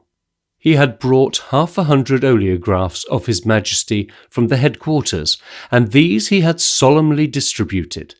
It was a head-and-shoulder photograph of the king lighting a cigarette, and had been distributed gratis with an English Christmas number. "Now all people see," For peace is a beautiful thing, and men may lie down in their huts and fear nothing of their using. Also they may go out their hunting and fear nothing as to their return, for their wives will be waiting with food in their hands. Lord, said a little chief of the Ngombe, even I, a blind and ignorant man, see all this. Now I swear by death that I will hold the king's peace in my 2 hands, offending none, for though my village is a small one, I have influence, owing to my wife's own brother, by the same father and of the same mother, being the high chief of the Ngombe by the river. Lord Sandy, said Bosambo, and all eyes were fixed upon a chief so brave and so gallantly arrayed, who was, moreover, by all understanding, related too nearly to Sandy for the commissioner's ease. Lord Sandy, said Bosambo, that I am your faithful slave, all men know. Some have spoken evilly of me, but lo, where are they? They are in hell, as your lordship knows, for we are both Christians before I learnt the true way and worshipped God and the prophet. Nevertheless, Lord, Mussulman and Christian are one alike in this, that they have a very terrible hell to which their enemies go. Bosambo, said Sanders, interrupting, your voice is pleasant, and like the falling of the rain after drought, yet I am a busy man, and there are many to speak. Bosambo inclined his head gravely. The conference looked at him now in awe, for he had earned an admonition from Sandy, and still lived, nay, still preserved his dignity. Lord, said Bosambo, I speak no more now, for as you say, we have many private palavers, where much is said which no man knows. Therefore it is unseemly to stand between other great speakers and your honour. He sat down. You speak truly, Bosambo, said Sanders calmly. Often we speak in private, you and I, for when I speak harshly to chiefs, it is thus, in the secrecy of their huts that I talk, lest I put shame upon them in the eyes of their people. Oh, Ko, said the dismayed Bosambo under his breath, for he saw the good impression his cryptic utterance had wrought wearing off with some rapidity. After the palaver had dispersed, a weary Sanders made his way to the Zaire. A bath freshened him, and he came out to a wired screen patch of the deck to dinner with some zest. A chicken of microscopic proportions had been the main dish every night for months. He ate his meal in solitude, a book propped up against a bottle before him, a steaming cup of tea at one elbow, and a little electric hand lamp at the other. He was worried. For 9 months he had kept a regiment of the Akori on the Assisi border, prepared for any eventualities. This regiment had been withdrawn. Sanders had an uncomfortable feeling that he had made a bad mistake. It would take 3 weeks to police the border again. Long after the meal had been cleared away, he sat thinking, and then a familiar voice, speaking with Abibu on the lower deck, aroused him. He turned to the immobile Hussar orderly who squatted outside the flywire. If that is the voice of Chief Bosambo, bring him to me. A minute later, Bosambo came standing before the meshed door of the flyproof enclosure. Enter, Bosambo, said Sanders, and when he had done so, Bosambo, he said, you are a wise man, though somewhat boastful, yet I have some faith in your judgment. Now you have heard all manner of people speaking before me, and you know that there is peace in this land. Tell me, by your head and your love, what things are there which may split this friendship between man and man? Lord, said Bosambo, preparing to orate at length, I know of 2 things which may bring war, and the one is land, and such high matters as fishing rights and hunting grounds, and the other is women. And Lord, since women live and are born to this world every hour of the day, faster, as it seems to me, than they die, there will always be voices to call spears from the roof. Sanders nodded. And now? He asked. Bosambo looked at him swiftly. Lord, he said suavely, All men live in peace, as your lordship has said this day, and we love one another too well to break the king's peace. Yet we keep a regiment of Mayakori on the Akasava border to keep the peace. And now? Said Sanders again more softly. Bosambo shifted uncomfortably. I am your man, he said. I have eaten your salt, and have shown you by various heroic deeds, and by terrible fighting, how much I love you, Lord Sandy. Yet, said Sanders, speaking rather to the swaying electric bulb hanging from the awning, and yet I did not see the chief of the little Assisi at my palaver. Bosambo went silent for a moment. Then he heaved a deep sigh. Lord, he said with reluctant admiration, you have eyes all over your body. You can see the words of men before they are uttered, and are very quick to read thoughts. You are all eyes, he went on extravagantly. You have eyes on the top of your head and behind your ears. You have eyes— That will do, said Sanders quietly. I think that will do, Bosambo. There was another long pause. And I tell you this because there are no secrets between you and me. It was I who persuaded the little chief not to come. Sanders nodded. That I know, he said. For Lord, I desired that this should be a very pleasant day for your lordship, and that you should go away with your heart filled with gladness, singing great songs. Also, as your lordship knows, the Okori guard has left the Akasava border. There was no mistaking the significance. Why should Bemabibi make me otherwise? Asked Sanders, ignoring the addition.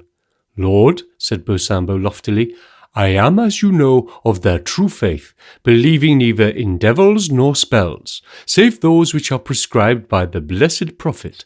It is well known that Bimabibi is a friend of ghosts, and has the eye which withers and kills. Therefore, Lord, he is an evil man.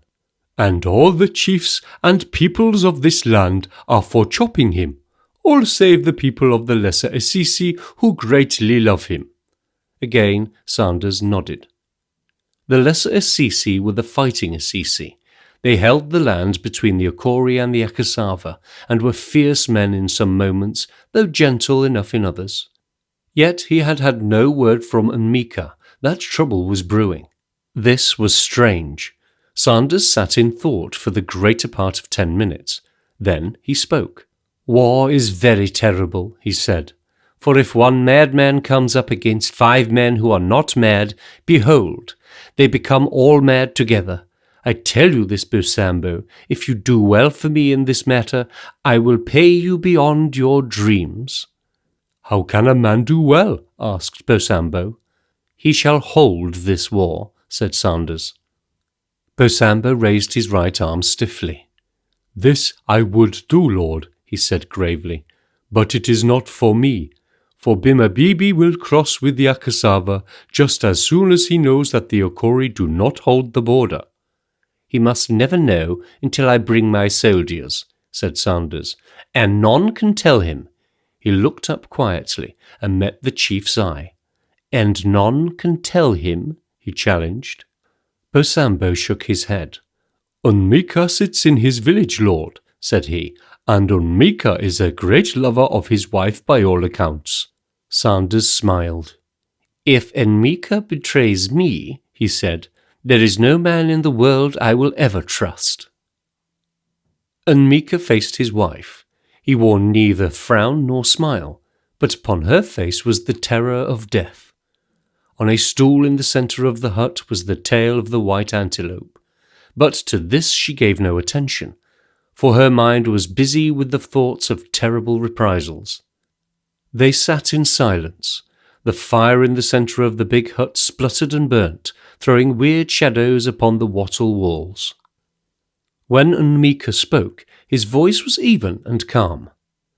Kira, my wife, he said, you have taken my heart out of me and left a stone, for you do not love me. She licked her dry lips and said nothing. Now, I may put you away, he went on, for the shame you have brought and the sorrow and the loneliness. She opened her mouth to speak. Twice she tried, but her tongue refused. Then again.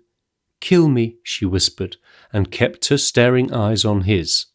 And Mika, the wonderful lover, shook his head. "You are a woman, and you have not my strength," he said, half to himself. "And you are young. I have trusted you, and I am afraid." She was silent. If the man, her lover, did what she had told him to do in the frantic moment when she had been warned of her husband's return, she might have saved her life, and more. He read her thoughts in part. "You shall take no harm from me," he said, "for I love you beyond understanding, and though I stand on the edge of death for my kindness, I will do no ill to you." She sprang up. The fear in her eyes was gone. Hate shone there banefully. He saw the look, and it scorched his very soul. And he heard. It was the soft pad-pad of the king's guard, and he turned to greet Bimabibi's head chief. His wife would have run to the guard, but Mika's hand shot out and held her. Take him, she cried hoarsely. "He will kill me. Also he plots against the king, for he is Sandy's man." Cekolana, the king's headman, watched her curiously, but no more dispassionate was the face her husband turned upon her. "Kira," he said, "though you hate me, I love you. Though I die for this at the hands of the king, I love you." She laughed aloud. She was safe, and Mika was afraid. Her outstretched finger almost touched his face. "Tell this to the king," she cried. "Unmika is Sandy's man, and knows his heart." The headman, Cekolana, made a step forward and peered into Unmika's face. "If this is true," he said, "you shall tell Bimabibi all he desires to know. Say, Unmika, how many men of the Akori hold the border?" Unmika laughed. "Ask Sandy that," he said. Lord, it was the woman, her eyes blazing. "This I will tell you, if you put my man away. On the border there is—" She gasped once and sighed like one grown weary. Then she slid down to the floor of the hut, dead. For Unmika was a quick killer, and his hunting knife very sharp. "Take me to the king," he said, his eyes upon the figure at his feet. "Say Unmika has slain the woman he loved. Unmika the wonderful lover. Unmika the child of sacrifice, who loved his wife well and loved his high duty best." No other word spoke Unmika. They crucified him on a stake before the chief's hut, and there Sanders found him 3 days later. Bimabibi explained the circumstances. "Lord, this man murdered a woman, so I killed him," he said. "He might have saved his breath, for he had need of it."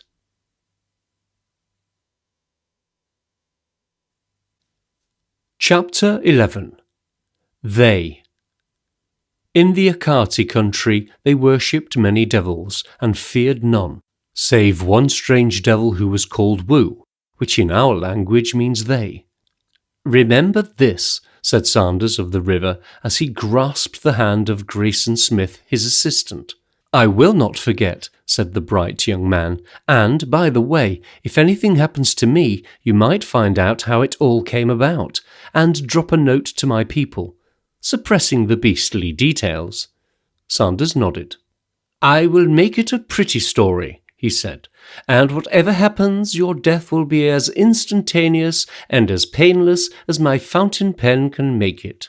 "You're a brick," said Grayson Smith, and turned to swear volubly in Swahili at his headman, for Smith, albeit young, was a great linguist. Sanders watched the big canoe as it swung into the yellow waters of the Farsi, watched it until it disappeared round a bank, then sent his steamer round to the current and set his course homeward. To appreciate the full value of the Akatis' independence and their immunity from all attack, it must be remembered that the territory ranged from the forest by the waters to the forest by the mountains. It was a stretch of broad pastoral land, enclosed by natural defences.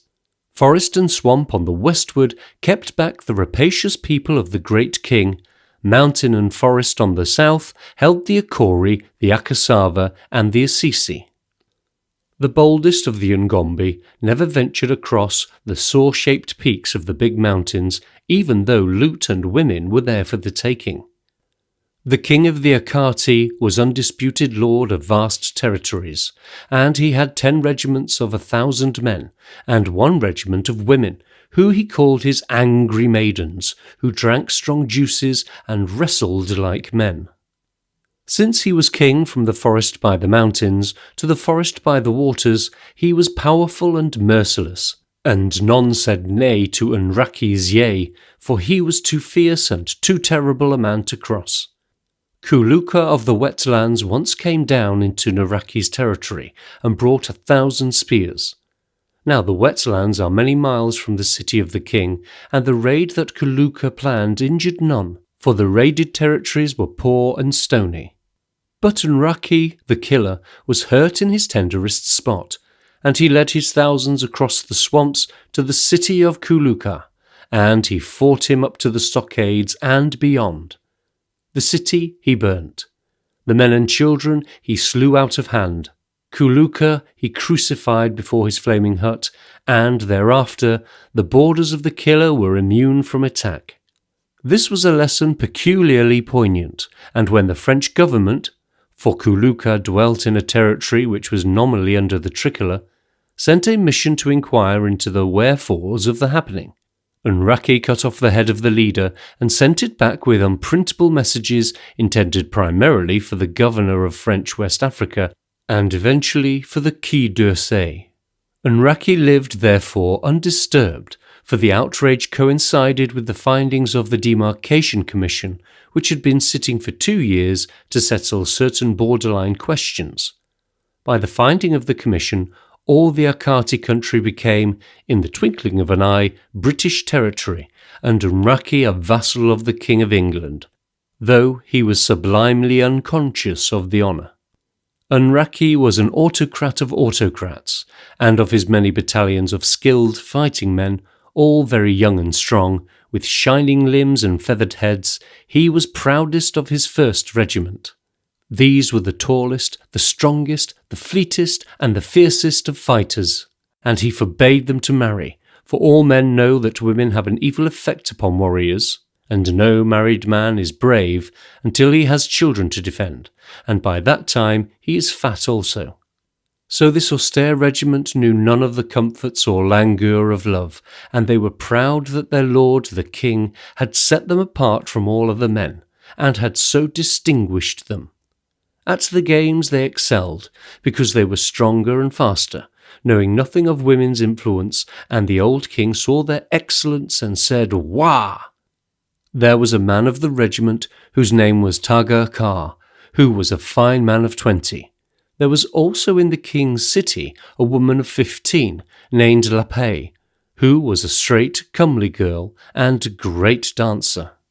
She was a haughty woman, because her uncle was the chief witch doctor, and such was her power that she had put away 2 husbands. One day, at the wells, she saw Tagakar and loved him, and meeting him alone in the forest, she fell down before him and clasped his feet. "Lord Tagakar," she said, "you are the one man in the world I desire." "I am beyond desire," said Tagakar in his arrogant pride, "for I am of the king's regiment, and women are grass for our feet." And not all her allurements could tempt him to so much as stroke her face, and the heart of the woman was wild with grief. Then the king fell sick, and daily grew worse. The witch doctors made 7 sacrifices, and learnt from grisly portents, which need not be described in detail, that the king should take a long journey to the far end of his kingdom, where he should meet a man with one eye, who would live in the shadow of the royal hut. This he did, journeying for 3 months, till he came to the appointed place, where he met a man afflicted in accordance with the prediction, and the man sat in the shadow of the king's hut. Now, it is a fact, which none will care to deny, that the niece of the chief witch doctor had planned the treatment of the king. She had planned it with great cleverness, and she it was who saw to it that the deformed man waited at the king's hut. For she loved Tagakar with all the passion of her soul, and when the long months passed and the king remained far away, and Lapé whispered into the young man's ear, he took her to wife, though death would be his penalty for his wrongdoing. The other men of the royal regiment, who held Tagakar a model in all things austere, seeing this happen, said, "Behold, Tagakar, the favourite of the king, has taken a woman to himself. Now, if we all do this, it would be better for Tagakar and better for us. The king, the old man, will forgive him and not punish us." It might have been that Nraki, the king, would have ended his days in the place to which his medicine man had sent him. But there arose in that district a greater magician than any, a certain wild alien of the wetlands, who possessed magical powers and cured pains in the king's legs by a no more painful process than the laying on of hands, and whom the king appointed his chief magician. And this was the end of the uncle of Lapé, for if no two kings can rule in one land, most certainly no two witch-doctors can hold power. And they killed the deposed uncle of Lapé and used the blood for making spells. One morning the new witch-doctor stood in the presence of Nraki the king. "Lord King," he said, "I have had a dream, and it says that your lordship shall go back to your city, and that you shall travel secretly, so that the devils who guard the way shall not lay hands upon you." Nraki the king went back to his city unattended, save by his personal guard, and unheralded to the discomfort of the royal regiment. And when he learnt what he learnt, he administered justice swiftly. He carried the forbidden wives to the top of a high mountain and cast them over a cliff, one by one, to the number of 600. And that mountain is to this day called the Mountain of Sorrowful Women. One alone he spared, Lapé. Before the assembled people in judgment he spared her. "Behold this woman, people of the Akati," he said, "she that has brought sorrow and death to my regiment. Today she shall watch her man, Tagakar, burn, and from henceforth she shall live amongst you to remind you that I am a very jealous king, and terrible in my anger." The news of the massacre filtered slowly through the territories. It came to the British government, but the British government is a cautious government where primitive natives are concerned. Sanders, sitting between Downing Street and the district commissioners of many faraway and isolated spots, realised the futility of an expedition. He sent 2 special messages, one of which was to a young man named Farquharson, who at the moment was shooting snipe on the big swamp south of the Ambelina Mountains. And this young man swore like a Scotsman because his sport had been interrupted, but girded up his loins and, with half a company of the King's African Rifles, trekked for the city. On his way he ran into an ambush and swore still more, for he realised that death had overtaken him before he had had his annual holiday. He called for his orderly. "Hafiz," he said in Arabic, "if you should escape, cross the country to the Okori land by the big river. There you will find Sandy. Give him my dear love, and say that Fagazoni sent a cheerful word, also that the slayer of regiments is killing his people." An hour later, Farquharson, or Fagazoni as they called him, was lying before the king, his unseeing eyes staring at the hard blue heavens, his lips parted in the very ghost of a smile. "This is a bad palaver," said the king, looking at the dead man. "Now they will come, and I know not what will happen." In his perturbation, he omitted to take into his calculations the fact that he had in his city 1,000 men sick with grief at the loss of their wives. Nraki the king was no coward. There was a prompt smelling out of all suspicious characters. Even the counsellors about his person were not exempt, for the new witch-doctor found traces of disloyalty in everyone. With the aid of his regiment of virgins, he held his city and ruthlessly disposed of secret critics. These included men who stood at his very elbow, and there came a time when he found none to whom he might transmit his thoughts with any feeling of security. News came to him that there was an Arab caravan traversing his western border, trading with his people, and the report he received was flattering to the intelligence and genius of the man in charge of the party. Unraki sent messengers with gifts and kind words to the intruder, and on a certain day there was brought before him the slim Arab Usuf. "O Usuf," said the king, "I have heard of you, and of your wisdom. Often you have journeyed through my territories, and no man has done you hurt." "Lord King," said the Arab, "that is true." The king looked at him thoughtfully. Unraki in those days had reached his maturity. He was a wise, cunning man, and had no illusions. "Arabi," he said, "this is in my mind, that you shall stay here with me, living in the shadow of my hut, and be my chief man, for you are very clever, and know the ways of foreign people. You shall have treasures beyond your dreams, for in this land there is much dead ivory hidden by the people of my fathers." "Lord King," said Usuf, "this is a very great honour, and I am too mean and small a man to serve you. Yet it is true. I know the ways of foreign people, and I am wise in the government of men. This also I say to you," the king went on slowly, "that I do not fear men or devils, yet I fear they, because of their terrible cruelty. Now if you will serve me, so that I avert the wrath of these, you shall sit down here in peace and happiness." Thus it came about that Yusuf the Arab became prime minister to the king of Akati, and 2 days after his arrival, the new witch doctor was put away with promptitude and dispatched by a king who had no further use for him.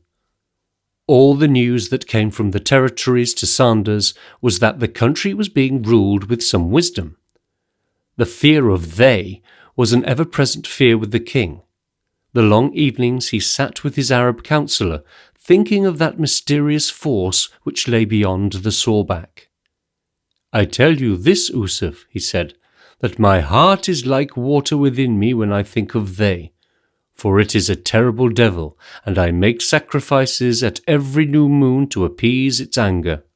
"Lord King," said Yusuf, "I am skilled in the way of they, and I tell you that they do not love sacrifices."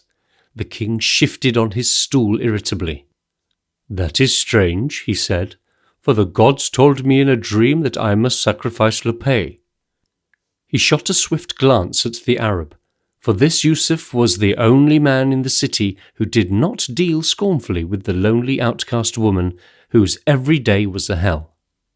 It was the king's order that she should walk through the city twice between sunrise and sunset, and it was the king's pleasure that every man she met should execrate her.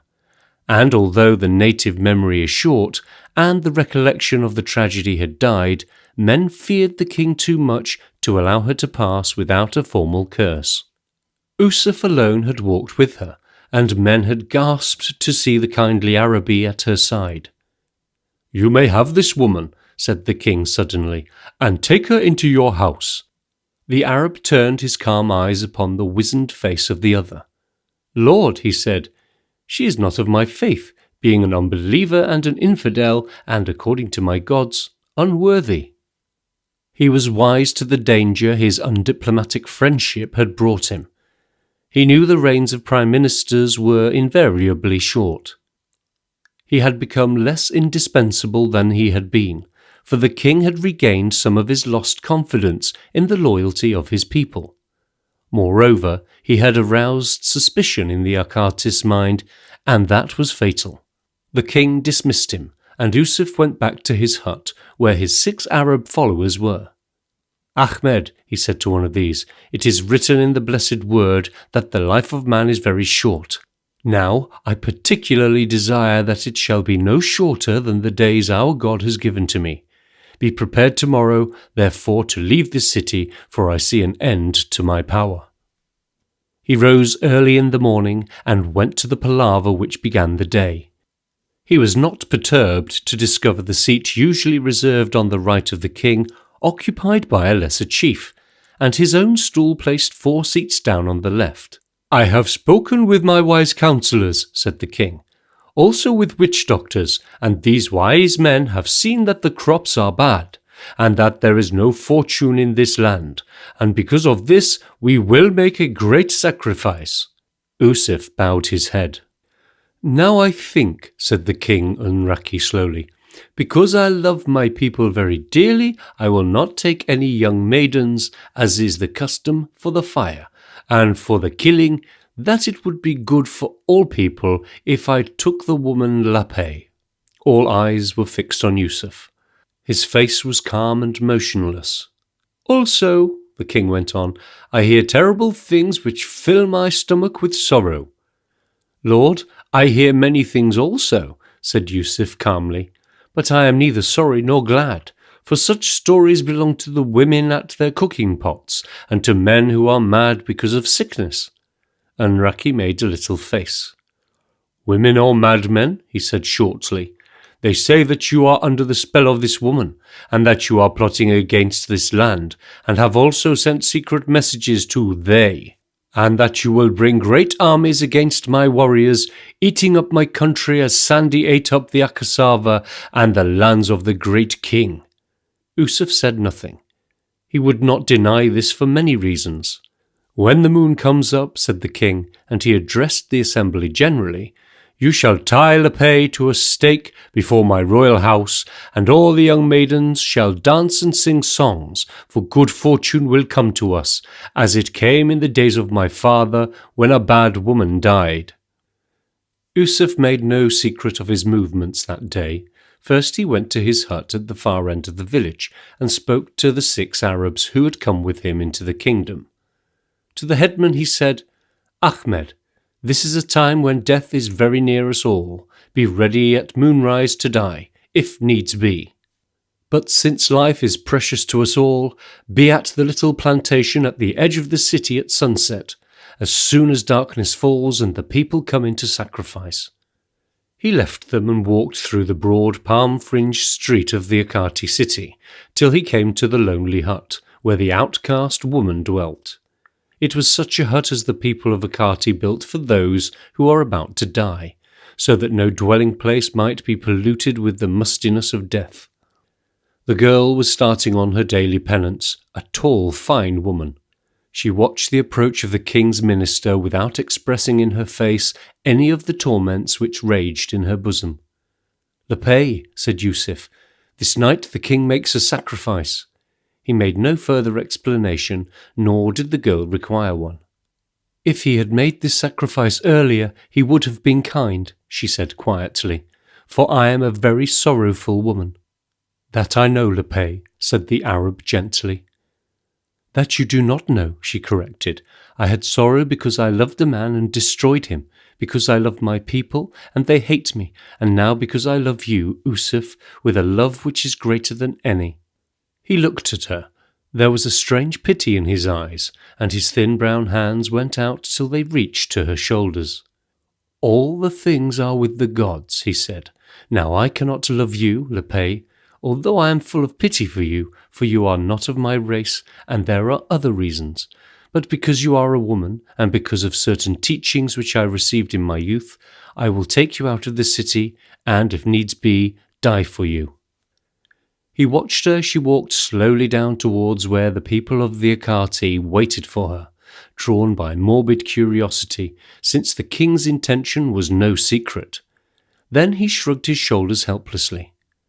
At 9 o'clock, when the virgin guards and the old king went to find her for the killing, she had gone. So also had Yusuf and his 6 Arabi. The king's look-alike beat furiously, summoning all the country to deliver into his hands the woman and the man. Sanders at that moment was hunting for the long man, whose name was Ofasa. Ofasa was 12 months gone in sleeping sickness, and had turned from being a gentle husband and a kindly father into a brute beast. He had speared his wife, cut down the hussar guard left by Sanders to keep the peace of his village, and had made for the forest. Now a madman is a king, holding his subjects in the thrall of fear, and since there was no room in the territory for 2 kings and Sanders, the commissioner came full tilt up the river, landed half a company of black infantry, and followed on the ravaging trace of the madman. At the end of 8 days he came upon Ofasa, the long man. He was sitting with his back against a gum tree, his well-polished spears close at hand, and he was singing the death song of the Assisi, a long, low, wailing, sorrowful song. Sanders went slowly across the clearing, his automatic pistol in his hand. Ofasa looked at him and laughed. "Ofasa," said Sanders gently, "I have come to see you because my king heard you were sick." "Oh, go," laughed the other. "I am a great man when kings send their messengers to me." Sanders, his eye upon the spears, advanced warily. "Come with me, Ofasa," he said. The man rose to his feet. He made no attempt to reach his spears. Of a sudden he ducked and turned, running swiftly towards the black heart of the forest. Sanders raised his pistol and hesitated a second, just too long. He could not kill the man, though by letting him live he might endanger the lives of his fellows and the peace of the land. The commissioner was in an awkward predicament. 10 miles beyond was the narrow gap which led into the territory of Unraki. To lead an armed expedition through that gap would bring about complications, which it was his duty and desire to avoid. The only hope was that Ofasa would double back, for the trail they followed left little doubt as to where he had gone. Unerringly, with the instinct of the hunted beast, he had made for the gap. They came to the gorge, palm-fringed and damp with the running waters, at sunset, and camped. They found the spoor of the hunted man, lost it, and picked it up again. At daybreak, Sanders with 2 men pushed through the narrow pass and came into the forbidden territory. There was no sign of the fugitive. Sanders luckily beat out 4 urgent messages. They were addressed to a Mr. Grayson Smith, who might possibly be in that neighbourhood, but if he received them, he sent no reply. Now, madmen and children have a rooted dislike for strange places, and Sanders, backing on this, fixed his ambush in the narrow end of the gorge. Sooner or later, Ofasa would return. At any rate, he decided to give him 4 days. Thus matters stood, when the sometime minister, Yusuf, with a woman and 5 Arabi, made for the gap, with the swift and tireless guards of the king at their heels. 3 times the Arab had halted to fight off his pursuers, and in one of these engagements he had sustained his only casualty, and had left a dead Arab follower on the ground of his stand. The gap was in sight, when a regiment of the north, summoned by locally, swept down on his left and effectively blocked his retreat. Yusuf took up his position on a little rocky hill. His right was protected by swampland, and his left and rear were open. "Lapay," he said, when he had surveyed the position, "it seems to me that the death you desire is very close at hand. Now I am very sorry for you, but God knows my sorrow can do little to save you." The woman looked at him steadily. "Lord," she said, "I am very glad if you and I go down to hell together, for in some new, strange world you might love me, and I should be satisfied." Yusuf laughed, showing his straight rows of white teeth in genuine amusement. "That we shall see," he said. The attack came almost at once, but the rifles of the 6 shot back the assault. At the end of 2 hours, the little party stood intact. A second attack followed. 1 man of the Arab guard went down with an arrow through his throat, but Yusuf's shooting was effective, and again the northern regiment drew off. Before the hill, and in the direction of Akati city, was the king's legion. It was from this point that Yusuf expected the last destroying assault. "Lapay," he said, turning around. The woman had gone. In the fury of the defence, he had not noticed her slip away from him. Suddenly she appeared halfway down the hill and turned to him. "Come back," he called. She framed her mouth with 2 hands that her words might carry better. In the still evening air, every word came distinctly. "Lord," she said, "this is best, for if they have me, they will let you go, and death will come some day to you, and I shall be waiting." She turned and ran quickly down the hill towards the stiff lines of warriors below. Then suddenly appeared out of the ground, as it seemed, a tall, lank figure right in her path. She stopped a moment, and the man sprang at her and lifted her without an effort. Usuf raised his rifle and covered them, but he dare not shoot. There was another interested spectator. King Unraki, a vengeful man and agile despite his years, had followed as eagerly as the youngest of his warriors, and now stood in the midst of his counsellors, watching the scene upon the hill. "What is this man?" he asked, "for I see he is not of our people." Before the messengers he would have dispatched could be instructed, the tall man, running lightly with his burden, came towards him and laid a dead woman almost at the king's feet. "Man," he said insolently, "I bring you this woman whom I have killed, because the devil put it into my heart to do so." "Who are you?" said Unraki, "for I see you are a stranger." "I am a king," said Ofasa, the long man, "greater than all kings, for I have behind me the armies of white men." The humour of this twisted truth struck him of a sudden, for he burst into a fit of uncontrollable laughter. "You have the armies of the white men behind you?" repeated Unraki slowly, and looked nervously from side to side. "Behold," said Ofasa, stretching out his hand. The king's eyes followed the direction of the hand. Far away across the bare plain he saw black specks of men advancing at regular intervals. The sinking sun set the bayonets of Sanders' little force a-glitter. The commissioner had heard the firing, and had guessed much. "It is they," said King Unraki, and blinked furiously at the long man Ofasa. He turned swiftly to his guard. "Kill that man," he said. Sanders brought his half-company of hussars to the hill, and was met halfway by Usuf.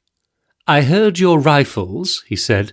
"Have you seen anything of a long chap, of wild and aggressive mien?"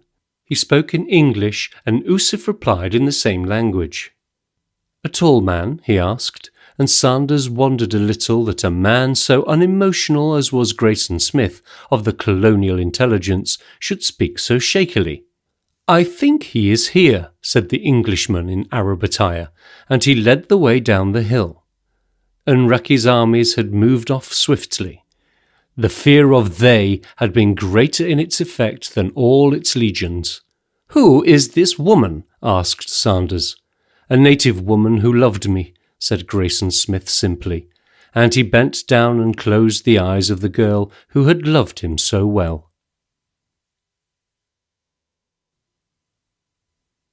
Chapter 12. The Ambassadors. There is a saying amongst the Akasava, "The Assisi sees with his eyes, the Ngombe with his ears, but the Okori sees nothing but his meat." This is translated badly, but in its original form it is immensely subtle. In the old days before Bosambo became chief, king, headman, or what you will of his people, the Okori were quite prepared to accept the insulting description of their sleepiness without resentment. But this was Kala Kala, and now the Okori are a proud people, and it is not good to throw insulting proverbs in their direction, lest they throw them back with something good and heavy at the end of it. The native mind works slowly, and it was not until every tribe within 300 miles had received some significant indication of the change which had come about in the spirit and character of this timorous people that they realized the Okori were no longer a race which might serve as butts for the shafts of wisdom. There was a petty chief of the Assisi who governed a great district, for although Assisi means small, the name must not be taken literally. He had power under his king to call palavers on all great national questions, such as the failure of crops, the shifting of fishing grounds, and the infidelities of highly placed women. One day he called his people together, his councillors, his headmen, and all sons of chiefs, and he laid before them a remarkable proposition. "In the days of my father," said Embed, "the Okori were a weak and cowardly people. Now they have become strong and powerful. Last week they came down upon our brothers of the Akasava and stole their goats and laid shame upon them. And behold, the Akasava, who are great warriors, did nothing more than send to the Sandy the story of their sorrow. Now it seems to me that this is because Bosambo the chief has a devil of great potency, and I have sent to my king to ask him to entreat the Lord Bosambo to tell us why these things should be." The gathered councillors nodded their heads wisely. There was no doubt at all that Bosambo had the advantage of communication with the devil, or if this were not so, he was blessed to a minor degree with a nodding acquaintance with one of those ghosts in which the forest of the Okori abounded. "And thus says my lord, the king of the Akasava, and of all the territories and the rivers and the unknown lands beyond the forest as far as the eye can see," the chief went on. "He sends me his message by his counsellor, saying, 'It is true Bosambo has a devil, and for the sake of my people I will send to him, asking him to put his strength in our hands, that we may be wise and bold.'" Now this was a conclusion which had been arrived at simultaneously by the 6 nations, and, although the thoughts of their rulers were not communicated in such a public fashion, the faith in Bosambo's inspiration was universal, and the idea that Bosambo should be thus approached was a violent and shameless plagiarism on the part of the chief Mberi. One morning in the late spring, the ambassadors of the powers came paddling up to Okori city in 12 canoes with their headmen, their warriors, their beaters of drums, and their carriers. Bosambo, who had no faith whatever in humanity, was warned of their approach and threw the city into a condition of defence. He himself received the deputation on the foreshore, and the spokesman was Mberi. "Lord Bosambo," said the chief, "we come in peace, and from the chief and the kings, and all of the peoples of these lands." "That may be so," said Bosambo, "and my heart is full of joy to see you, but I beg of you that you land your spearmen and your warriors and your beaters of drums on the other side of the river, for I am a timorous man, and I fear that I cannot in this city show you the love and honour which Sandy has asked me to give even to common people." "But Lord," protested the chief, who, to do him credit, had no warlike or injurious ideas concerning his host. "On the other side of the water there is only sand and water and evil spirits." "That may be so," said Bosambo, "but on this side of the river there are me and my people, and we desire to live happily for many years. I tell you that it is better that you should all die because of the sand and the water and the evil spirits, than that I should be slain by those who do not love me." "My master," said Mberi pompously, "is a great king and a great lover of you." "Your master," said Bosambo, "is a great liar." "He loves you," protested Mberi.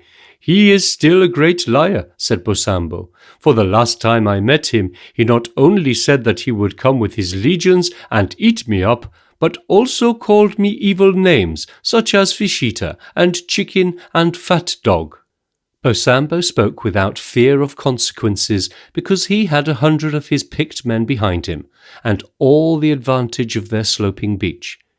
He would have turned the delegates back to their homes, but that the persistent and alarmed Mberi succeeded in interesting him in his announcements, and, more important, there were landed from one of the canoes rich presents, including goats and rice and a looking-glass, which latter was, explained Mberi, the very core of his master's soul. In the end, Bosambo left his 100 men to hold the beach, and Mberi persuaded his reluctant followers to make their home on the sandy shore across the river. Then, and only then, did Bosambo unbend and had prepared one of his famous feasts, to which all the chiefs of the land contributed in the shape of meat and drink. All the chiefs, that is, except Bosambo, who made a point of giving nothing away to anybody in any circumstances. The palaver that followed was very interesting indeed to the chief of the Okori. One by one, from 9 in the morning to 4 in the following morning, the delegates spoke. Much of their speeches dealt with the superlative qualities which distinguished Bosambo's rule, his magnificent courage, his noble generosity. Bosambo glanced quickly round to see the faces of the councillors who had reluctantly provided the feast, and to the future which awaited all nations which imitated all his virtues. "Lord, I speak the truth," said Embery, "and thus it runs that all people from the sea where the river ends to the leopard's mouth from whence it has its source know that you are familiar with devils that give you courage and cunning and tell you magic, so that you can make men from rats." Bosambo nodded his head gravely. "All this is true," he said. "I have several devils, although I do not always use them, for as you know, I am a follower of a particular faith, and was for one lifetime a Christian, believing in all manners of mysteries of which you know nothing, Marky, Lukey, and Johnny Baptist, who are not for you." He looked round at the awed men and shook his head. "Nor do you know of the wonders they worked, such as curing burns, and striking dead, and cutting ears. Now I know these things," he continued impressively. "Therefore Sandy loves me, for he also is a God-man, and often comes to me to speak with him concerning these white men." "Lord, what are devils?" asked an impatient delegate. "Of the devils," repeated Bosambo, "I have many." He half closed his eyes and was silent for a space of 2 minutes. He gave the impression that he was counting his staff, and, indeed, this was the idea precisely that he wished to convey. "Oh, Co," said Embery in a hushed voice, "it is true, as you say it is. Then our master desires that you shall send us one devil or two, that we might be taught the peculiar manner of these wonderful ghosts." Bosambo coughed and glanced round at the sober faces of his advisers. "I have many devils who serve me," he began.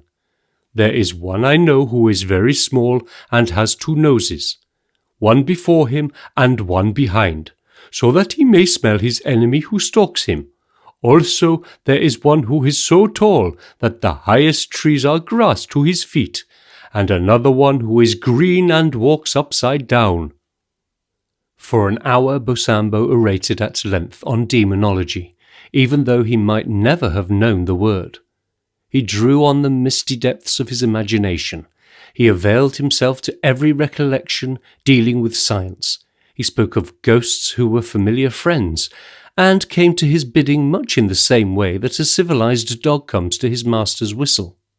The delegates retired to their huts for the night in a condition of panic when Bosambo informed them that he had duly appointed a particular brand of devil to serve their individual needs and protect them against the ills which the flesh is heir to. Now Akori city and the Akori nation had indeed awakened from the spell of lethargy under the beneficent and drastic government of Bosambo, and it is known in the history of nations, however primitive or however advanced they may be, that no matter how excellent may be the changes effected, there will be a small but compact party who regard the reformer as one who encumbers the earth. Bosambo had of his own people a small but powerful section who regarded all changes with horror, and who saw in the new spirit which the chief had infused into the Akori the beginning of the end. This is a view which is not peculiar to the Akori. There were old chiefs and headmen who remembered the fat and idle days which preceded the uprising of Bosambo, who remembered how easy it was to secure slave service, and, remembering, spoke of Bosambo with unkindness. The chief might have settled the matter of devils out of hand in his own way, and would, I doubt not, have sent away the delegation happily enough with such messages of the Koran as he could remember written on the paper Sanders had supplied him for official messages. But it was not Bosambo's way, nor was it the way with the men with whom he had to deal to expedite important palavers. Normally, such a conference, as was now assembled, would last at least 3 days and 3 nights. It seemed that it would last much longer, for Bosambo had troubles of his own. At dawn on the morning following the arrival of the delegation, a dust-stained messenger, naked as he was born, came at a jog-trot and panting heavily from the bush road which leads to the El Levi, and without ceremony stood at the door of the royal hut. "Lord Bosambo," said the messenger, Ikithari, the chief of the Elevi, brings his soldiers and headmen to the number of 1,000 for a palaver. What is in his heart? Said Bosambo. Master, said the man, this is in his heart. There shall be no roads in the Akori, for the men of the Elevi are crying out against the work. They desire to live in peace and comfort.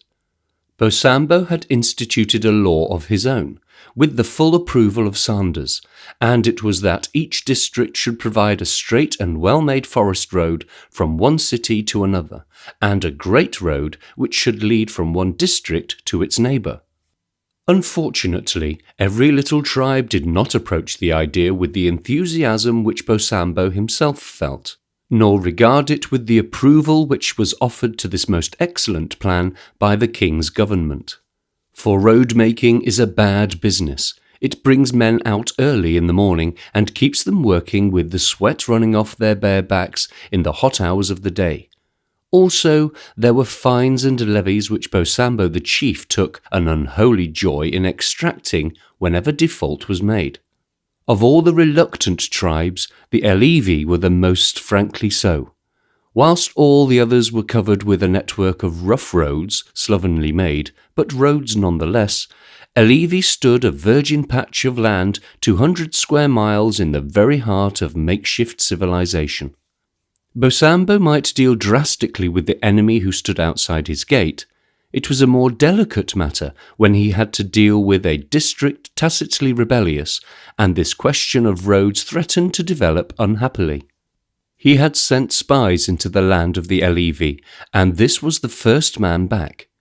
Now it seems to me, said Bosambo, half to himself, that I have need of all my devils, for Ikithari is a bitter man, and his sons and his counsellors are of a mind with him.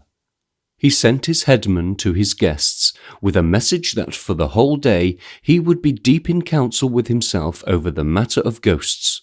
And when late in the evening the van of the Elevi force was sighted on the east of the village, Bosambo, seated in state in his magnificent palaver house, adorned with such Christmas plates as came his way, awaited their arrival. Limberi, the headman, went out to meet the disgruntled force. "Chief," he said, "it is our lord's wish that you leave your spears outside the city." "Limberi," said Ikithari, a hard man of 40, all wiry muscle and leanness, "we are a people of your race and your brothers. Why should we leave our spears, we who are of the Akori?" "You do not come otherwise," said Limberi decisively, "for across the river are many enemies of our Lord, and he loves you so much that for his own protection he desired your armed men, your spearmen, and your swordsmen to sit outside. Thus he will be confident and happy." There was no more to be done than to obey. Ikithari with his counsellors followed the headman to the palaver, and his insolence was notable. "I speak for all Elevi," he said, without any ceremonious preliminaries. "We are oppressed people, Lord Bosambo, and our young men cry out with great voices against your cruelty." "They shall cry louder," said Bosambo, and Ikithari the chief scowled. "Lord," he said sullenly, "if it is true that Sandy loves you, he also loves us, and no man is so great in this land that he may stir a people to rebellion." Bosambo knew this was true, knew it without the muttered approval of Ikithari's headman. He ran his eye over the little party.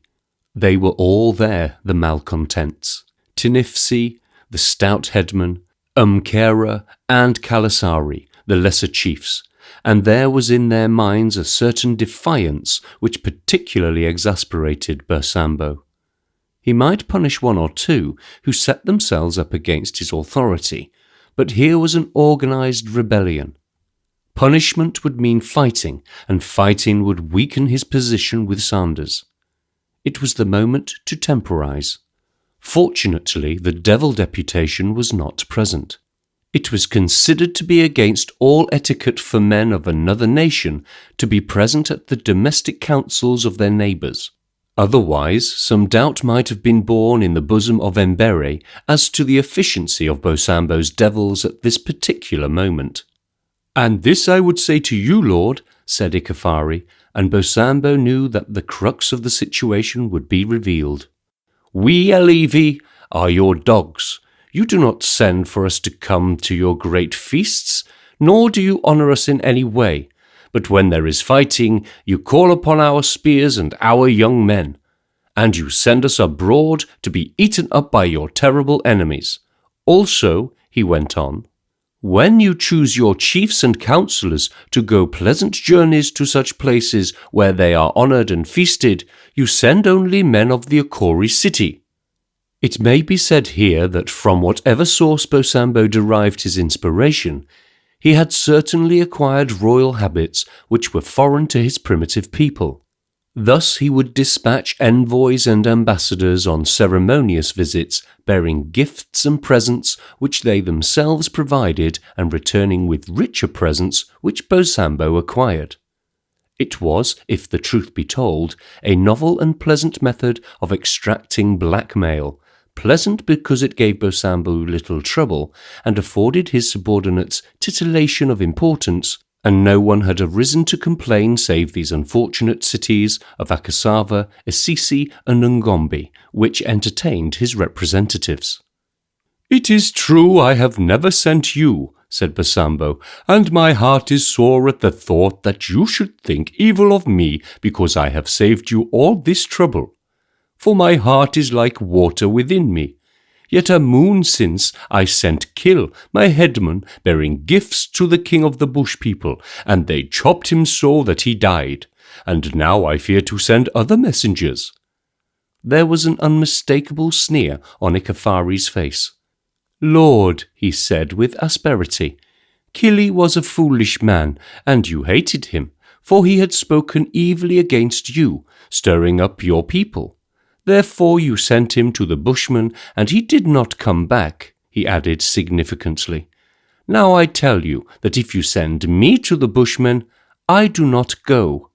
Bosambo thought a moment. "Now I see," he said almost jovially, "that Ikafari, whom I love better than my own brother," this was true, "is angry with me because I have not sent him on a journey. Now I shall show you how much I love you, for I will send you all, each of you, as guests of my house, bearing my word to such great nations as the Akasava, the Assisi, the Ngombe, also to people beyond the river who are great and give large presents." He saw the faces brighten and seized the psychological moment. "The palaver is finished," said Bosambo magnificently. He ordered a feast to be made outside the city for his unwelcome guests, and summoned the devil delegates to his presence.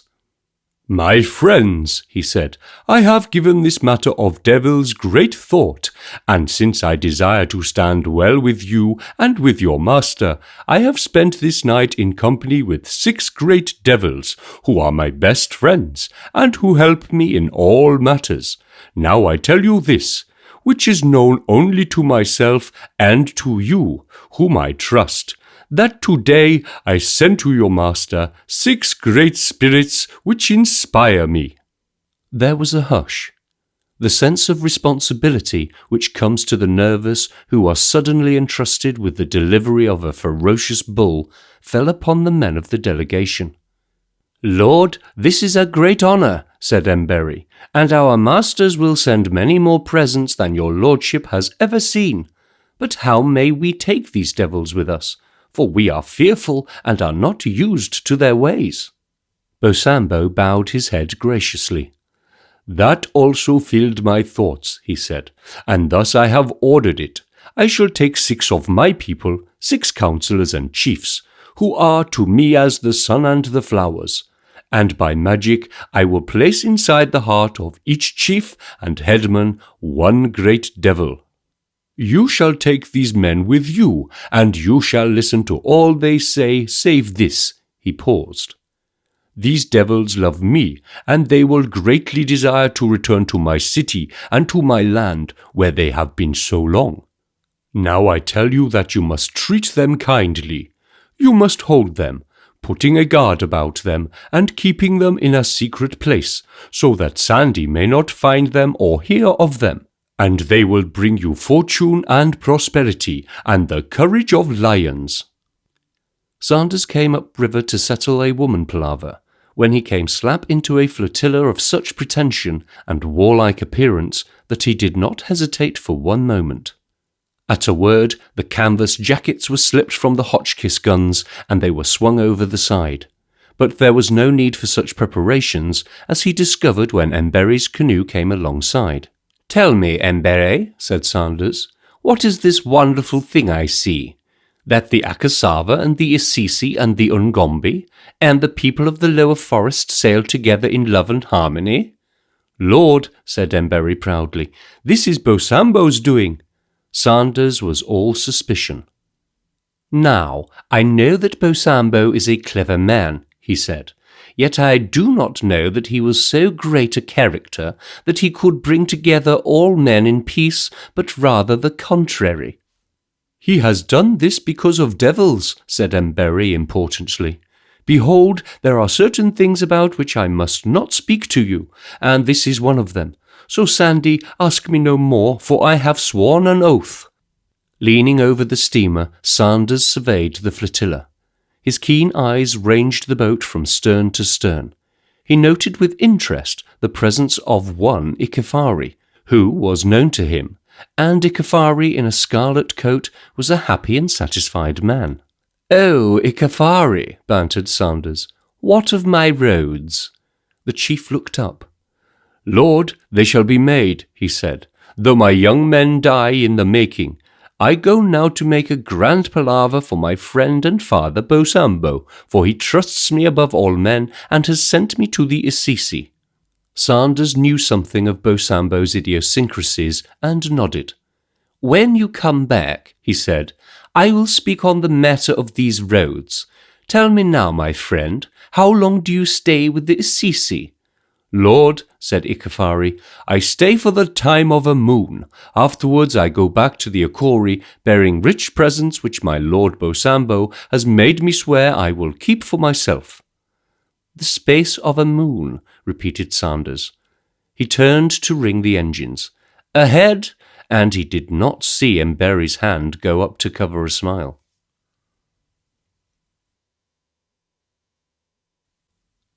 Chapter 13. Guns in the Akasava. "Thank God," said the Hussar captain fervently. "There is no war in this country."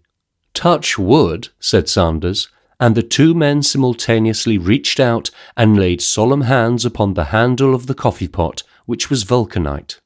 If they had touched wood, who knows what might have happened in the first place to Offesi, the chief of the Mercanti? Who knows what might have happened to the two smugglers of gold from the French territory? The wife of Biccolini might have gone off with her lover, and Biccolini, resigned and patient, taken another to wife, and the deaf men of the Offesi might never have gone forth upon their unamiable missions, or going forth have been drowned or grown faint-hearted. Anyway, it is an indisputable fact that neither Sanders nor Captain Hamilton touched wood on the occasion. And as to Bannister Fish, that singular man was a trader in questionable commodities, for he had not the nice sentiments which usually go with the composition of a white man. Some say that he ran slaves from Angola to places where a black man or a black woman is worth a certain price. That he did this openly with the connivance of the government of Portugal, and made a tolerable fortune. He certainly bought more poached ivory than any man in Africa, and his crowning infamy up to date was the arming of a South Sudanese Mahdi, arms for employment against his fellow countrymen. There are certain manufacturers of small arms in the Midlands who will execute orders to any capacity, produce weapons modern or antiquated, at a cost varying with the delicacy or mechanism of the weapon. They have no conscience, but have a hard struggle to pay dividends because there are other firms in Liège who run the same line of business but produce at from 10% to 25% lower cost. Mr. Bannister Fish, a thin, wiry man of 34, as yellow as a guinea, and with the temper of a fiend, was not popular on the coast, especially with officials. Fortunately, Africa has many coasts, and since Africa in mass was Mr. Fish's hunting ground, rather than any particular section, the coastmen, as we know the coast, saw little of him. It was Mr. Fish's boast that there was not 20 miles of coastline from Dakar to Cape Town and from Laurencio Marquez to Suez that had not contributed something of beauty to his lordly mansion on the top of Highgate Hill.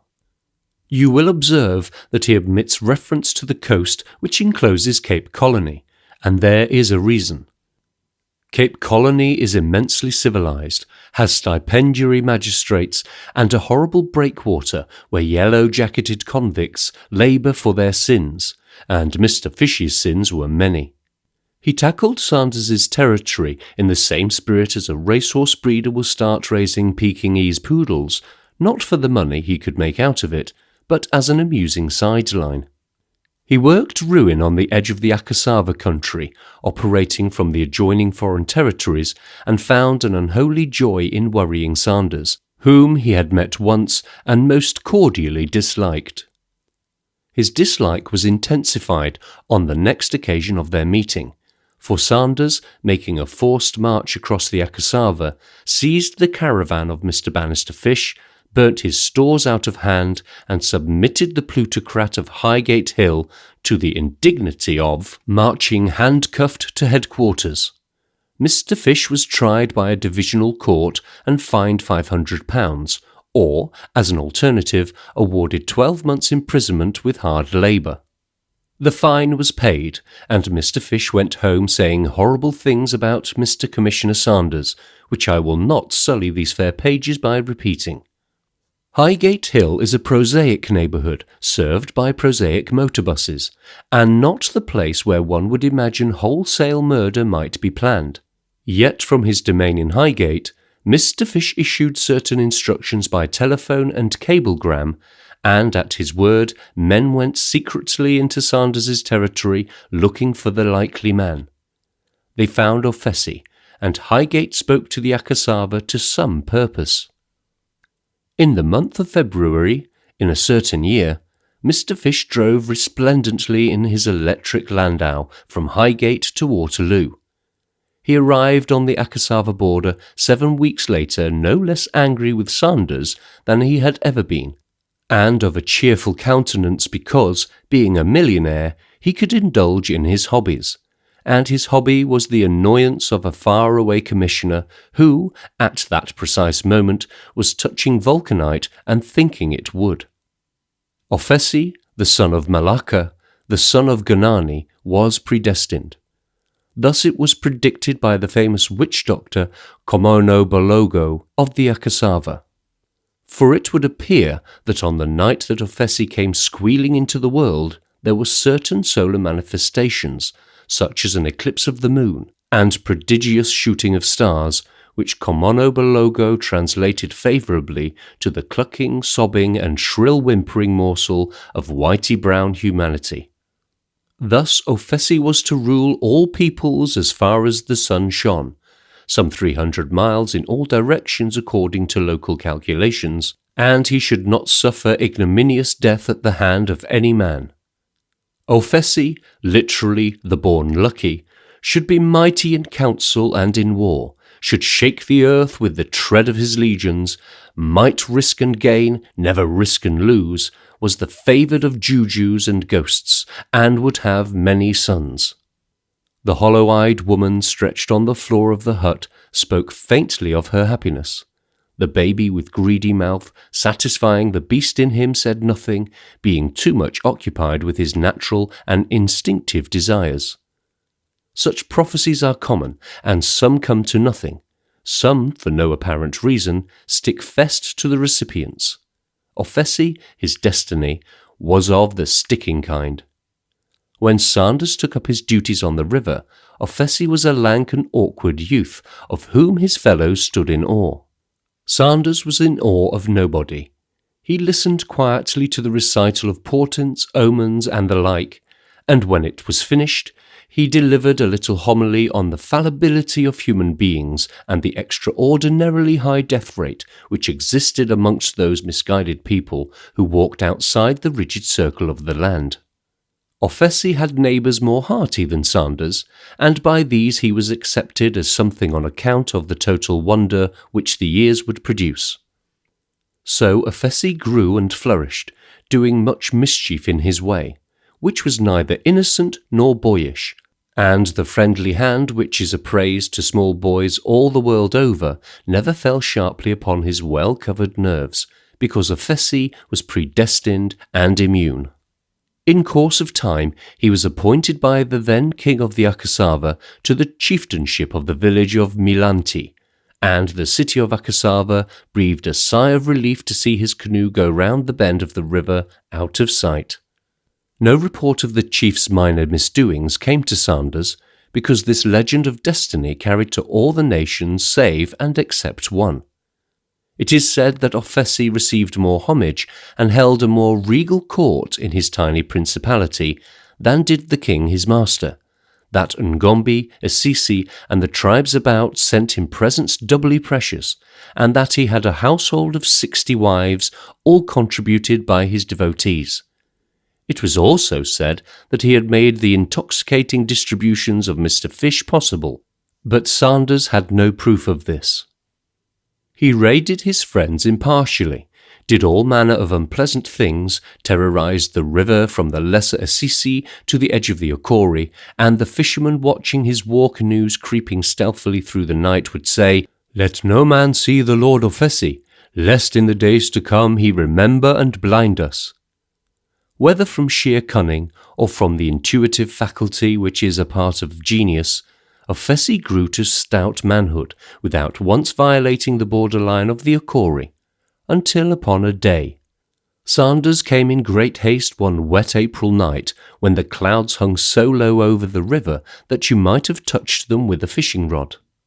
It was a night of billowing mists, of drenching cloud bursts, of loud cracking thunder, and the flicker-flacker of lightning so incessant that only the darkness counted as interval. Yet against the swollen stream, drenched to the skin, his wet face set to the stinging rain, and the white rod of his searchlight piercing such gloom as there was, Sanders came as fast as stern wheel could revolve for the Akasava land.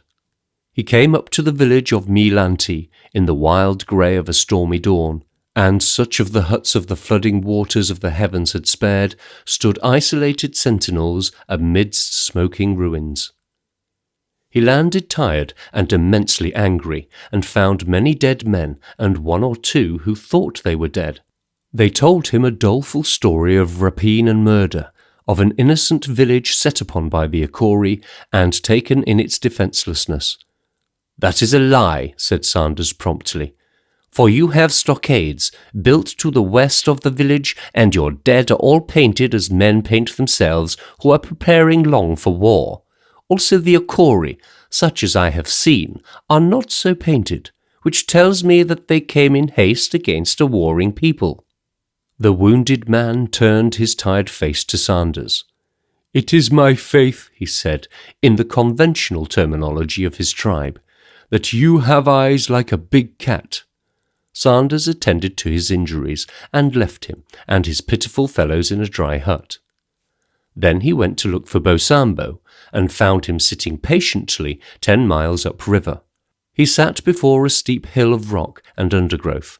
At the top of the hill was the chief of the village of Milanti, and with him were such of his fighting men as were not at the moment in a happier world. "Lord, this is true," said Bosambo, "that this dog attacked my river villages and put my men to death and my women to service. So I came down against him, for it is written in the Surah of the Jinn that no man shall live to laugh at his own evil." "There will be a palaver," said Sanders briefly, and bade the crestfallen chief of Offesi to come down and stack his spears. Since it is not in the nature of the native man to speak the truth when his skin is in peril, it goes without saying that both sides lied fearfully, and Sanders, sifting the truth, knew which side lied the least. "O Fessy," he said, at the end of much weariness of listening, "what do you say that I shall not hang you?" O'Fessy, a short, thick man with a faint beard, looked up and down, left and right for inspiration. "Lord," he said after a while, "this you know, that all my life I have been a good man, and it is said that I have a high destiny, and shall not die by cruelty." "Man is eternal whilst he lives," quoted Sanders, "yet man dies sooner or later." O'Fessy stared round at Bosambo, and Bosambo was guilty of an indiscretion, possibly the greatest indiscretion of his life. In the presence of his master, and filled with the exultation and virtuous righteousness which come to the palpably innocent in the face of trial, he said in English, shaking his head the while reprovingly, "Oh, damn you naughty devil!" Sanders had condemned the man to death in his heart, had mentally chosen the tree on which the marauding chief should swing when Bosambo spoke. Sanders had an immense idea as to the sanctity of life in one sense. He had killed many by rope with seeming indifference, and indeed he never allowed the question of a man's life or death to influence him one way or the other when an end was in view. He would watch with unwavering eyes the breath choke out of a swaying body. Yet there must be a certain ritual of decency, of fitness, of decorum in such matters, or his delicate sense of justice was outraged. Bosambo's words, grotesque, uncalled for, wholly absurd, saved the life of O'Fessy, the chief. For a moment Sanders's lips twitched irresponsibly. Then he turned with a snarl upon the discomfited chief of the Akori. "Back to your land, you monkey man," he snapped. "This man has offended against the land, yet he shall live, for he is a fool, and I know a greater one." He sent O'Fessy back to his village to build up what his folly had overthrown. "Remember, O'Fessy," he said, "I give you back your life, though you deserve death, and I do this because it comes to me suddenly that you are a child, as Bosambo is a child. Now I will come back to you with the early spring, and if you have deserved well of me, you shall be rewarded with your liberty. And if you have done ill to me, you shall go to the village of Irons or to a worse place." Back at headquarters, Sanders told a sympathetic captain of Hussars the story. "It was horribly weak, of course," he said, "but somehow, when that ass Bosambo let rip his infernal English, I couldn't hang a sparrow." "Might have brought this O'Fessy person down to the village," said the captain thoughtfully. "He's got an extraordinary reputation." Sanders sat on the edge of the table, his hands thrust into his breeches pockets. "I thought of that too, and it affected me. You see, there was just a fear in my mind that I was being influenced on the wrong side by this fellow's talk of destiny, that I was being, in fact, a little malicious." The Hussar skipper snapped his cigarette case and looked thoughtfully. "I'll get you another company down from headquarters," he said. "You might ask for a machine-gun section also," said Sanders. "I've got it in my bones that there's going to be trouble." A week later, the upper river saw many strange faces. Isolated fishermen came from nowhere in particular to pursue their mild calling in strange waters. They built their huts in infrequent patches of forest, and you might pass up and down a stretch of the beach without knowing that hut was modestly concealed in the thick bush at the back. Also, they went about their business at night, with fishing spear and light canoe, tacking across river and upriver, moving without sound in the shadows of the bank, approaching villages and cities with remarkable circumspection. They were strange fishermen indeed, for they fished with pigeons. In every canoe the birds drowsed in a wickerwork cage. Little red labels about their legs, on which even an untutored spy might make a rude but significant mark with the aid of an indelible pencil. Sanders took no risks. He summoned Ahmed Ali, the chief of his secret men. "Go to the Akasava country, and there you will find O'Fessy, a chief of the village Milanti. Watch him, for he is an evil man. On the day that he moves against me and my people, you shall judge whether I come in time with my soldiers. If there is time, send for me. But if he moves swiftly, you shall shoot him dead, and you shall not be blamed. Go with God." "Master," said Ahmed, "Ofesi is already in hell." If all reports worked out, and they certainly tallied, Ofesi the predestined chief gave no offence. He rebuilt his city, choosing higher ground and following a long, unexpected hunting trip which took him to the edge of the Akasaba country, and he projected a visit of love and harmony to Bosambo. He even sent swift couriers to Sanders to ask permission for the ceremonial, though such permission was wholly unnecessary. Sanders granted the request, delaying the deputation until he had sent his own messengers to Bosambo. So on a bright June morning, Ofesi set forth on his mission, his 22 canoes painted red, and even the paddles newly burnt to fantastic and complimentary designs, and he came to the Akori and was met by Bosambo, a profound skeptic but outwardly pleasant. "I see you," said Ofesi. "I see you, Lord Bosambo, also your brave and beautiful people. Yet I come in peace, and it grieves me that you should meet me with so many spears." For in truth, the beach bristled with a steel welcome, and 3 fighting regiments of the Akori, gallantly arrayed, were ranked in hollow square, the 4th side of which was river. "Lord Ofesi," said Bosambo suavely, "this is the white man's way of doing honour, and, as you know, I have much white blood in my veins, being related to the English Prime Minister." He surveyed the 22 canoes with their 20 paddlers to each, and duly noted that each paddler carried his fighting spears as a matter of course. That Ofesi had any sinister design upon the stronghold of the Akori may be dismissed as unlikely. He was cast in no heroic mould, and abhorred unnecessary risk, for destiny requires some assistance. He brought his spears for display rather than for employment. Willy-nilly he must stack them now, an unpleasant operation reminiscent of another stacking under the cold eye of Sanders. So it may be said that the rapprochement between the Akori and the Akasava chief began inauspiciously. Bosambo led the way to his guest house, new thatched as is the custom.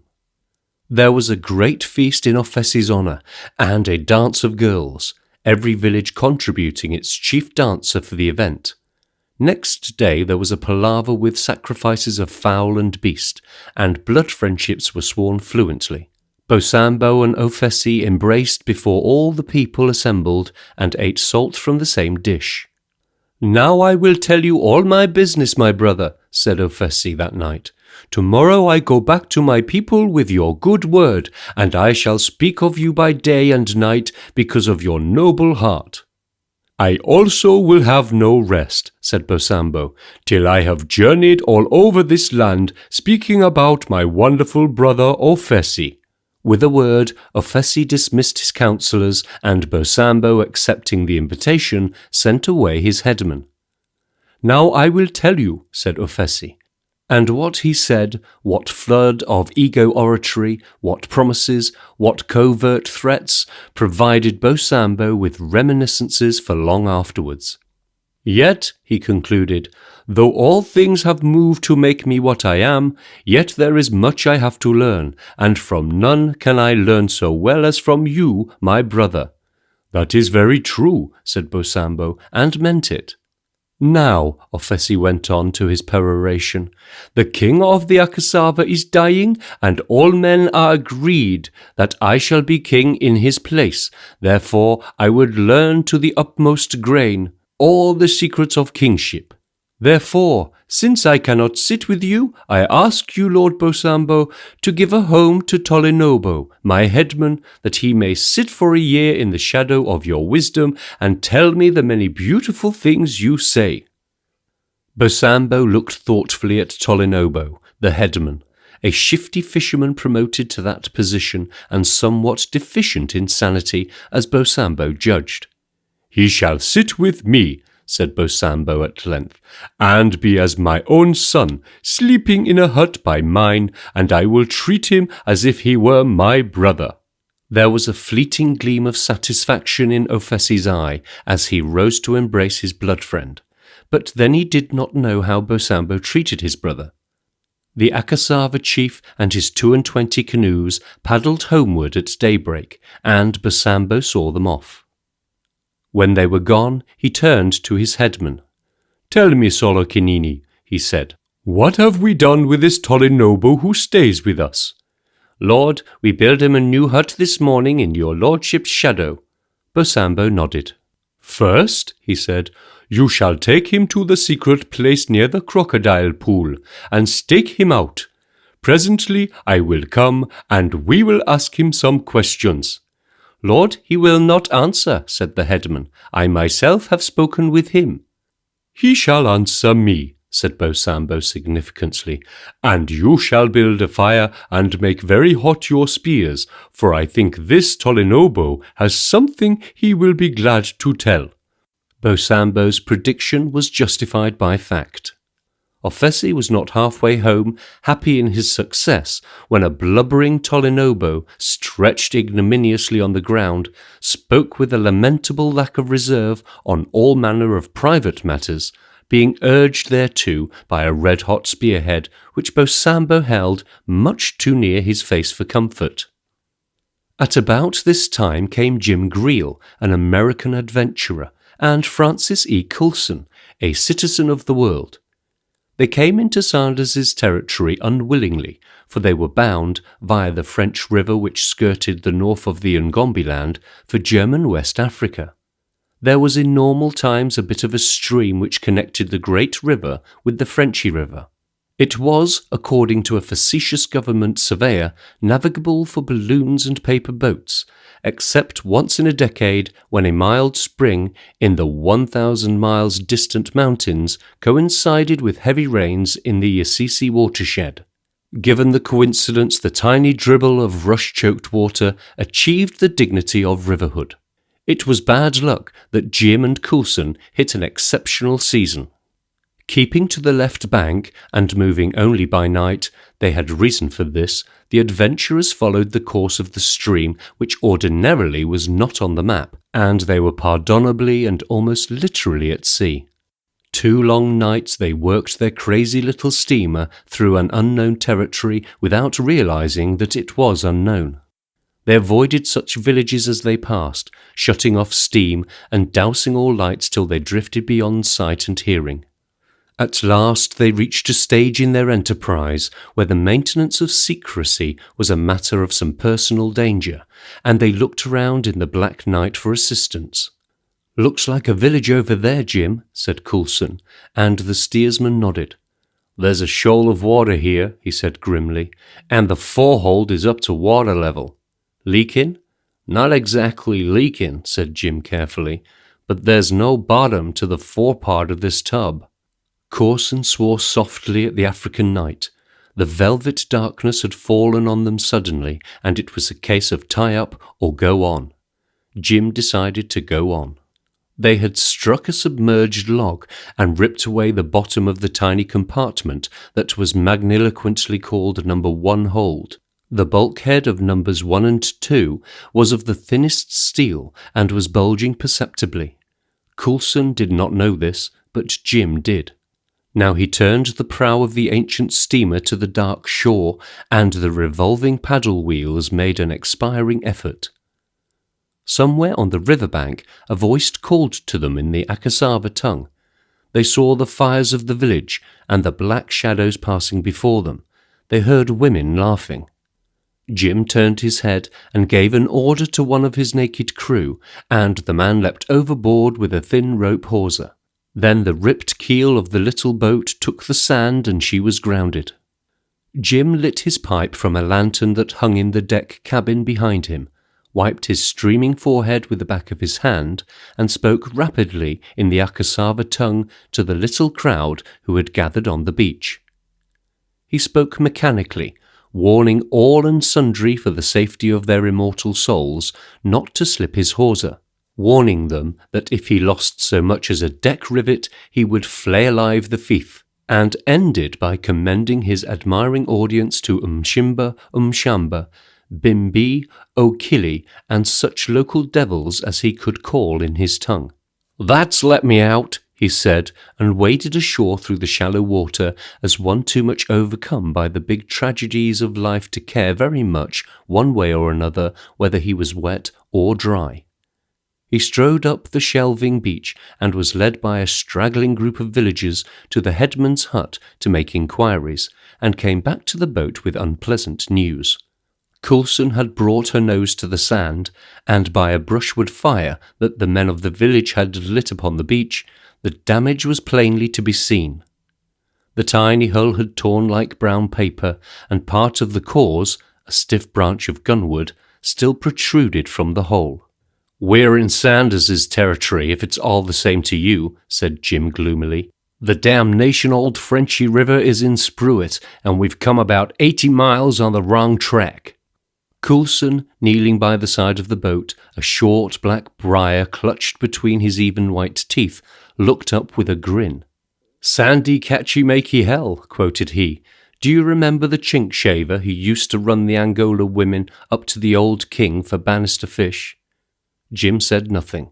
He took a roll of twist from his pocket, bit off a section, and chewed philosophically. "There's no slavery outfit in this packet," he said. "I guess even old man Fish wouldn't fool round in this land. May the devil grind him for bone meal." There was no love lost between the amiable adventurers and Mr. Bannister Fish. That gentleman himself, sitting in close conference with Ofessi not 50 miles from whence the grasshopper lay, would have been extremely glad to know that her owners were where they were. "Fish is out of these territories for good," said Jim, "but it'll do us no good. Or not being Fish, I mean. If Sandy comes nosing round looking for traders' licenses, somehow I don't want anybody to inspect our cargo." Coulson nodded as he wielded a heavy hammer on the damaged plate. "I guess he'll know all right," Jim went on. "You can't keep these old localese quiet. Listen to the joyous news being, so to speak, flashed forth to the expectant world." Coulson suspended his operations. Clear and shrill came the rattle of the locally tapping its message. "Tom-ty-tom, tom-ty-tom, tomity-tomity, tomity-tom. There she goes," said the loquacious Jim complacently. "2 white men of suspicious appearance have arrived in town. Court papers, please copy." Coulson grinned again. He was working his hammer deftly, and already the offending branch had disappeared. "A ha'porth of cement in the morning," he said, "and she's the Royal Yacht." Jim sniffed. "I'll take many ha'porths of cement to make her anything but a big intake pipe," he said. He put his hand on the edge of the boat and leapt aboard. Abaft the deckhouse were 2 tiny cupboards of cabins, the length of a man's body and twice his width. Into one of these he dived, and returned shortly afterwards with a small worn portmanteau, patched and soiled. He jumped down over the bows to the beach, first handing the piece of baggage down to the engineer of the little boat. It was so heavy that the man nearly dropped it. "What's the idea?" Coulson mopped the sweat from his forehead with a pocket handkerchief and turned his astonished gaze to the other. "'Tis the loot," said Jim significantly. "We can make a cache of this tonight, lest a worse thing happen." "Oh God, this man!" prayed Coulson, appealing heavenward. "With the eyes of the whole damned barbarian rabble directed on him, he stalks through the wilderness with his grip full of gold and his heart full of innocent guile." Jim refilled his pipe leisurely from a big leather pouch that hung at his waist before he replied. "Coulson," he said between puffs, "in the language of that ridiculous vaudeville artiste we saw before we quit London, you may have the brains in your head, but you've got rabbit's blood in your feet. There's no occasion for getting scared. I only surmise that one of your fellow countrymen will be prowling around here long before the bows of our stately craft take the water like a thing of life, and since he is the Lord High Everything in this part of the world, and can turn out a man's pocket without so much as a damn ye, I'm for removing all trace of the Frenchy Creed river diggings." Coulson had paused in his work and sat squatting on his heels, his eyes fixed steadily on his partner's. He was a good-looking young man of 27, a few years the junior of the other, whose tanned face was long and thin, but by no means unpleasant. "What does it matter?" asked Coulson after a while. He can only ask where we got the dust. We needn't tell him, and if we do, we've got enough here to keep us in comfort all our days." Jim smiled. "Suppose he holds this gold?" he asked quietly. "Suppose he just sends his spies along to discover where the river digging is, and suppose he finds it in French territory, and that there is a prohibitive export duty from the French country. Oh, there's 100 suppositions, and they're all unpleasant." Coulson rose stiffly. "I think we'll take the risk of the boat foundering, Jim," he said. "Put the grip back." Jim hesitated. Then, with a nod, he swung the portmanteau aboard and followed. A few minutes later, he was doubled up in the perfectly inadequate space of number 1 hold, swabbing out the ooze of the river and singing in high falsetto the love song of a mythical Bedouin.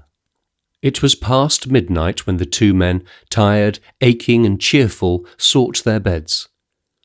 "If Sanders turns up," shouted Jim as he arranged his mosquito curtain.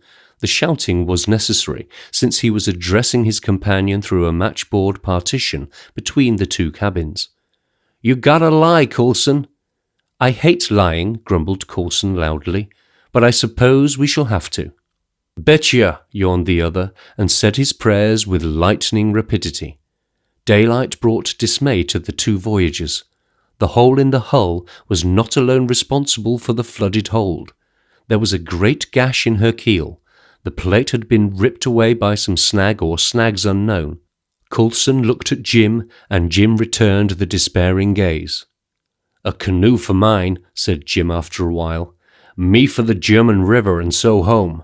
That is the way I intended moving, and that is the way I go." Coulson shook his head.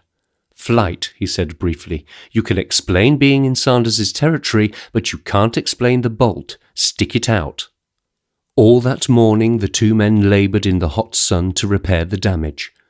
Fortunately, the cement was enough to stop up the bottom leak, and there was enough over to make a paste with twigs and sun-dried sand to stop the other. But there was no blinking the fact that the protection afforded was of the frailest. The veriest twig embedded in the sandbank would be sufficient to pierce the flimsy plating. This much the two men saw when the repairs were completed at the end of the day. The hole in the bow could only be effectively dealt with by the removal of one plate and the substitution of another. And that, Jim said, can hardly happen. The German River was 80 miles upstream and a flooded stream that ran 5 knots an hour at that. Allow a normal speed of 9 knots to the tiny grasshopper, and you have a 20 hours run at best. "The river's full of floating timber," said Jim wrathfully, eyeing the swift sweep of the black waters, "and we stand no better chance of getting anywhere except to the bottom. It's a new plate or nothing." Thus matters stood with a battered grasshopper high and dry on the shelving beach of the Akasava village, and 2 intrepid but unhappy gold smugglers discussing ways and means, when complications occurred which did much to make the life of Mr. Commissioner Sanders unbearable. There was a woman of the Akasava who bore the name of Ufambi, which means a bad woman. She had a lover, indeed, she had many, but the principal was a hunter named Logi. He was a tall, taciturn man, and his teeth were sharpened to 2 points. He was broad-shouldered, his hair was plastered with clay, and he wore a cloak that was made from the tails of monkeys. For this reason he was named Logi Nunkemi, that is to say, Logi the monkey. He had a hut far in the woods, 3 days' journey, and in this wood were several devils. Therefore he had a few visitors. Ufambi loved this man exceedingly, and as fervently hated her husband, who was a creature of a fessy. Also, he was not superior to the use of the stick. One day Ufambi annoyed him and he beat her. She flew at him like a wild cat and bit him. But he shook her off and beat her the more, till she ran from the hut to the cool and solitary woods, for she was not afraid of devils. Here he found her lover, sitting patiently by the side of the forest path, her well-moulded shoulders hugging her knees, her chin sunk, a watchful, brooding, and an injured woman. They sat together and talked, and the woman told him all there was to be told, and Logi the monkey listened in silence. Furthermore, she went on, he has buried beneath the floor of the hut certain treasures given to him by white men, which you may take. She said this pleadingly, for he had shown no enthusiasm in the support of her plan. Yet how can I kill your husband? Said Logi carefully. And if I do kill him, and Sandy comes here, how may I escape his cruel vengeance? I think it would be better if you give him death in his chop, for then none would think evilly of me. She was not distressed at his patent selfishness. It was understandable that a man should seek safety for himself, but she had no intention of carrying out her lover's plan. She returned to her husband and found him so far amiable that she escaped a further beating. Moreover, he was communicative. "Woman," he said, "tomorrow I go on a long journey because of certain things I have seen, and you go with me. In a secret place, as you know, I have hidden my new canoe, and when it is dark you shall take as much fish and my 2 little dogs and sit in the canoe waiting for me." "I will do this, Lord," she said meekly. "Also," he said after a while, "you shall tell no man that I am leaving, for I do not desire that Sandy shall know, though," he added, "if all things be true that Ofesi says, he will know nothing." "I will do this as you tell me, Lord," said the woman. He rose from the floor of the hut, where he had been squatting, and went out of the hut. "Come," he said graciously, and she followed him to the beach and joined the crowd of villagers who watched 2 white men labouring under difficulties. By and by she saw her husband detach himself from the group and make his cautious way to where the white men were. Now Bikalari, such was the husband's name, was an Ngombe man, and the Ngombe folk are one of 2 things, and more often than not, both. They were either workers in iron or thieves, and Jim, looking up at the man, felt a spasm of satisfaction at the sight of the lateral face marks which betrayed his nationality. "Ho, man," said Jim in the vernacular, "what are you that you stand in my sun?" "I am a poor man, Lord," said Bikalari, "and I am the slave of all white men. Now I can do things which ignorant men cannot, for I can take iron and bend it by heat. Also I can bend it without heat, as my fathers and my tribe have done since the world began." Coulson watched the man keenly, for he was no lover of the Ngombe. "Try him out, Jim," he said, so they gave Bikalari a hammer and some strips of steel, and all the day he worked strengthening the rotten bough of the grasshopper. In the evening, tired and hungry, he went back to his hut for food, but his wife had watched him too faithfully for his comfort, and the cooking pot was cold and empty. Bikalari beat her with his stick, and for 2 hours she sobbed and blew upon the embers of the fire alternately, whilst my lord's fish stewed and spluttered over her bent head. Jim was a good sleeper, but a light one. He woke on the very smell of danger. Here was something more tangible than scent, a dog-like scratching at his door. In the faint moonlight he saw a figure crouching in the narrow alleyway, saw, too, by certain confirmations, that it was a woman, and drew an uncharitable conclusion. Yet, since she desired secrecy, he was willing to observe her wishes. He slid back the gauze door and flickered an electric lamp, most precious possession to be used with all reserve and economy. She shrank back at this evidence of magic and breathed an entreaty. "What do you want?" he asked in a low voice.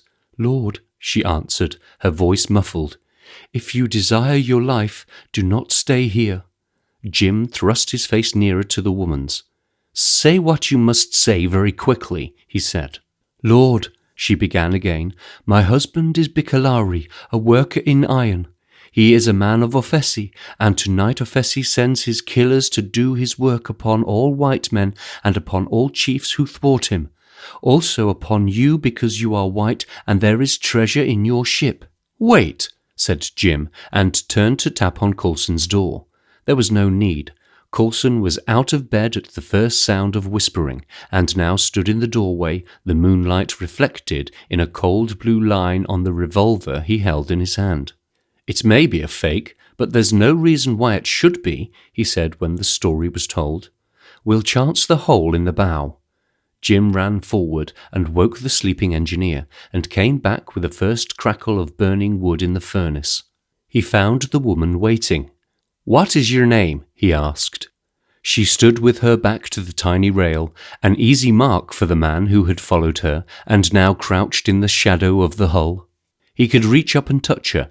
He slipped out his long Ngombe hunting knife and felt the point. "Lord," said the woman, "I am—" Then she slipped down to the deck.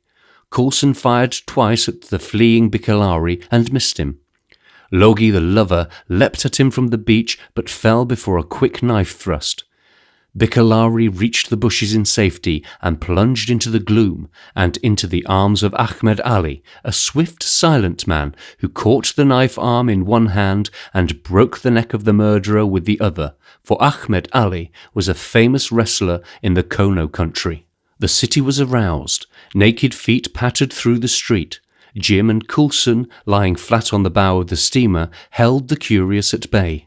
2 hours they lay thus whilst the cold boilers generated energy. Then the paddle wheel threshed desperately astern, and the grasshopper dragged herself to deep water. A figure hailed them from the bank in Swahili. "Lord," it said, "go you south and meet Sandy. Northward is death, for the Assisi are up and the Akasava villagers are in their canoes. Also all white men in this land are dead, save Sandy." "Who are you?" megaphoned Jim, and the answer came faintly as the boat drifted to midstream. "I am Ahmed Ali, the servant of Sandy, whom may God preserve." "Come with us," shouted Jim. The figure on the bank, clear to be seen in his white jellab, made a trumpet of his hands. "I go to kill one Ofesi, according to orders. Say this to Sandy." Then the boat drifted beyond earshot. "Upstream or down?" demanded Jim at the wheel. "Down we meet Sanders, and up we meet the heathen in his wrath." "Up," said Coulson, and went aft to count noses. That night died Iliki, the chief of the Assisi, and Emini his brother, stabbed as they sat at meat. Also Bosambo of the Little Assisi and Bramo of the Ngombe, chiefs all. Also the wives and sons of Bramo and Bosambo. Father O'Leary of the Jesuit mission at Mosankuli, his lay minister, and the Reverend George Galley of the Wesleyan mission at Bogori, and the Reverend Septimus Keane and his wife at the Baptist mission in Michi. Bosambo did not die, because he knew, also a certain headman of Ofesi knew, and died. Ofesi planned largely and well. War had come to the territories in the most terrible form. Yet Bosambo did not hesitate, though he was aware of his inferiority not only in point of numbers, but in the most important matter of armament. For the most dreadful thing had happened, and pigeons flying southward from a dozen points carried the news to Sanders. For the first time in history, the rebellious people of the Akasava were armed with rifles. Rifles smuggled across the border and placed in the hands of Ofesi's warriors. The war drum of the Akori sounded. At dawn Bosambo led 40 war canoes down the river, seized the first village that offered resistance and burnt it. He was for Ofesi's stronghold and was halfway there when he met the tiny grasshopper coming upstream. At first he mistook it for the Zaire and made little effort to disclose the pacific intentions of his 40 canoes. But a whistling rifled bullet aimed precisely made him realize the danger of taking things for granted. He paddled forward alone, ostentatiously peaceable, and Jim received him. "Rifles?" Coulson was incredulous. "Oh, Chief, you are mad." "Lord," said Bosambo earnestly, "let Sandy say if I be mad, for Sandy is my is my master and friend," he corrected himself. Jim knew of Bosambo. The chief enjoyed a reputation along the coast and trusted him now. He turned to his companion. "If all Bosambo says is true, there'll be hell in this country," he said quietly. "We can't cut and run. Can you use a rifle?" he asked. Bosambo drew himself up. "Sure," he said in plain English. "I make 'em shoot plenty at Cape Coast Castle. I shoot 'em 2 bullseyes out." Coulson considered. "We'll cashie that gold," he said. "It would be absurd to take that with us. Oh, Bosambo, we have a great treasure, and this we will leave in your city." "Lord," said Bosambo quietly, "it shall be as my own treasure." "That's exactly what I don't want it to be," said Coulson. The fleet waited whilst Bosambo returned to Okori City with the smugglers. There, in Bosambo's hut, and in a cunningly devised hole beneath the floor, the portmanteau was hidden, and the grasshopper went joyfully with the stream to whatever adventures awaited her. The moonlight lay in streaks of sage and emerald green, such a green as only the moon, beheld through the mists of the river, can show. Sage green for shadow, bright emerald on the young spring verdure, looking from light to dark or from dark to light, as the lazy breezes stirred the undergrowth. In the gleam of the moonlight there was one bright glowing speck of red. It was the end of Mr. Commissioner Sanders's cigar. He sat in the ink-black shadow cast by the awning on the foredeck of the Zaire, his feet encased in long, pliant mosquito boots that reached to his knees, rested on the rail of the boat, and he was a picture of contentment and cheerful idleness. An idle man might be restless. You might expect to hear the creak of the wicker chair as he changed his position ever so slightly, yet it was a strange fact that no sound broke the pleasant stillness of the night. He sat in silence, motionless. Only the red tip of the cigar glowed to fiery brightness, and dulled to an ashen red as he drew noiselessly at his cheroot. A soft felt hat pulled down over his eyes would have concealed the direction of his gaze, even had the awning been removed. His lightly clasped hands rested over one knee, and but for the steady glow of the cigar, he might have been asleep. Yet Sanders of the river was monstrously awake. His eyes were watching the tousled bushes of the water's edge, roving from point to point, searching every possible egress. There was somebody concealed in those bushes. As to that Sanders had no doubt. But why did they wait? For it was a case of they and why, if they were hostile, had they not attacked him before? Sanders had had his warnings. Some of the pigeons came before he had left headquarters. Awkwardly scrawled red labels had set the bugles ringing through the hussar quarters. But he had missed the worst of the messages. Bosambo's all-Arabic exclamation had fallen into the talons of a watchful hawk, poor-winged messenger and all. Sanders rose swiftly and silently. Behind him was the open door of his cabin, and he stepped in, walked in the darkness to the telephone above the head of his bunk, and pressed a button. Abibou, dozing with his head against the buzzer, answered instantly. "Let all men be awakened," said Sanders in a whisper. "6 rifles to cover the bush between the 2 dead trees." "On my head," whispered Abibou, and settled his tarbouche more firmly upon that section of his anatomy. Sanders stood by the door of his cabin, a sporting Lee Enfield in the crook of his arm, waiting.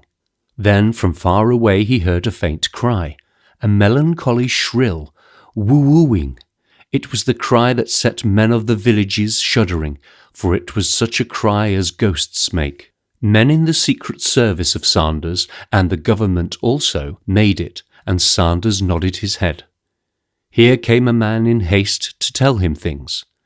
A long pause, and woo-woo, drearily, plaintively, and nearer. The man was wooing, then at a jog trot, and then on the bank were waiting. "Fire!" cried Sanders sharply. 6 rifles crashed like a thunderclap. There was a staccato flick-flack as the bullets struck the leaves, and 2 screams of anguish. Out of the bush blundered a dark figure, looked about dazed and uncertain, saw the Zaire, and raised his hand. Bang! A bullet smacked viciously past Sanders's head.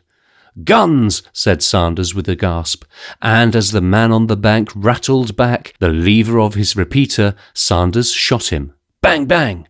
this time from the bush, and the hussars answered it.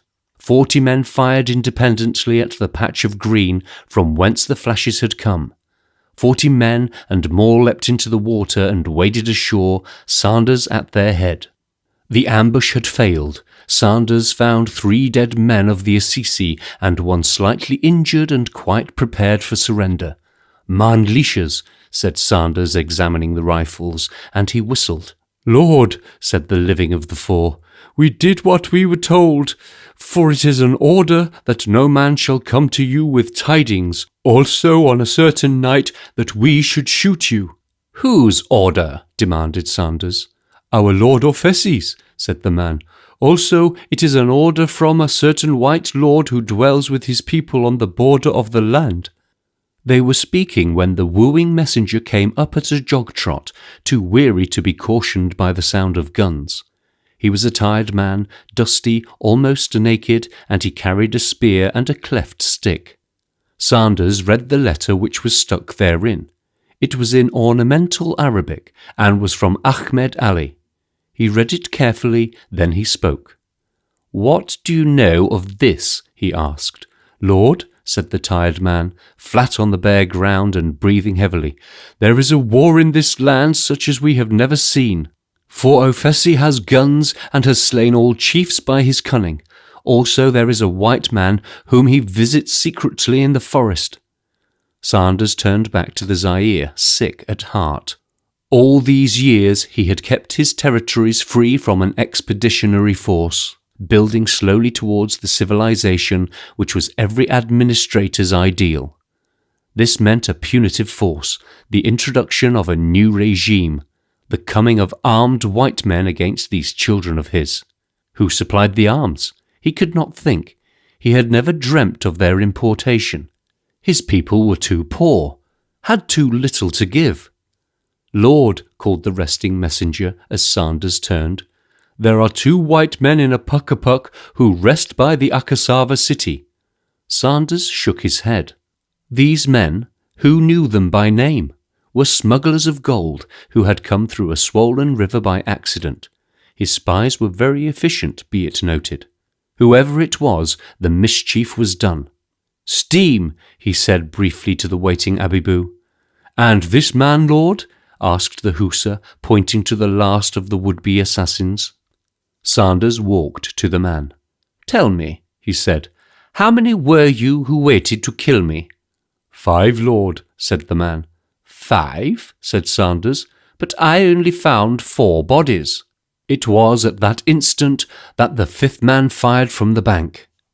The grasshopper, towing 40 war canoes of the Akori, came round a bend of the great river and fell into an ambuscade. The Akori were a brave people, but unused to the demoralizing effect of firearms, however badly and wildly aimed. Bosambo from the stern of the little steamer yelled directions to his panic-stricken fleet without effect. They turned and fled, paddling for their lives the way they had come. Jim essayed a turning movement in the literal sense and struck a submerged log. The ill-fated grasshopper went down steadily by the bow, and in a less desperate effort ran for the shore under a hail of bullets. They leapt to land, 4 men, Bosambo's fighting headman was the 4th, and, shooting down immediate opposition, made for the bush. But they were in the heart of the enemy's land, within shooting distance of the Akasava city. Long before they had crossed the League of Wood, the locali had brought reinforcements to oppose them. They were borne down by sheer weight of numbers at a place called Ifsimori, and that night came into the presence of the great king of Fesi, the predestined. They came 4 wounded and battered men, bound tightly with cords of grass, spared for the great king's sport. "Oh, brother," greeted Ofesi in the face of all his people, "look at me and tell me what has become of Tobolono, my dear headman." Bosambo, his face streaked with dry blood, stared at him insolently. "He is in hell," he said, "being Majiki." "Also you will be in hell," said the king, "because men say that you are Sandy's brother." Bosambo was taken aback for a moment. "It is true," he said, "that I am Sandy's brother, for it seems that this is not the time for a man to deny him. Yet I am Sandy's brother only because all men are brothers, according to certain white magic I learnt as a boy." Offesi sat before the door of his hut, and it was noticeable that no man stood or sat nearer to him than 20 paces distant. Jim, glancing round the mob which surrounded the palaver, saw that every other man carried a rifle, and had hitched across his naked shoulders a canvas cartridge belt. He noticed, too, now and then, the king would turn his head and speak, as it were, to the dark interior of the hut. Offesi directed his gaze to the white prisoners. "O white men," he said, "you see me now, a great lord, greater than any white man has ever been, for all the little chiefs of this land are dead, and all people say, 'Wa king to Offesi.'" "I dare say," said Coulson in English. "Tonight," the king went on, "we sacrifice you, for you are the last white men in this land, Sandy being dead." "Offesi, you lie." It was Bosambo, his face puckered with rage, his voice shrill. "No man can kill Sandy," he cried, "for Sandy alone of all men is beyond death, and he will come to you bringing terror and worse than death." Offesi made a gesture of contempt. He waved his hand to the right, and as at a signal the crowd moved back. Bosambo held himself tense, expecting to see the lifeless form of his master. But it was something less harrowing he saw. A prosiac stack of wooden boxes, 6 feet high and 8 feet square. "Ammunition," said Jim under his breath. The devil had made pretty good preparation. "Behold," said Offesi, "therein is Sanders's death. Listen, all people." He held up his hand for silence. Bosambo heard it, the faint rattle of the look-a-lie. From some far distant place it was carrying the news. Sanders dead. It rolled mournfully, distantly, moonlight, puck-a-puck, middle of river, man on bank, boat at shore, Sandy dead on ground, many wounds. He pieced together the tidings. Sandy had been shot from the bank, and the boat had landed him dead. The chief of the Okori heard the news and wept. "Now you shall smell death," said Offesi. He turned abruptly to the door of the hut and exchanged a dozen quick words with the man inside. He spoke imperiously sharply. "Alas, Mr. Bannister Fish, guest of honour on the remarkable occasion, the Offesi you deal with now is not the meek Offesi with whom you drove your one-sided bargain in the deep of the Akasava forest. Camel train and boat have brought ammunition and rifles piecemeal to your enemy's undoing. Offesi owes his power to you, but the maker of tyrants was ever a builder of his own prison house." Mr. Fish felt his danger keenly, pulled 2 long-barreled automatic pistols from his pocket, and mentally chose his route for the border, cursing his own stupidity that he had not brought his Arab bodyguard along for the final stages of the journey. "Offesi," he muttered, "there shall be no killing until I'm gone." "Fissi," replied the other loudly, "you shall see all that I wish you to see," and he made a signal. They stripped the white men as naked as they were on the day they were born, pegged them at equal distance on the ground spread eagle fashion. Heads to the white men's feet, they laid Bosambo and his headman. When all was finished, Offesi walked over to them. "When the sun comes up," he said, "you will all be dead, but there is half the night to go." "Nigger," said Bosambo in English, "yo mother done be washerwoman's." It was the most insulting expression in his vocabulary, and he reserved it for the last. Sanders saw the glow of the great fire long before he reached the Akasava, his own locally sounding forth the news of his premature decease. Sanders with the red wheal of a bullet across his cheek, and a feeling of unfriendliness towards Offesi in his heart. All the way up the river, through the night, his locally sent forth the joyless tidings. Villagers heard it and shivered, but sent it on. A half-naked man crouching in the bushes near Akasava city heard it and sobbed himself sick, for Ahmed Ali saw himself a murderer. He had sworn by the Prophet to end the life of Ofesi, had left the matter until it was too late. In a cold rage he crept nearer to the crowd which had gathered about the king's hut, a neck-craning, tiptoeing crowd of vicious men-children. The moment of torment had come. At Ofesi's feet crouched two half-witted Akasava youths, giggling at one another in pleasurable excitement, and wetting the razor-keen edges of their skinning knives on their palms. "Listen now," said Ofesi in exultation. "I am he, the predestined, the ruler of all men from the black waters to the white mountains. Thus you see me, all people, your master, and master of white men. The skin of these men shall be drums to call all other nations to the service of the Akasava. Begin Jinni and Mukwasa." The youths rose and eyed the silent victims critically, and Mr. Bannister Fish stepped out of the hut into the light of the fire, a pistol in each hand. "Chief," said he, "this matter ends here. Release those men or you die very soon." Ofesi laughed. "Too late, Lord Fissy," he said, and nodded his head.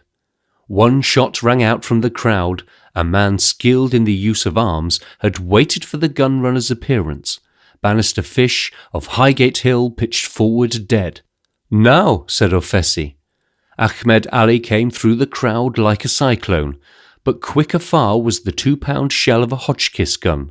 Looking upward into the moonlit vault of the sky, Jim saw a momentary flash of light, heard the pang of the gun and the whine of the shell as it curved downwards, heard a roar louder than any, and was struck senseless by the sharp edge of an exploded cartridge box.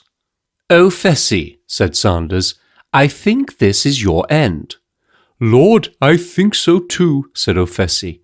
Sanders let him hang for 2 hours before he cut him down. "Mr. Sanders," said Jim, dressed in the suit of the commissioner's clothes, which fitted none too well, "we are to explain." "I understand," said Sanders with a smile. "Gold smuggling." Jim nodded. "And where is your gold? At the bottom of the river?" It was in the American's heart to lie, but he shook his head. "The Chief Bosambo is holding it for me," he confessed. Said Sanders. "Do you know to an ounce how much you have?" Coulson shook his head. "Where is Bosambo?" asked Sanders of his orderly. "Lord, he has gone in haste to his city with 20 paddlers," said Abibu. Sanders looked at Jim queerly. "You had better go in haste too," he said dryly. "Bosambo has views of his own on portable property." "We wept for you," said the indignant Jim, something of a sentimentalist. "You'll be weeping for yourself if you don't hurry," said the practical Sanders. The end.